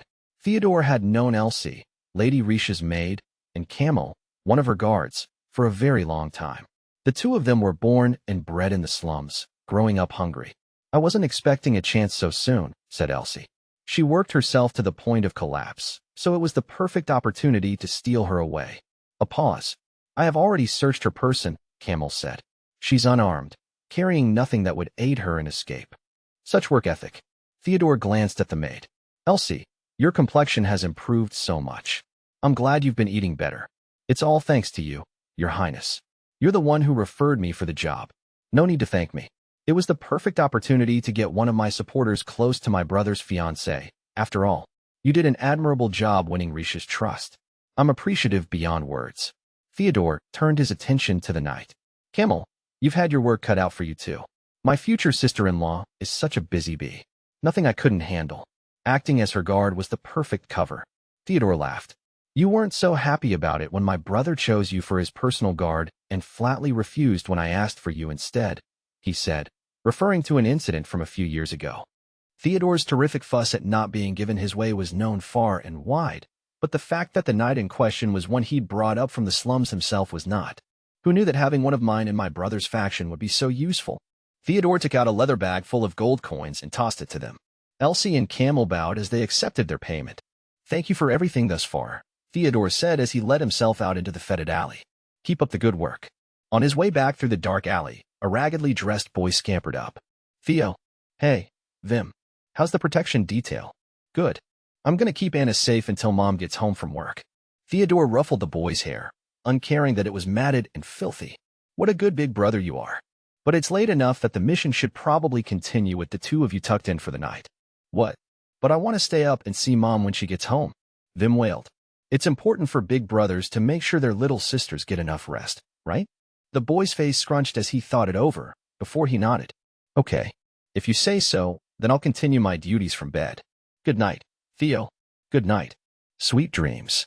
Theodore watched until the boy was out of sight. He shook his head ruefully. A big brother's job. Eh? As if my brother would have ever done that for me. Theodore's guard only responded with, Your Highness. At this, Theodore just shrugged. He'd first visited these slums when he was very young, still holding hands with his mother. She'd done charity work here, in the imperial capital's refuse pile, where people who didn't matter were swallowed whole by debt and poverty. Brother sees me the same way he does the people who live here. He pretends to care because he can't make me go away, but deep down, he doesn't give a damn. That's all I am to him. A duty. Theodore kept his eyes on the pavement. But now I've launched my counterattack, dear brother. I wonder how long I'll have to wait for you to lavish me with your attention. In a small, dingy back room, Riche fought to stay conscious. As far as she could tell, she'd been brought to the outskirts of the capital and locked away in what appeared to be a storage room. There was a window, but she was on the 3rd floor. She heard a few people moving on the other side of the door, most likely posted guards. Riche sat in one corner, fighting her wavering vision, sluggish body, and aching head. At long last, a distraction arrived. Hey, sister. How does it feel knowing you've been betrayed by your maid and guard? Prince Theodore, Riche acknowledged, letting out a sigh. At last, the person she'd been waiting for made his entrance. Theodore cheerfully smiled down at her from the door. So sad, and after you trained that girl so lovingly. Elsie told me all about your scheme to get the maids doing their jobs faster. Even the officials are talking about you and your system. Apparently, it's going to fix the palace's staffing problem. My brother's brilliant bride, here to solve all his administrative issues. The smile dropped off his beautiful face. You're valuable to him. Her thoughts hazy, Riche managed to ask, Why do this? To make my brother angry, of course. That's it. Theodore's voice was unwavering as he spoke. Skilled knights. Brilliant attendants. A bride who's reforming the palace. My brother sees value in excellence and nothing else. I am so far beneath his notice that he doesn't even bother to hate me. I decided to change that. I want him to loathe me down to his core. Riche realized something then. Until now, she'd been operating under the assumption that Theodore schemed to undermine his brother because he disliked him. She'd made a terrible error. My brother doesn't even look at me, you know? Theodore said, chuckling. No matter what I do, he won't give me the time of day. He only bothered to acknowledge I was alive when I approached you. I'd far rather be looked at as an annoyance than nothing at all. Theodore's whole body was quivering, not out of fear but excitement. While he's mad at me, he's thinking of me. It's such a relief. Knowing that he considers me, even a little. Riche watched his fuzzy figure from her seat on the floor as he continued to laugh. Fighting through her nausea and headache, Riche smiled at him. You're lying. What? Theodore's face twisted so briefly that Riche would have missed it if she hadn't been watching closely. You're just angry I captured you. It's not very becoming, sister. Then won't you deign to tell your poor, defenseless hostage why the two of you hate each other so very much? It's none of your business. You made it my business, Riche said, when you dragged me into your feud. Theodore stuck out his lip petulantly, like a child. Fine. Whatever. Remember how I told you my brother killed our mother? Well, he did it because she tried to kill him first. Riche recalled the scars on the nape of Arnold's neck, numerous and at least a decade old. She hated my brother as much as she hated my father, and brother hated her in return. He dreamed of ending her life. Riche listened in silence. I bet he'll kill father someday too. And when he does, being crown prince won't save him, he'll be a traitor, and they'll execute him. There will be no escape. Theodore's voice was light, unknowing of the prescience of his joke. Our family is a mess because our father treats us like objects. Movable game pieces. And because my brother has severed all contact with his siblings, my sisters live elsewhere, on his orders. Why did Prince Arnold hate your mother so much he wanted to kill her? Theodore shrugged. I assume it's because she tried to kill him first. It's only normal to loathe someone like that. Riche had thought he'd answer that way, but she wasn't sure she agreed. To her eyes, Arnold wouldn't hold a grudge like that, or swear a vendetta. But trying to sort any of this out right now was impossible. She was too ill to even think. And now you know. Satisfied? Yes. Very. Riche mustered all her strength to smile at Theodore. You want to be close with Prince Arnold. Theodore's blue eyes, so like his brother's, went wide as saucers. You spoke about Arnold differently this time. When you told me about him in the chapel, you made him out to be a monster. Have you lost your mind? Theodore turned his back on Riche. Enough of this nonsense. I'm going to go play with my brother now, so you be a good girl while I'm gone. I've posted guards at the door. You won't get far if you try to escape. Bye. He shut the door behind him, throwing the lock. After his footsteps faded away, Riche could still hear the presence of people outside in the hall. She let out a deep sigh and turned to a box in the corner of the room, drawing out thick winter curtains. Delighted, she laid them on the floor and curled up on top of them. Not luxurious by any stretch, but still far more comfortable than sleeping rough when she was a knight. And more importantly, at last, I can sleep. She'd been fighting to stay awake before Theodore arrived. Now that they'd spoken, she had no reason to bother. The headache and nausea were bad enough, but above all else, she was tired. So tired her whole body ached. Riche closed her eyes and fell asleep for just over an hour. It was a short nap, but it refreshed her mind. She hadn't completely recovered, of course, but she felt much better than she had before she fainted. As she stirred, she yawned. I think I still have. Yes. She pulled out a hidden vial of medicine, enduring its bitter taste as she gulped it down. It was a temporary measure, but once it kicked in, she'd have more options open to her. Next, she smoothly rolled up the hem of her dress, retrieving the dagger she had fastened to her thigh with a ribbon. This is a good quality knife. Elsie brought it to me from the slums. Prince Theodore must be their supplier. Riche pulled 2 gold hairpins from her hair. Accessories on most days, lockpicks on special occasions. I'll have to thank Elsie and Camel for their help later. They had, after all, been the ones to supply her the information on Theodore. Dagger and her makeshift lockpicks in hand, Riche stood up.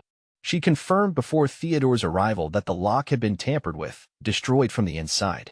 Normally that would mean the door couldn't be opened from here, but Riche could deal with that. I think it should be around here. She knelt before the door, locating a small pinhole underneath the doorknob, a failsafe in case the internal lock was broken. As she probed around with the golden pins, she went over her next moves. I hope Elsie and Camille are okay. They did just betray Prince Theodore, and the people around here adore him. Her maid had been working for Theodore all along. Riche had realized the possibility a few days ago when she'd received his letter. The false missive had been slid in under the crack of her door, which could only be done by someone with permission to enter the detached wing. At present, only Riche, her maids, and her guards had that. The night Arnold visited her, word had spread quickly. Clearly, comings and goings were watched, and Riche learned that no one unknown had been seen, which meant the person who delivered the letter was a maid or a knight. The knights were unlikely. They had been with her when the letter was dropped off. That only left a maid. Perhaps Theodore hadn't bothered to explain himself, just given the order. He had also most likely ordered silence. No mention at all that he had ever drafted a letter to the crown princess. Reluctantly, Riche began investigating her maids during the hours she spent making the nail polish. She looked at their backgrounds, searching for criminal records of anyone close to them. Among her maids, just one of them had any sort of shady history, Elsie. All the new maids were from poor families, but Elsie was the only one who had grown up in the slums. Her character reference for her job had been offered by a church in the district. Nothing so strange in a poor girl being sponsored by a charity, but something about it still felt off to Riche. She needed answers. She needed proof. Thus, she'd asked the knights to summon her when she felt unwell. This would be the moment Elsie would show her hand. But the second Elsie came into the parlor, she burst into tears, saying, "Please don't worry, my lady. I'll protect you no matter what happens, I promise. I promise." Her small body trembled as she resolved herself to betray her patron. What Riche had not been anticipating was a knight to say much the same thing. "Lady Riche, I swear I will protect you as well. I was truly touched by your plan to help the slums. Elsie and I will deliver you to a doctor." He was one of the knights who had been paralyzed by poison during the bandit attack on their journey to Gokheim. Riche knew from Arnold that he was from the slums and that he had struggled night and day to become a knight. "Elsie, I don't care what kind of punishment he might inflict on us. We shall save Lady Riche." "Yes. Stay here, my lady." "We'll..." "No, wait. I have a request," Riche cut in. "If Prince Theodore has ordered you to do something to me, I want you to do it." "Obey him." "Why?" they asked in tandem. Their guilty shock told Riche everything she needed to know. "Were you given any instructions, Elsie?" "We were ordered to watch for a chance to take you captive, without any harm coming to you." A strange order, Riche thought then. "I'm so sorry, my lady. Punish me any way you see fit." "My lady, I cannot say the same for myself, but Elsie has done no wrong. Due to her situation at home, she cannot afford to disobey Prince Theodore's commands." Camel wore a pained look on his face. Prince Theodore personally supports the slums, and everyone who lives there would likely do whatever it was he asked of them. To go against his orders is to go against the interests of your own friends and family. You'd be shunned. Elsie has nowhere to go. "But, Camel, that goes for you as well." Elsie cried.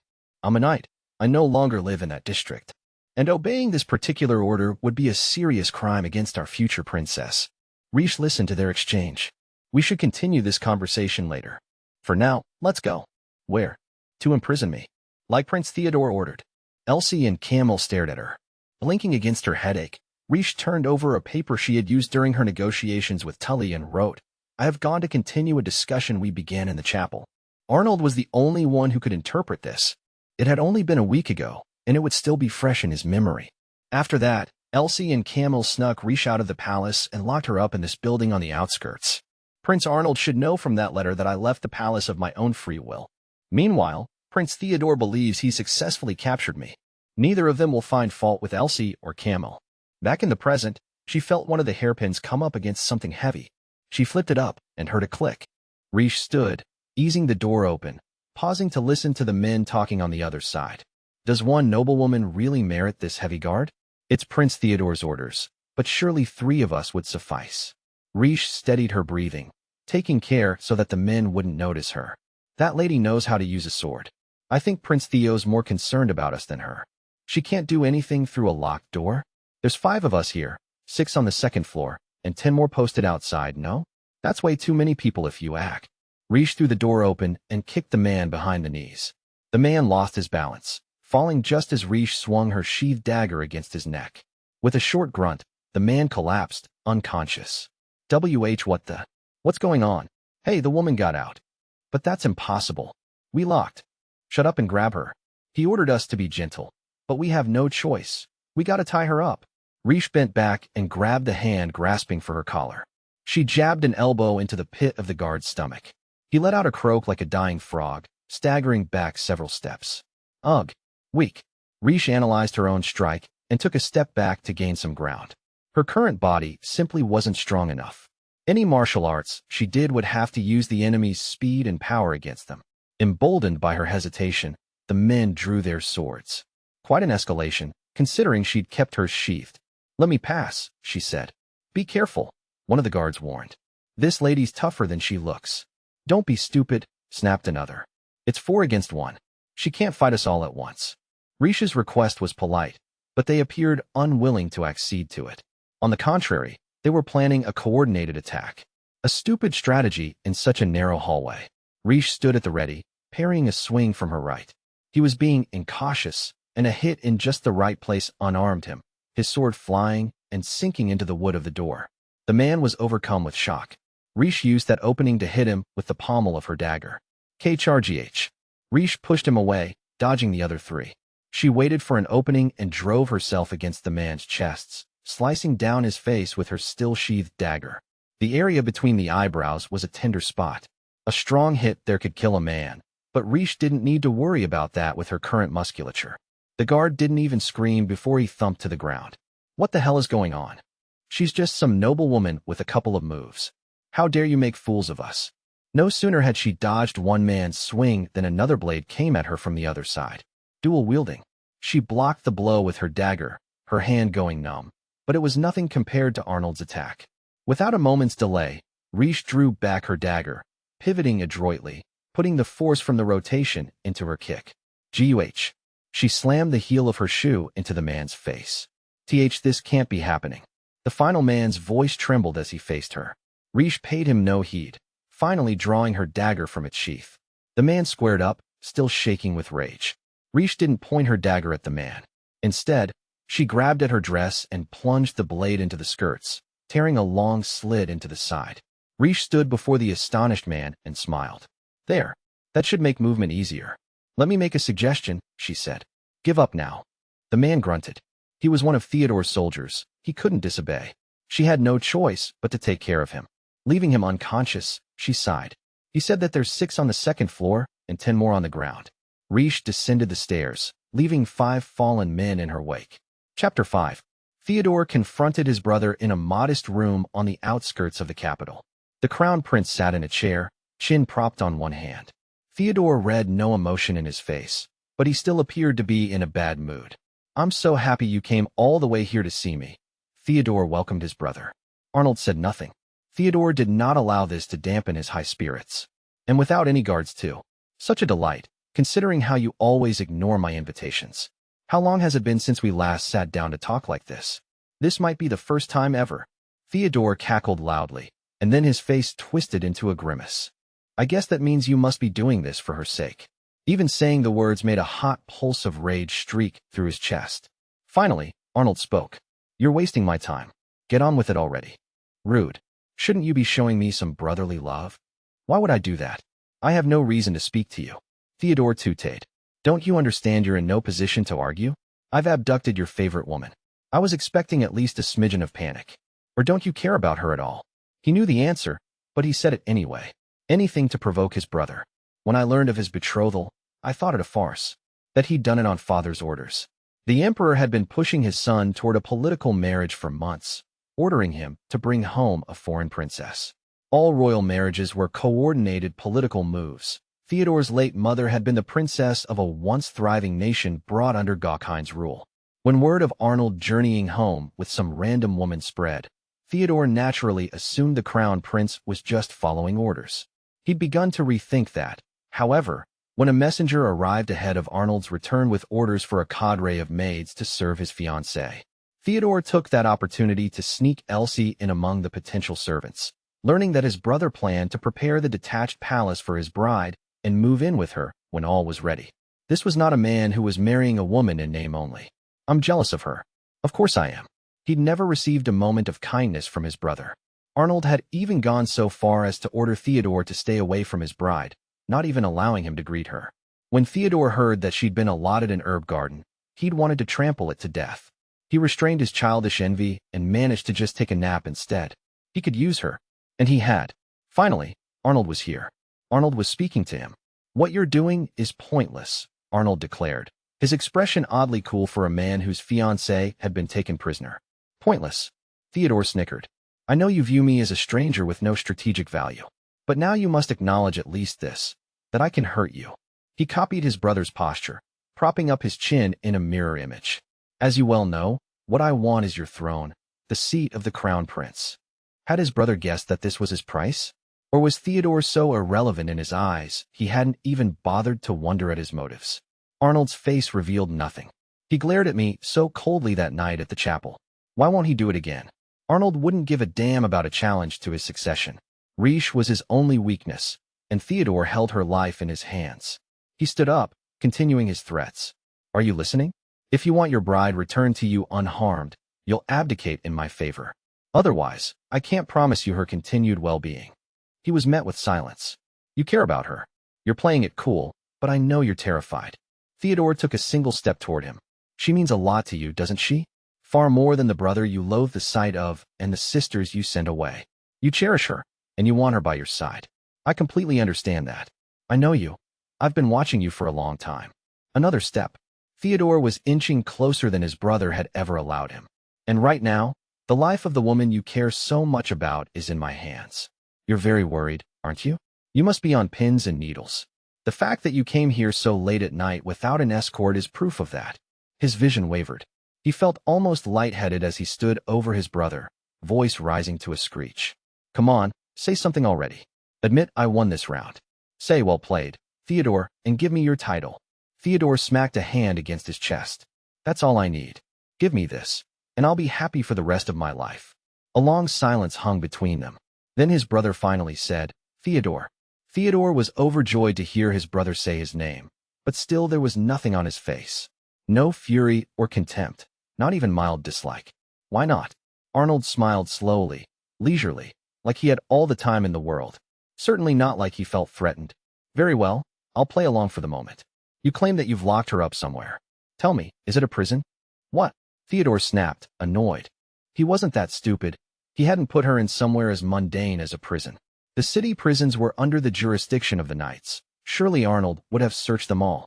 His brother already knew the answer, so why was he bothering to ask? Theodore replied snidely. I put her in a cramped, dirty room.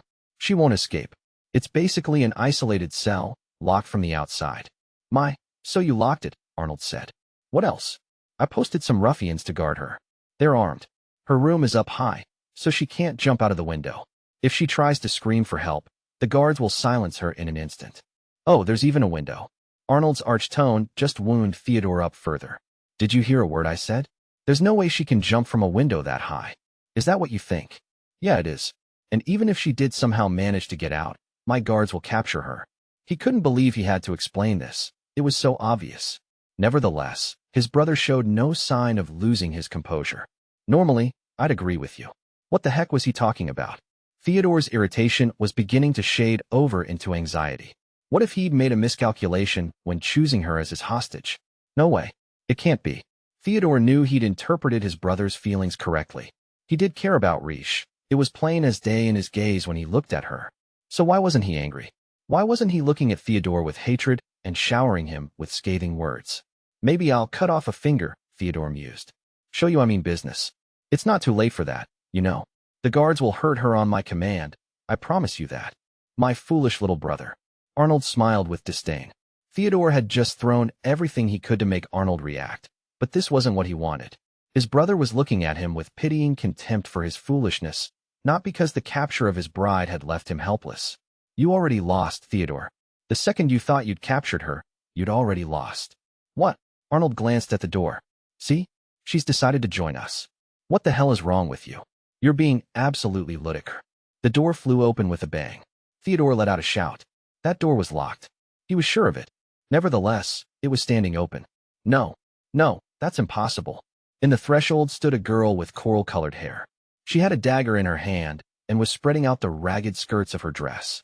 His brother's fiancée, the beautiful Riche, looked at him, smiled, and hooked a piece of hair behind her ear. Good evening, Prince Theodore. I'm here to settle this. Theodore shrank back. This can't be happening. Don't tell me Elsie was moved by her kindness? But that still doesn't make sense. I put Hugo and his men at the door. They would never betray me, or allow Elsie to either. Riche ignored his sputtering, her gaze shifting to the right. Prince Arnold. It was almost awkward, the way she said his name. A furtiveness to her expression. Theodore knew these two hadn't seen one another since that night in the chapel. He didn't know what had happened between them, but Arnold was regarding her coolly. I'm sorry for my idiot brother ruining your night, he said. Oh, it's all right. Theodore was just telling me about the room where he locked you up. Did you jump out the window? Or just make a hole in the wall? I have no idea what you mean. I left through the door like any normal person would. Arnold laughed. You left like any normal person would leave a locked cell watched by armed guards. Riche looked troubled, but less nervous than before.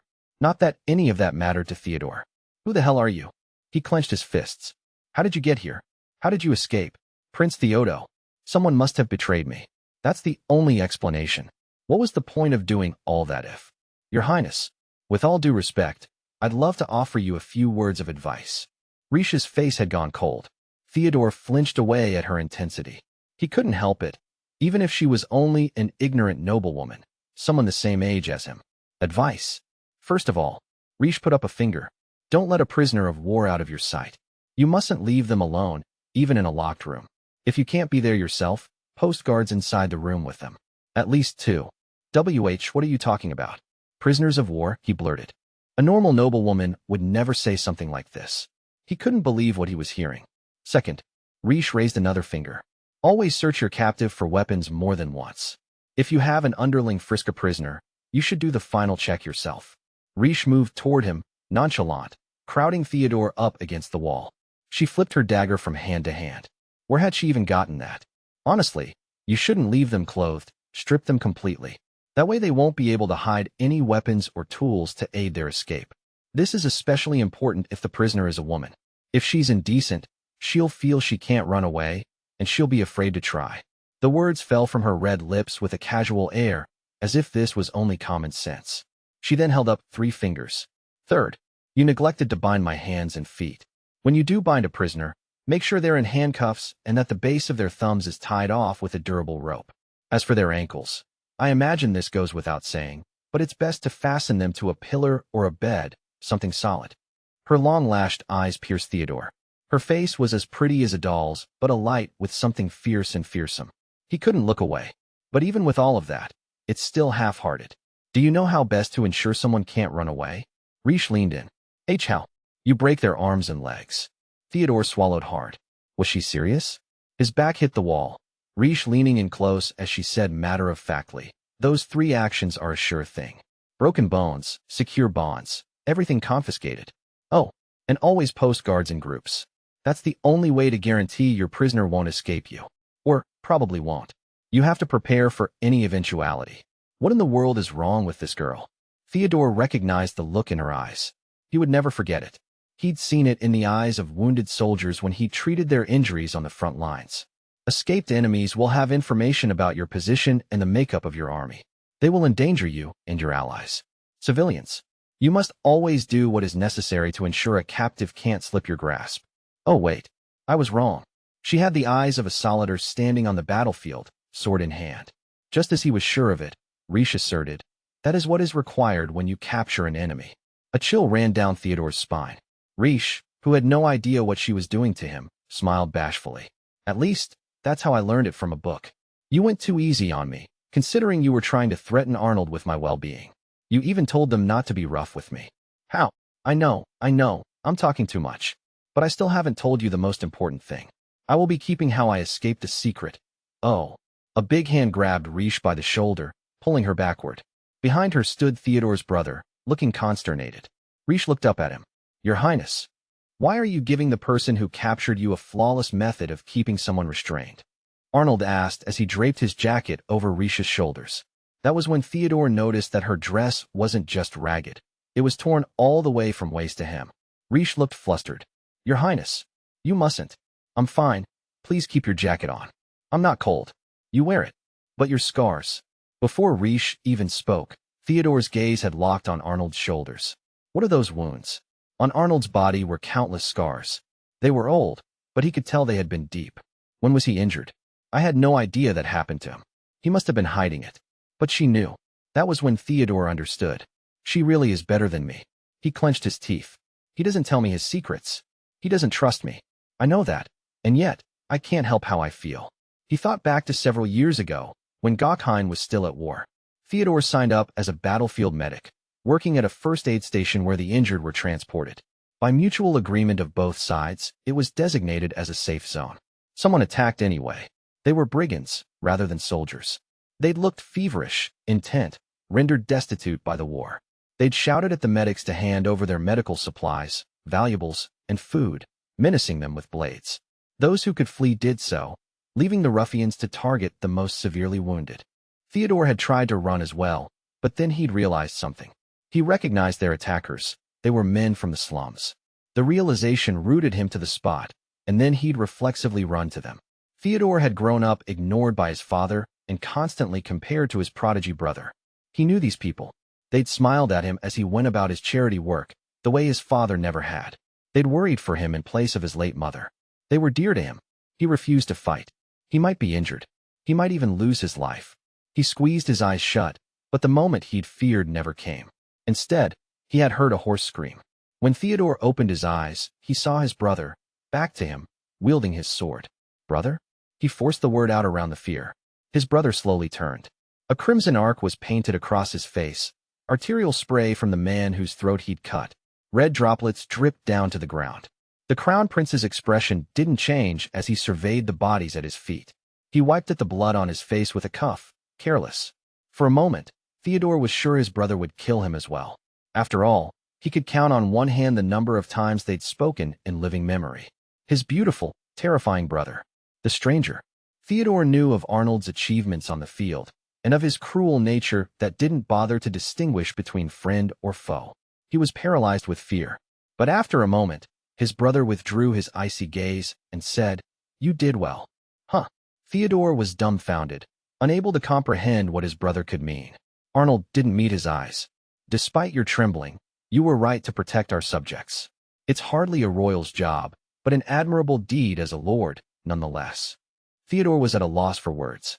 Next time, don't risk your own life, Arnold said gently. But you should be proud of how quickly you acted. Arnold had been watching him. He had been watching Theodore, the child who couldn't wield a sword and could only assist in the camp. It made him indescribably happy to know this. Back in the present, Theodore glared at Rish, who wore his brother's black jacket on top of her dress. I adore my brother, and that's why I cannot permit this. I didn't want to hurt anyone, but if I must, I don't care. I'll die. I'll die if it will hurt him. I'll kill her.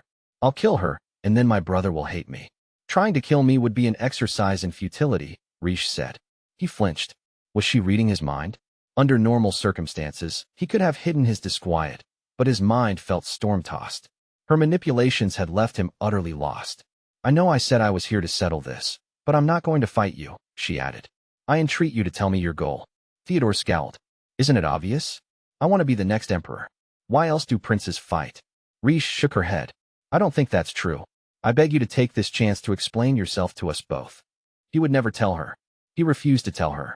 However, Theodore's determination was immediately overruled.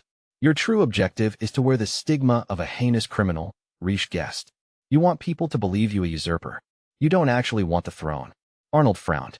Theodore was even more surprised. How does she know? He nearly blurted the question out loud, but he didn't dare let his brother hear it. What are you talking about? He snapped. Nobody commits crimes simply to become a criminal. Well, I suppose calling it your true objective is misleading.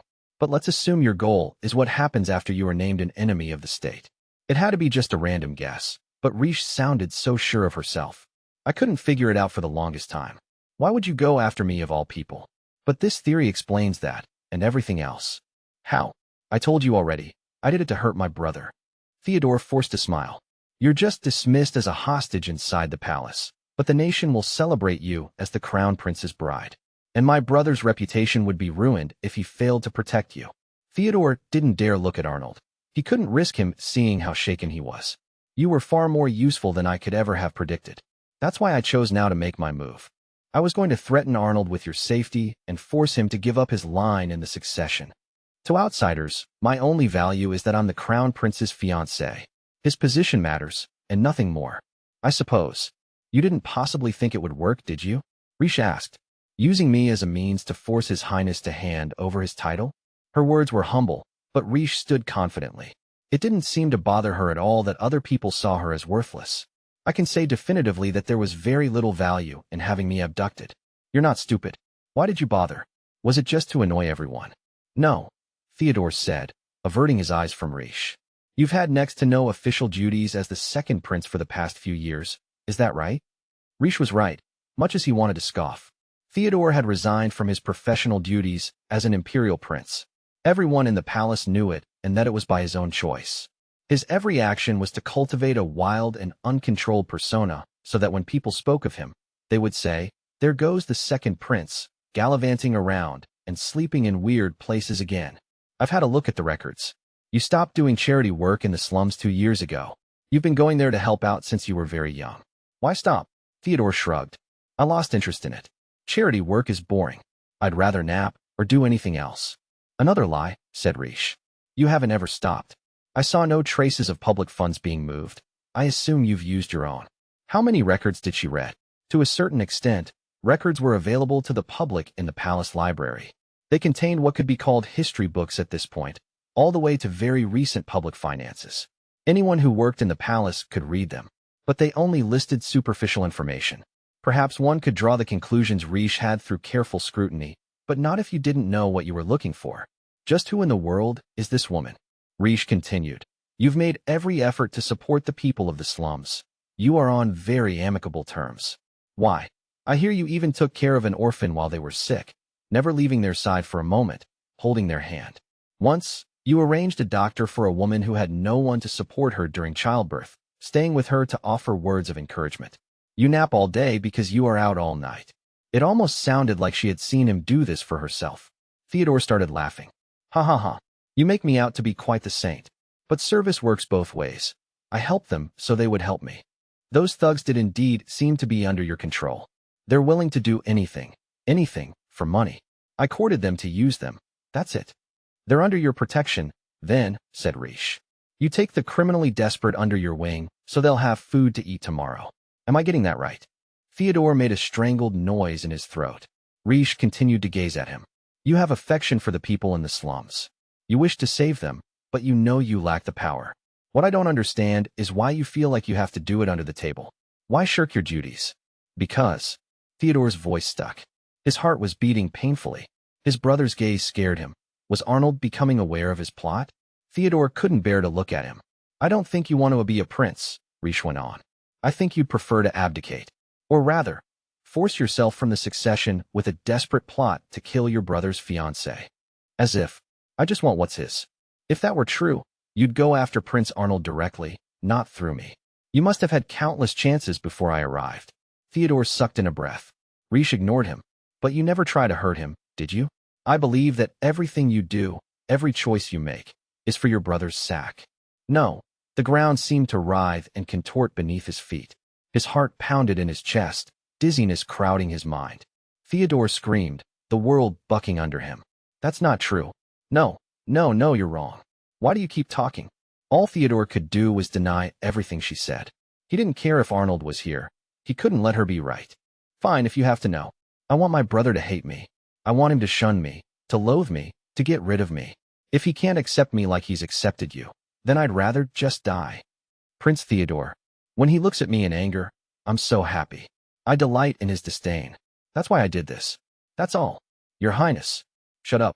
Risha's voice was repulsively gentle. What are you afraid of? What kind of question is that? It's like she thinks she's on my side.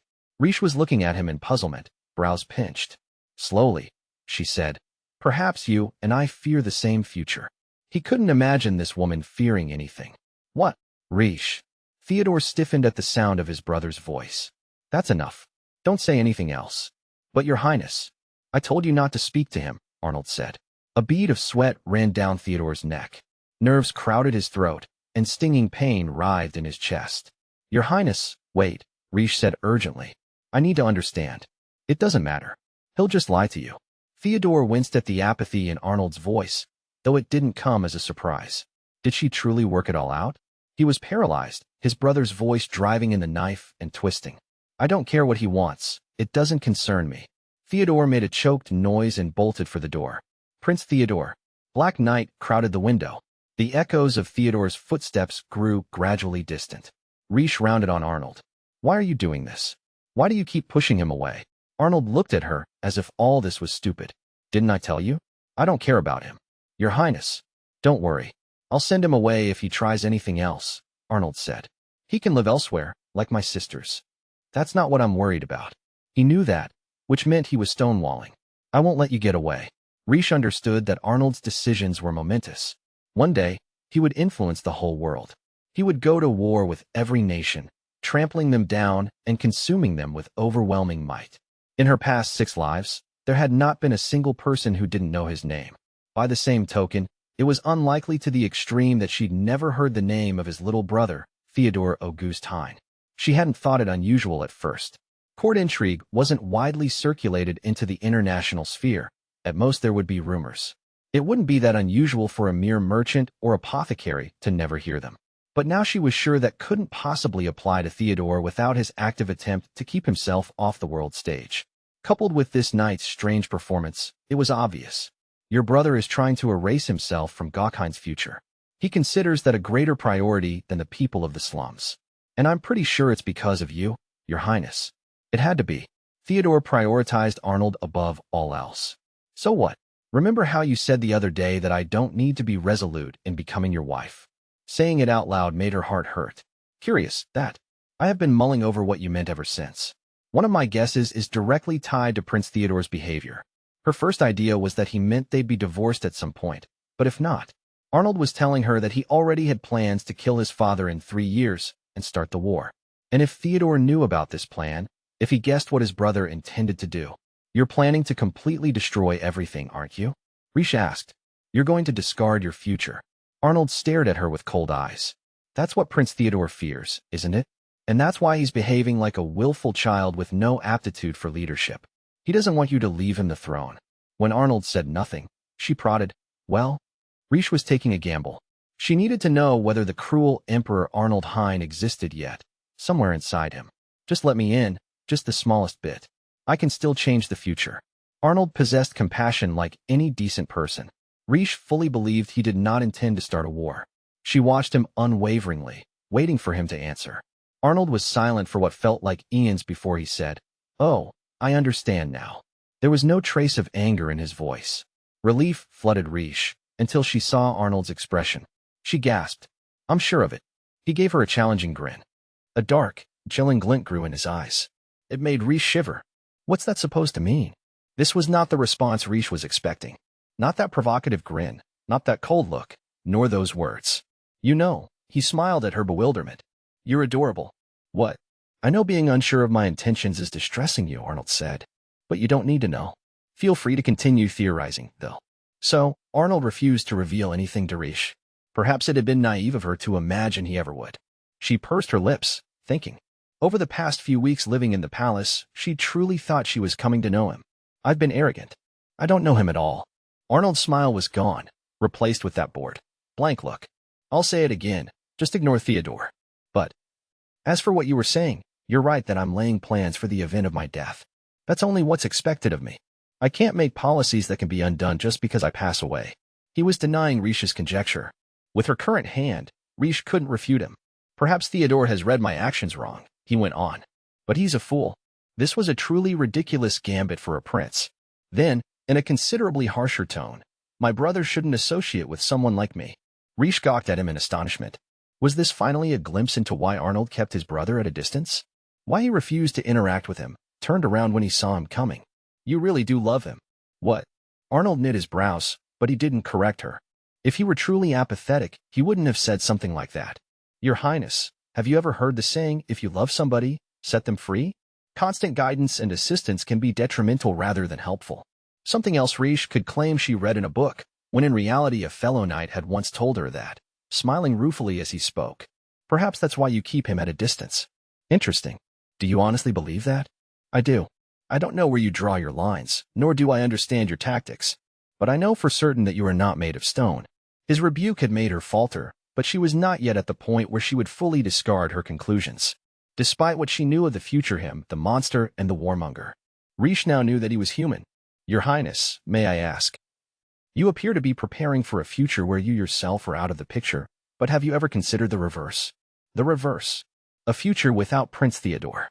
You can't predict when someone will die. Rish had no idea what would happen to Theodore within the next 5 years. Perhaps in his other lives, he had merely continued down his path of obscurity. But what if he had launched a rebellion against Arnold and been punished accordingly? It was not outside the realm of possibility that his brother had killed him. Rish gazed steadily into Arnold's eyes. I urge you to live your life without regrets, that's all. That was how Rish was trying to live her own life, even if she did end up dying in 5 years. And if this loop was the one where she finally broke the cycle, her final chance, well, she wouldn't regret that, either. So that was what she said to him. I am going to strive to live this life as your wife without any regrets. Rish turned her back on Arnold and left him. Theodore's footsteps had been heading up the stairs rather than outside, she was sure of it. In the now empty room, Arnold muttered, damn it all. Rish headed up the stairs in pursuit of Theodore. This building appeared to have once been an inn, and she sensed no one else inside but the three of them. They were on the 3rd floor. Theodore seemed to be on the 4th and still climbing. Catching up, Rish found the doors to the roof left open. She stepped out into what once must have been a space for hanging laundry. She pictured the tableau of dozens of sheets softly fluttering in the wind. Tonight, all was silent. Theodore stood under the spill of a starry sky. Prince Theodore? He flinched like a scolded child, then turned back to her with a pout. Oh, do you have another lecture prepared? Perhaps on running away? Should I have run down and out instead of up? I know you weren't trying to run away. If he wanted to escape, he would have just left. Theodore huffed. I wanted to speak without my brother present. I've shamed myself enough as it is. The prince strode over to the roof's edge, propping himself up against the railing. His eyes were wide and earnest. Gone was the petulant look of a boy intent on dodging his truths. You know, my brother doesn't ever take credit for the brilliant policy changes he makes to improve our country. Theodore smiled. Eventually the citizens find out, though. But they never say, or they credit our father. His sleek hair fluttered in the wind. On the other hand, there's an unnatural number of rumors about my brother. Do you know what I'm talking about? About how cruel he was during the war? Exactly, Theodore said. You're from another country. You'll have heard all about it. Why do you think the crown prince of the victorious nation is infamous everywhere? The answer he was looking for was obvious. Because Prince Arnold himself intended for such rumors to spread. Theodore nodded. That's what I think too. He hides his meritorious deeds and spreads the contemptible. He's ruining his own reputation. I can't imagine he intends to participate in politics for much longer. And there's more. He slowly shut his eyes. He has no attachment to his position as crown prince. He's arranging his affairs so that he can disappear whenever he wants to. I know I'm right. I've watched him for so long. Rish said nothing. I don't know the next phase of his plans, but we can't let him just disappear. He's too important. Don't you agree? Theodore had no idea what kind of future Arnold would choose. He had no way of knowing that Arnold wasn't planning to step down from politics. He was going to incite a massacre. But Theodore's sense of impending crisis was spot on. Everything I've done has mimicked his moves, Theodore said. If he plans to entrust the nation to me and then disappear, then I'll disappear first. I'll save him from his own stupidity. He gazed at Riche with the eyes that matched his brother's, then smiled gently. This is the only kindness I can offer him. Riche had so many things she wanted to share. And to ask, why are you telling me all this? Because just now you said that we're afraid of the same thing. Assuming you've figured out what I'm thinking, you're afraid of him disappearing too. I suppose that makes sense. Your position as his wife would be in jeopardy if something happened to him. On the contrary, but Riche kept that to herself. She couldn't tell him she knew his brother would kill her in 5 years. I thought it would be worth confirming your fears. His gaze went flinty. Maybe I could finally frighten you off. Another roundabout motive. This was getting annoying. Riche wished these brothers would tone down the emotional manipulation. Don't look at me like that. You stole my beloved brother from me. I'm allowed my revenge. Not that he was ever very brotherly to me. But I'll still be gratified if this leaves you hopeless of ever preventing the future you fear. May I get a word in? Riche asked, just as a strong gust of wind blew across the rooftop. She clutched Arnold's jacket to her shoulders so it wouldn't fly away. I won't be afraid of the future anymore. Theodore looked at her with surprise. Riche felt as if the ground were contorting under her feet. The medicine's wearing off. I just need a little bit longer. Your brother must be planning something momentous. I intend to use all my power and every means at my disposal to stop him. She took a deep breath and balanced herself, trying not to wobble. I won't hesitate. I will take all the help I can get, no matter what debts I incur. One can't be picky when faced with an opponent like him. She pierced him with her gaze. Naturally, that includes you. Me? Theodore swiftly covered his confusion with a sneer. Such confidence. My brother truly chose well. But I don't think you'll be able to stop him. Nothing I say will influence him. The most I can do is obstruct his plans. That's what you've been doing for the past 2 years, am I right? Putting your own position at risk, dirtying your hands. But if you truly wish to help your brother, I suggest focusing on your own life. On what makes you happy. What? This time Theodore couldn't downplay the bafflement. Why is my happiness related to his future? Prince Arnold would not wish for a future in which you were unhappy. That doesn't make sense. Of course it does, Riche said. You're the only brother he has. Theodore stared at her. Why do you think Prince Arnold came here alone in the middle of the night? To save you. Obviously. His Highness knows I wouldn't go quietly, and that I can save myself. And he knew that Theodore wouldn't treat Riche cruelly. If you had been anyone else, I am sure Prince Arnold wouldn't have come. He's the crown prince. He can't rashly follow the directions of kidnappers. He came here because it was a demand from his little brother, nothing more. Stop it. I don't need to hear this from you, Prince Theodore said, voice strangled. Are you trying to say that he loves me? That's ridiculous. I've learned not to hope for such things. Prince Theodore. He doesn't spare me a single thought. Even our father hates me. I've done nothing to earn his respect. But it's fine. Theodore sighed and smiled. Brother saved me once. I owe him my life. I doubt he even remembers it. He looked over his shoulder, gazing beyond the railing. It's my own choice what I do with my life. Riche made a questioning noise. I should have skipped the schemes and done this sooner. I can't believe how badly I screwed up. Riche shuddered as she realized what Theodore had come up here to do. With an almost playful smile, he began to lean backward against the railing. Your Highness, don't do this. Riche lurched over to him, her vision wavering as she fell. Why now of all times? She couldn't even muster the strength to get back on her feet. Her head pounded like a struck bell. Theodore looked down at her with a satisfied smile. Thank you, sister. I wasn't expecting your concern to make me happy, but it does. Wait. She desperately reached out her hand, even though he was meters away. Don't. A shadow rushed past her. The figure grabbed Theodore by the arm, yanking him off the railing. Theodore gasped in recognition. Brother. He gazed up at Arnold, stupefied. Arnold's back was turned to Riche, so she couldn't make out his expression. Still, what he did next surprised her. Smack. Arnold grabbed Theodore by the collar and slapped him across the face. What the hell were you thinking? Riche had never heard Arnold shout like that before. Theodore pressed a hand to his cheek, gaping up at his brother. Theodore's voice was choked down to nothing. This is it. This is the only way I can help you. I'll never matter to you.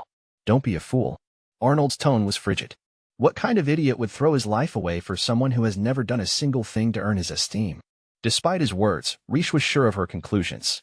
Arnold kept Theodore at a distance out of love. Don't do something like this for my sake, Arnold growled. Theodore was about to say something, but he gave up, on the verge of tears. Riche sighed in relief, forcing herself to her feet. You're right, Your Highness. That was stupid. Arnold slowly looked back at her. Enduring her throbbing headache, Riche said, the feeling behind it is real. It's not foolish for him to want to help his older brother. Her breath shook, going shallow. Isn't that right, Prince Theodore? Theodore now sat on the ground, clenching his fist. She's right. Arnold blinked. What are you? It's all I've ever wanted. Theodore's numb confusion was gone, replaced by determination. I want to stand by you. I want you to need me. If there's any way I can help you, I'll do it, no matter what. His eyes, the same eyes, pierced Arnold's. Because you're my only brother, and I care about you. Arnold didn't reply. Riche wished she could see his face. She watched them both attentively.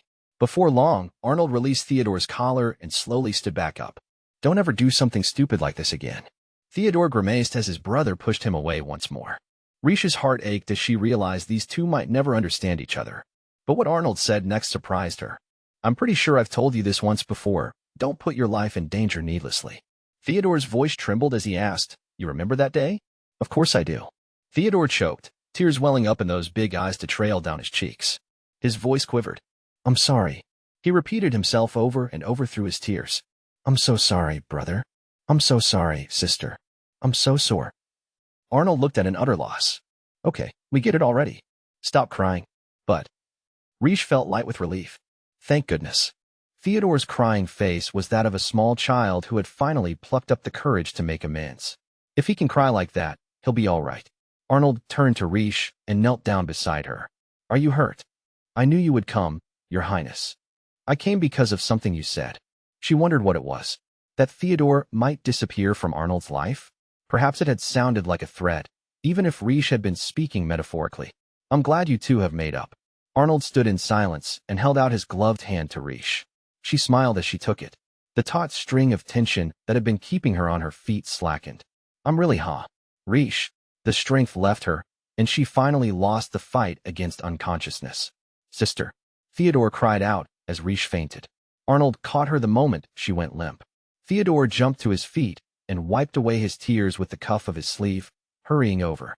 Is she okay? She stumbled earlier, but a guard had told him she'd fainted in captivity. He'd taken it for an act. The possibility that it hadn't been filled him with horror. Oh no, don't tell me it's because I locked her up. No, it's not. His brother seemed strangely calm as he looked down at Riche in his arms and murmured, She's just sleeping. Wait, really? He took a closer look. It did indeed seem that she'd just fallen asleep. Now of all times, who the heck could fall asleep in a situation like this? Theodore was stunned, but his brother just laughed. He'd never seen a look like that on Arnold's face before, but it didn't hurt as much as he'd expected it to. He found this change in his heart curious. Theodore. His brother's voice pulled him out of his reverie. You have a carriage at the ready somewhere, right? Of course I do. He couldn't help his curtness. He wasn't used to speaking to Arnold. It's waiting for me not too far away. I'll go fetch it if you carry her. Thanks. Arnold easily lifted Riche in both arms. I'll bring her to rest downstairs until it arrives. Okay. Theodore nodded, wiping away fresh tears threatening to spill. It was so strange to watch his solemn brother hold someone in his arms. Now alone on the rooftop, he murmured to himself, My brother's counting on me to do something.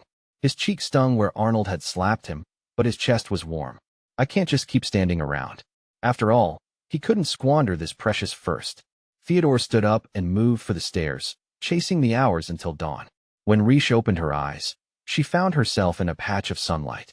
To be more precise, she was in a bed bathed in light. Enveloped in silky sheets on a soft mattress, she felt as though she were in a dream. Distantly, she heard the comforting scratch of a pen. She listened to it, feeling sleepy again. Wait, a pen? Eventually, the strangeness hit her, and she lifted herself up. Arnold sat working at the desk. Huh. Arnold stilled his pen and gave her an amused smile. Oh, finally awake. Prince Arnold. Riche sat up with a bounce, hands planted behind her on the bed as she looked around wildly. You don't have to get up.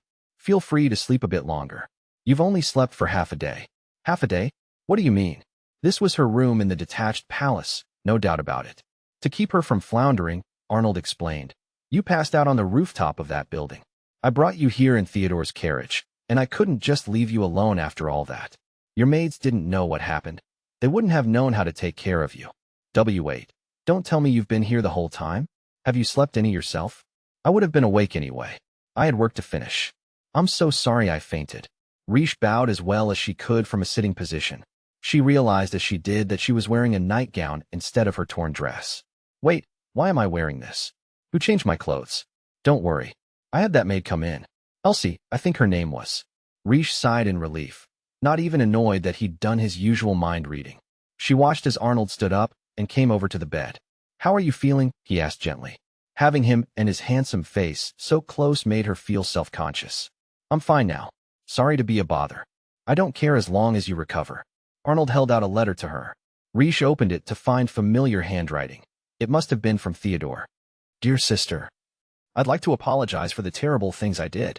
There are too many to count, but I'll do my best. I swear that someday I will repay my debt to you, and I'll lend you the aid of the people of the slums. If you can give the people of the Undercity a place to belong, then you can count on us whenever you need us. You better be grateful. Riche smiled wryly. She appreciated the offer, but she'd prefer to never be in a position to require aid. P.S. Thank you. Riche traced the letters with her fingertip. You and Prince Theodore had a talk, didn't you? Arnold frowned. What makes you say that? If you hadn't, you wouldn't be the one handing me this letter. Arnold said nothing, but his lack of denial made her sure she was right. The letter eased her mind, at least for now. Perhaps this was a small change in this life from the last 6, shrinking the distance between the two brothers. She couldn't prevent the happy grin from spreading over her face. Why are you smiling like that? Arnold asked. I'm pleased. Why wouldn't I want my husband on good terms with his family? Sometimes I think you're the strangest woman I've ever met, Arnold said, his eyes downcast, mouth softer than usual. That pleased her too. In fact, she was very happy with this whole turn of events. Arnold looked back up. I forgot to mention. Think of something that you want. A penalty. What?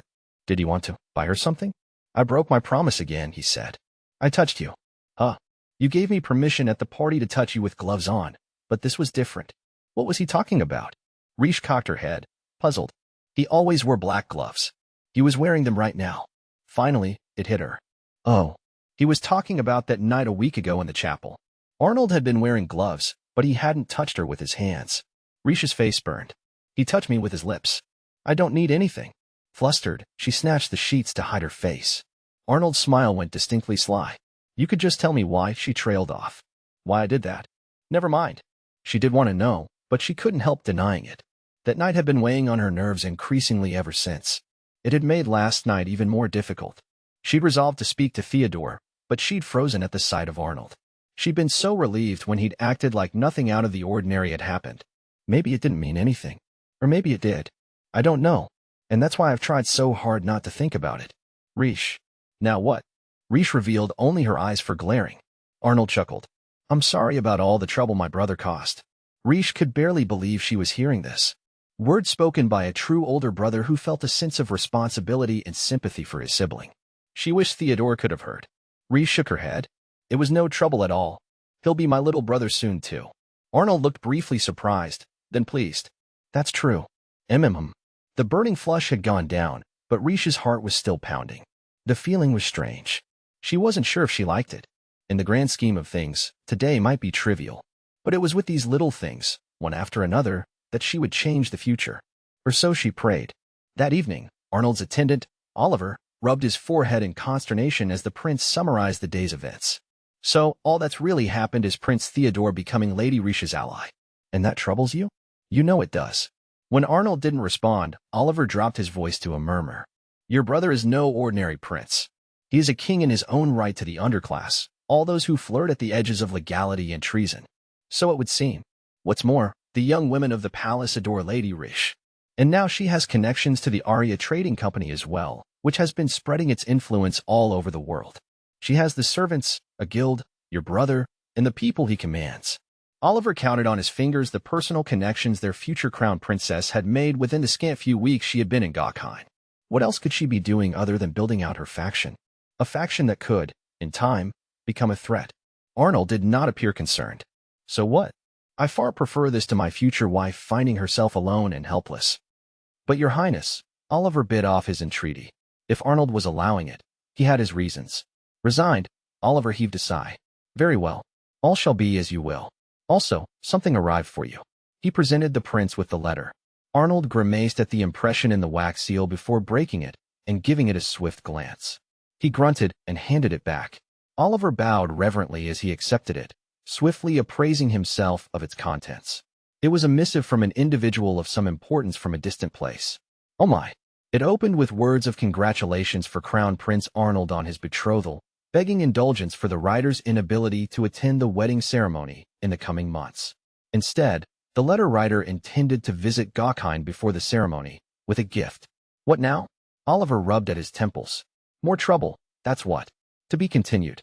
Bonus story, The Lullaby of a Heartbeat. Riche worked swiftly and diligently in a bedchamber of the main palace. It was the middle of the afternoon, but the thick navy blue curtains kept the room dim.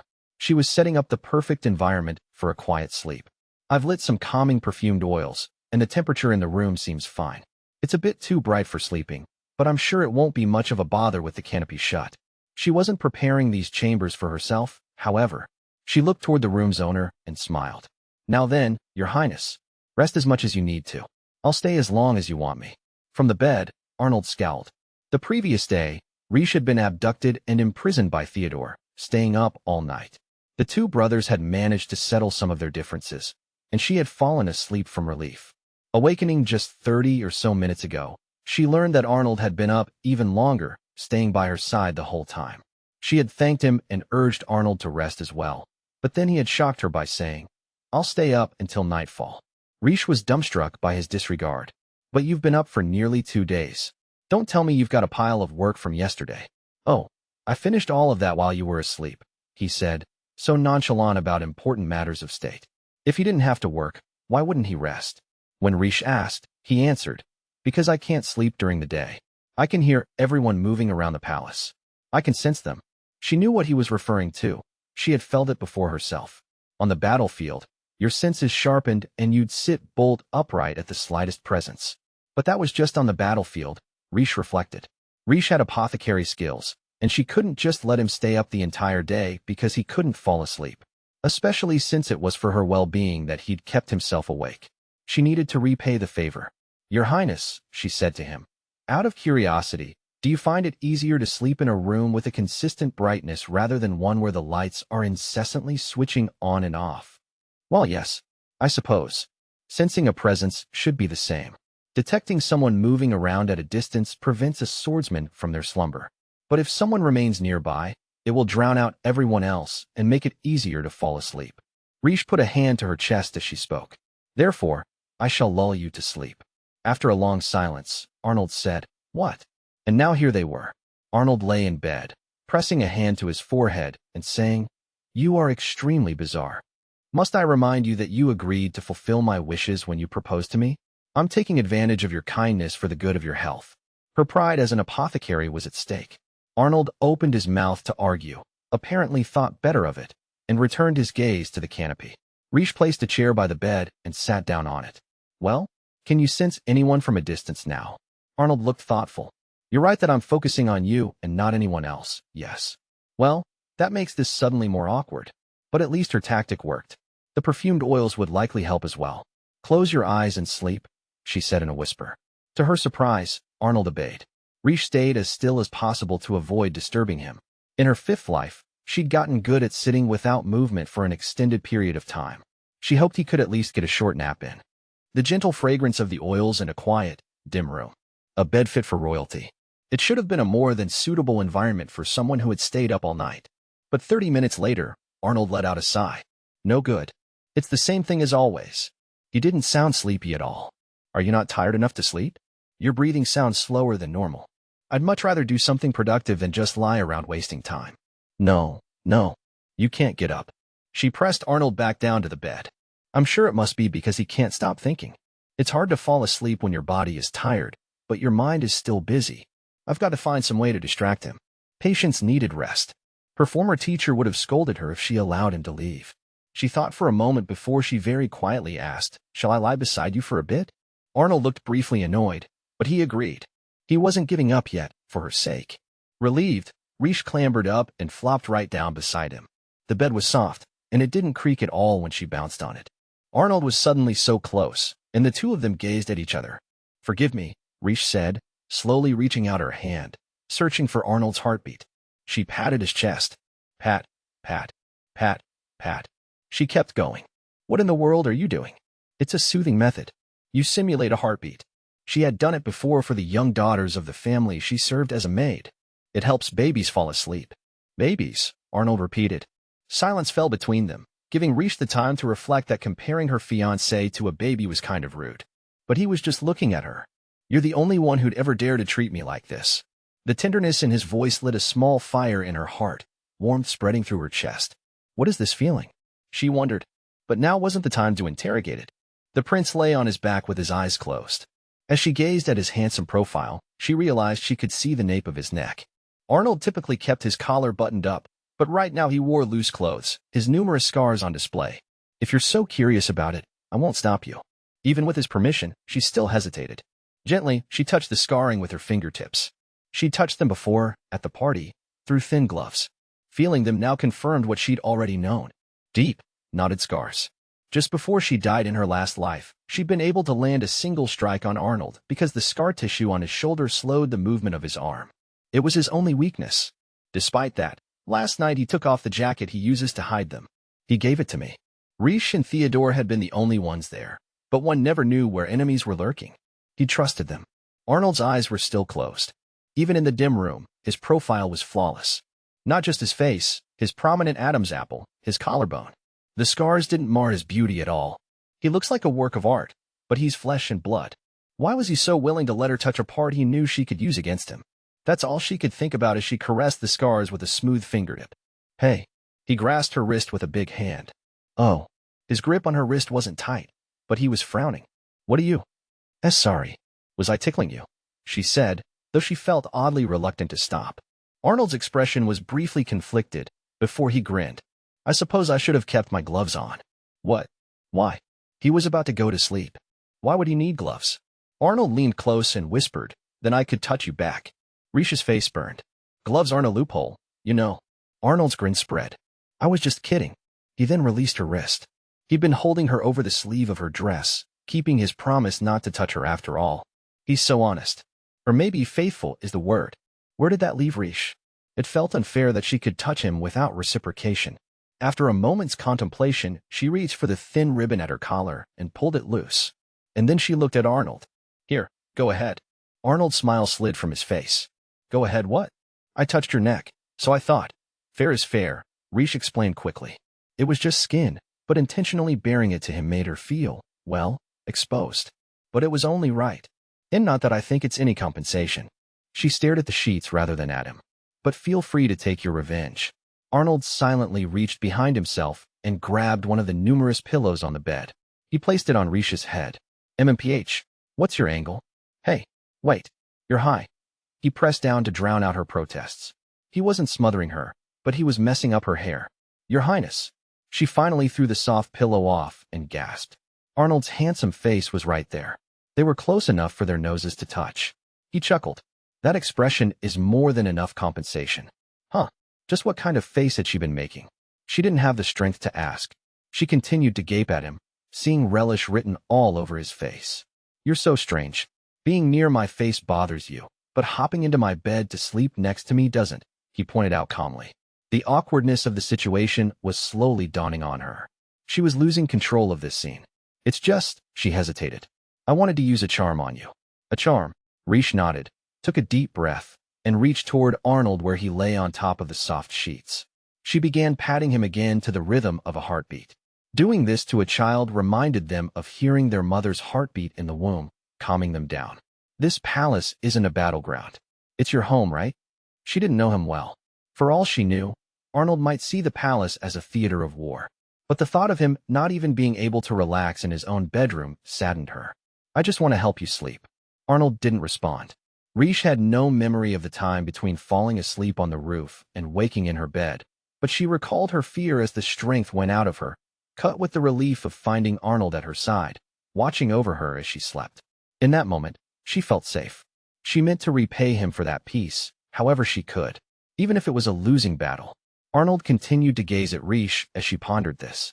In that case, he smoothed a strand of hair away from her cheek, careful not to touch her face. You'll have to stay here with me until I fall asleep. Riche looked back at him. Are you sure I won't be a bother? I can concentrate on just you if you're here, right? Slowly, Arnold shut his eyes once more, voice going husky with exhaustion. I prefer your presence to being alone. Reese smiled. Okay.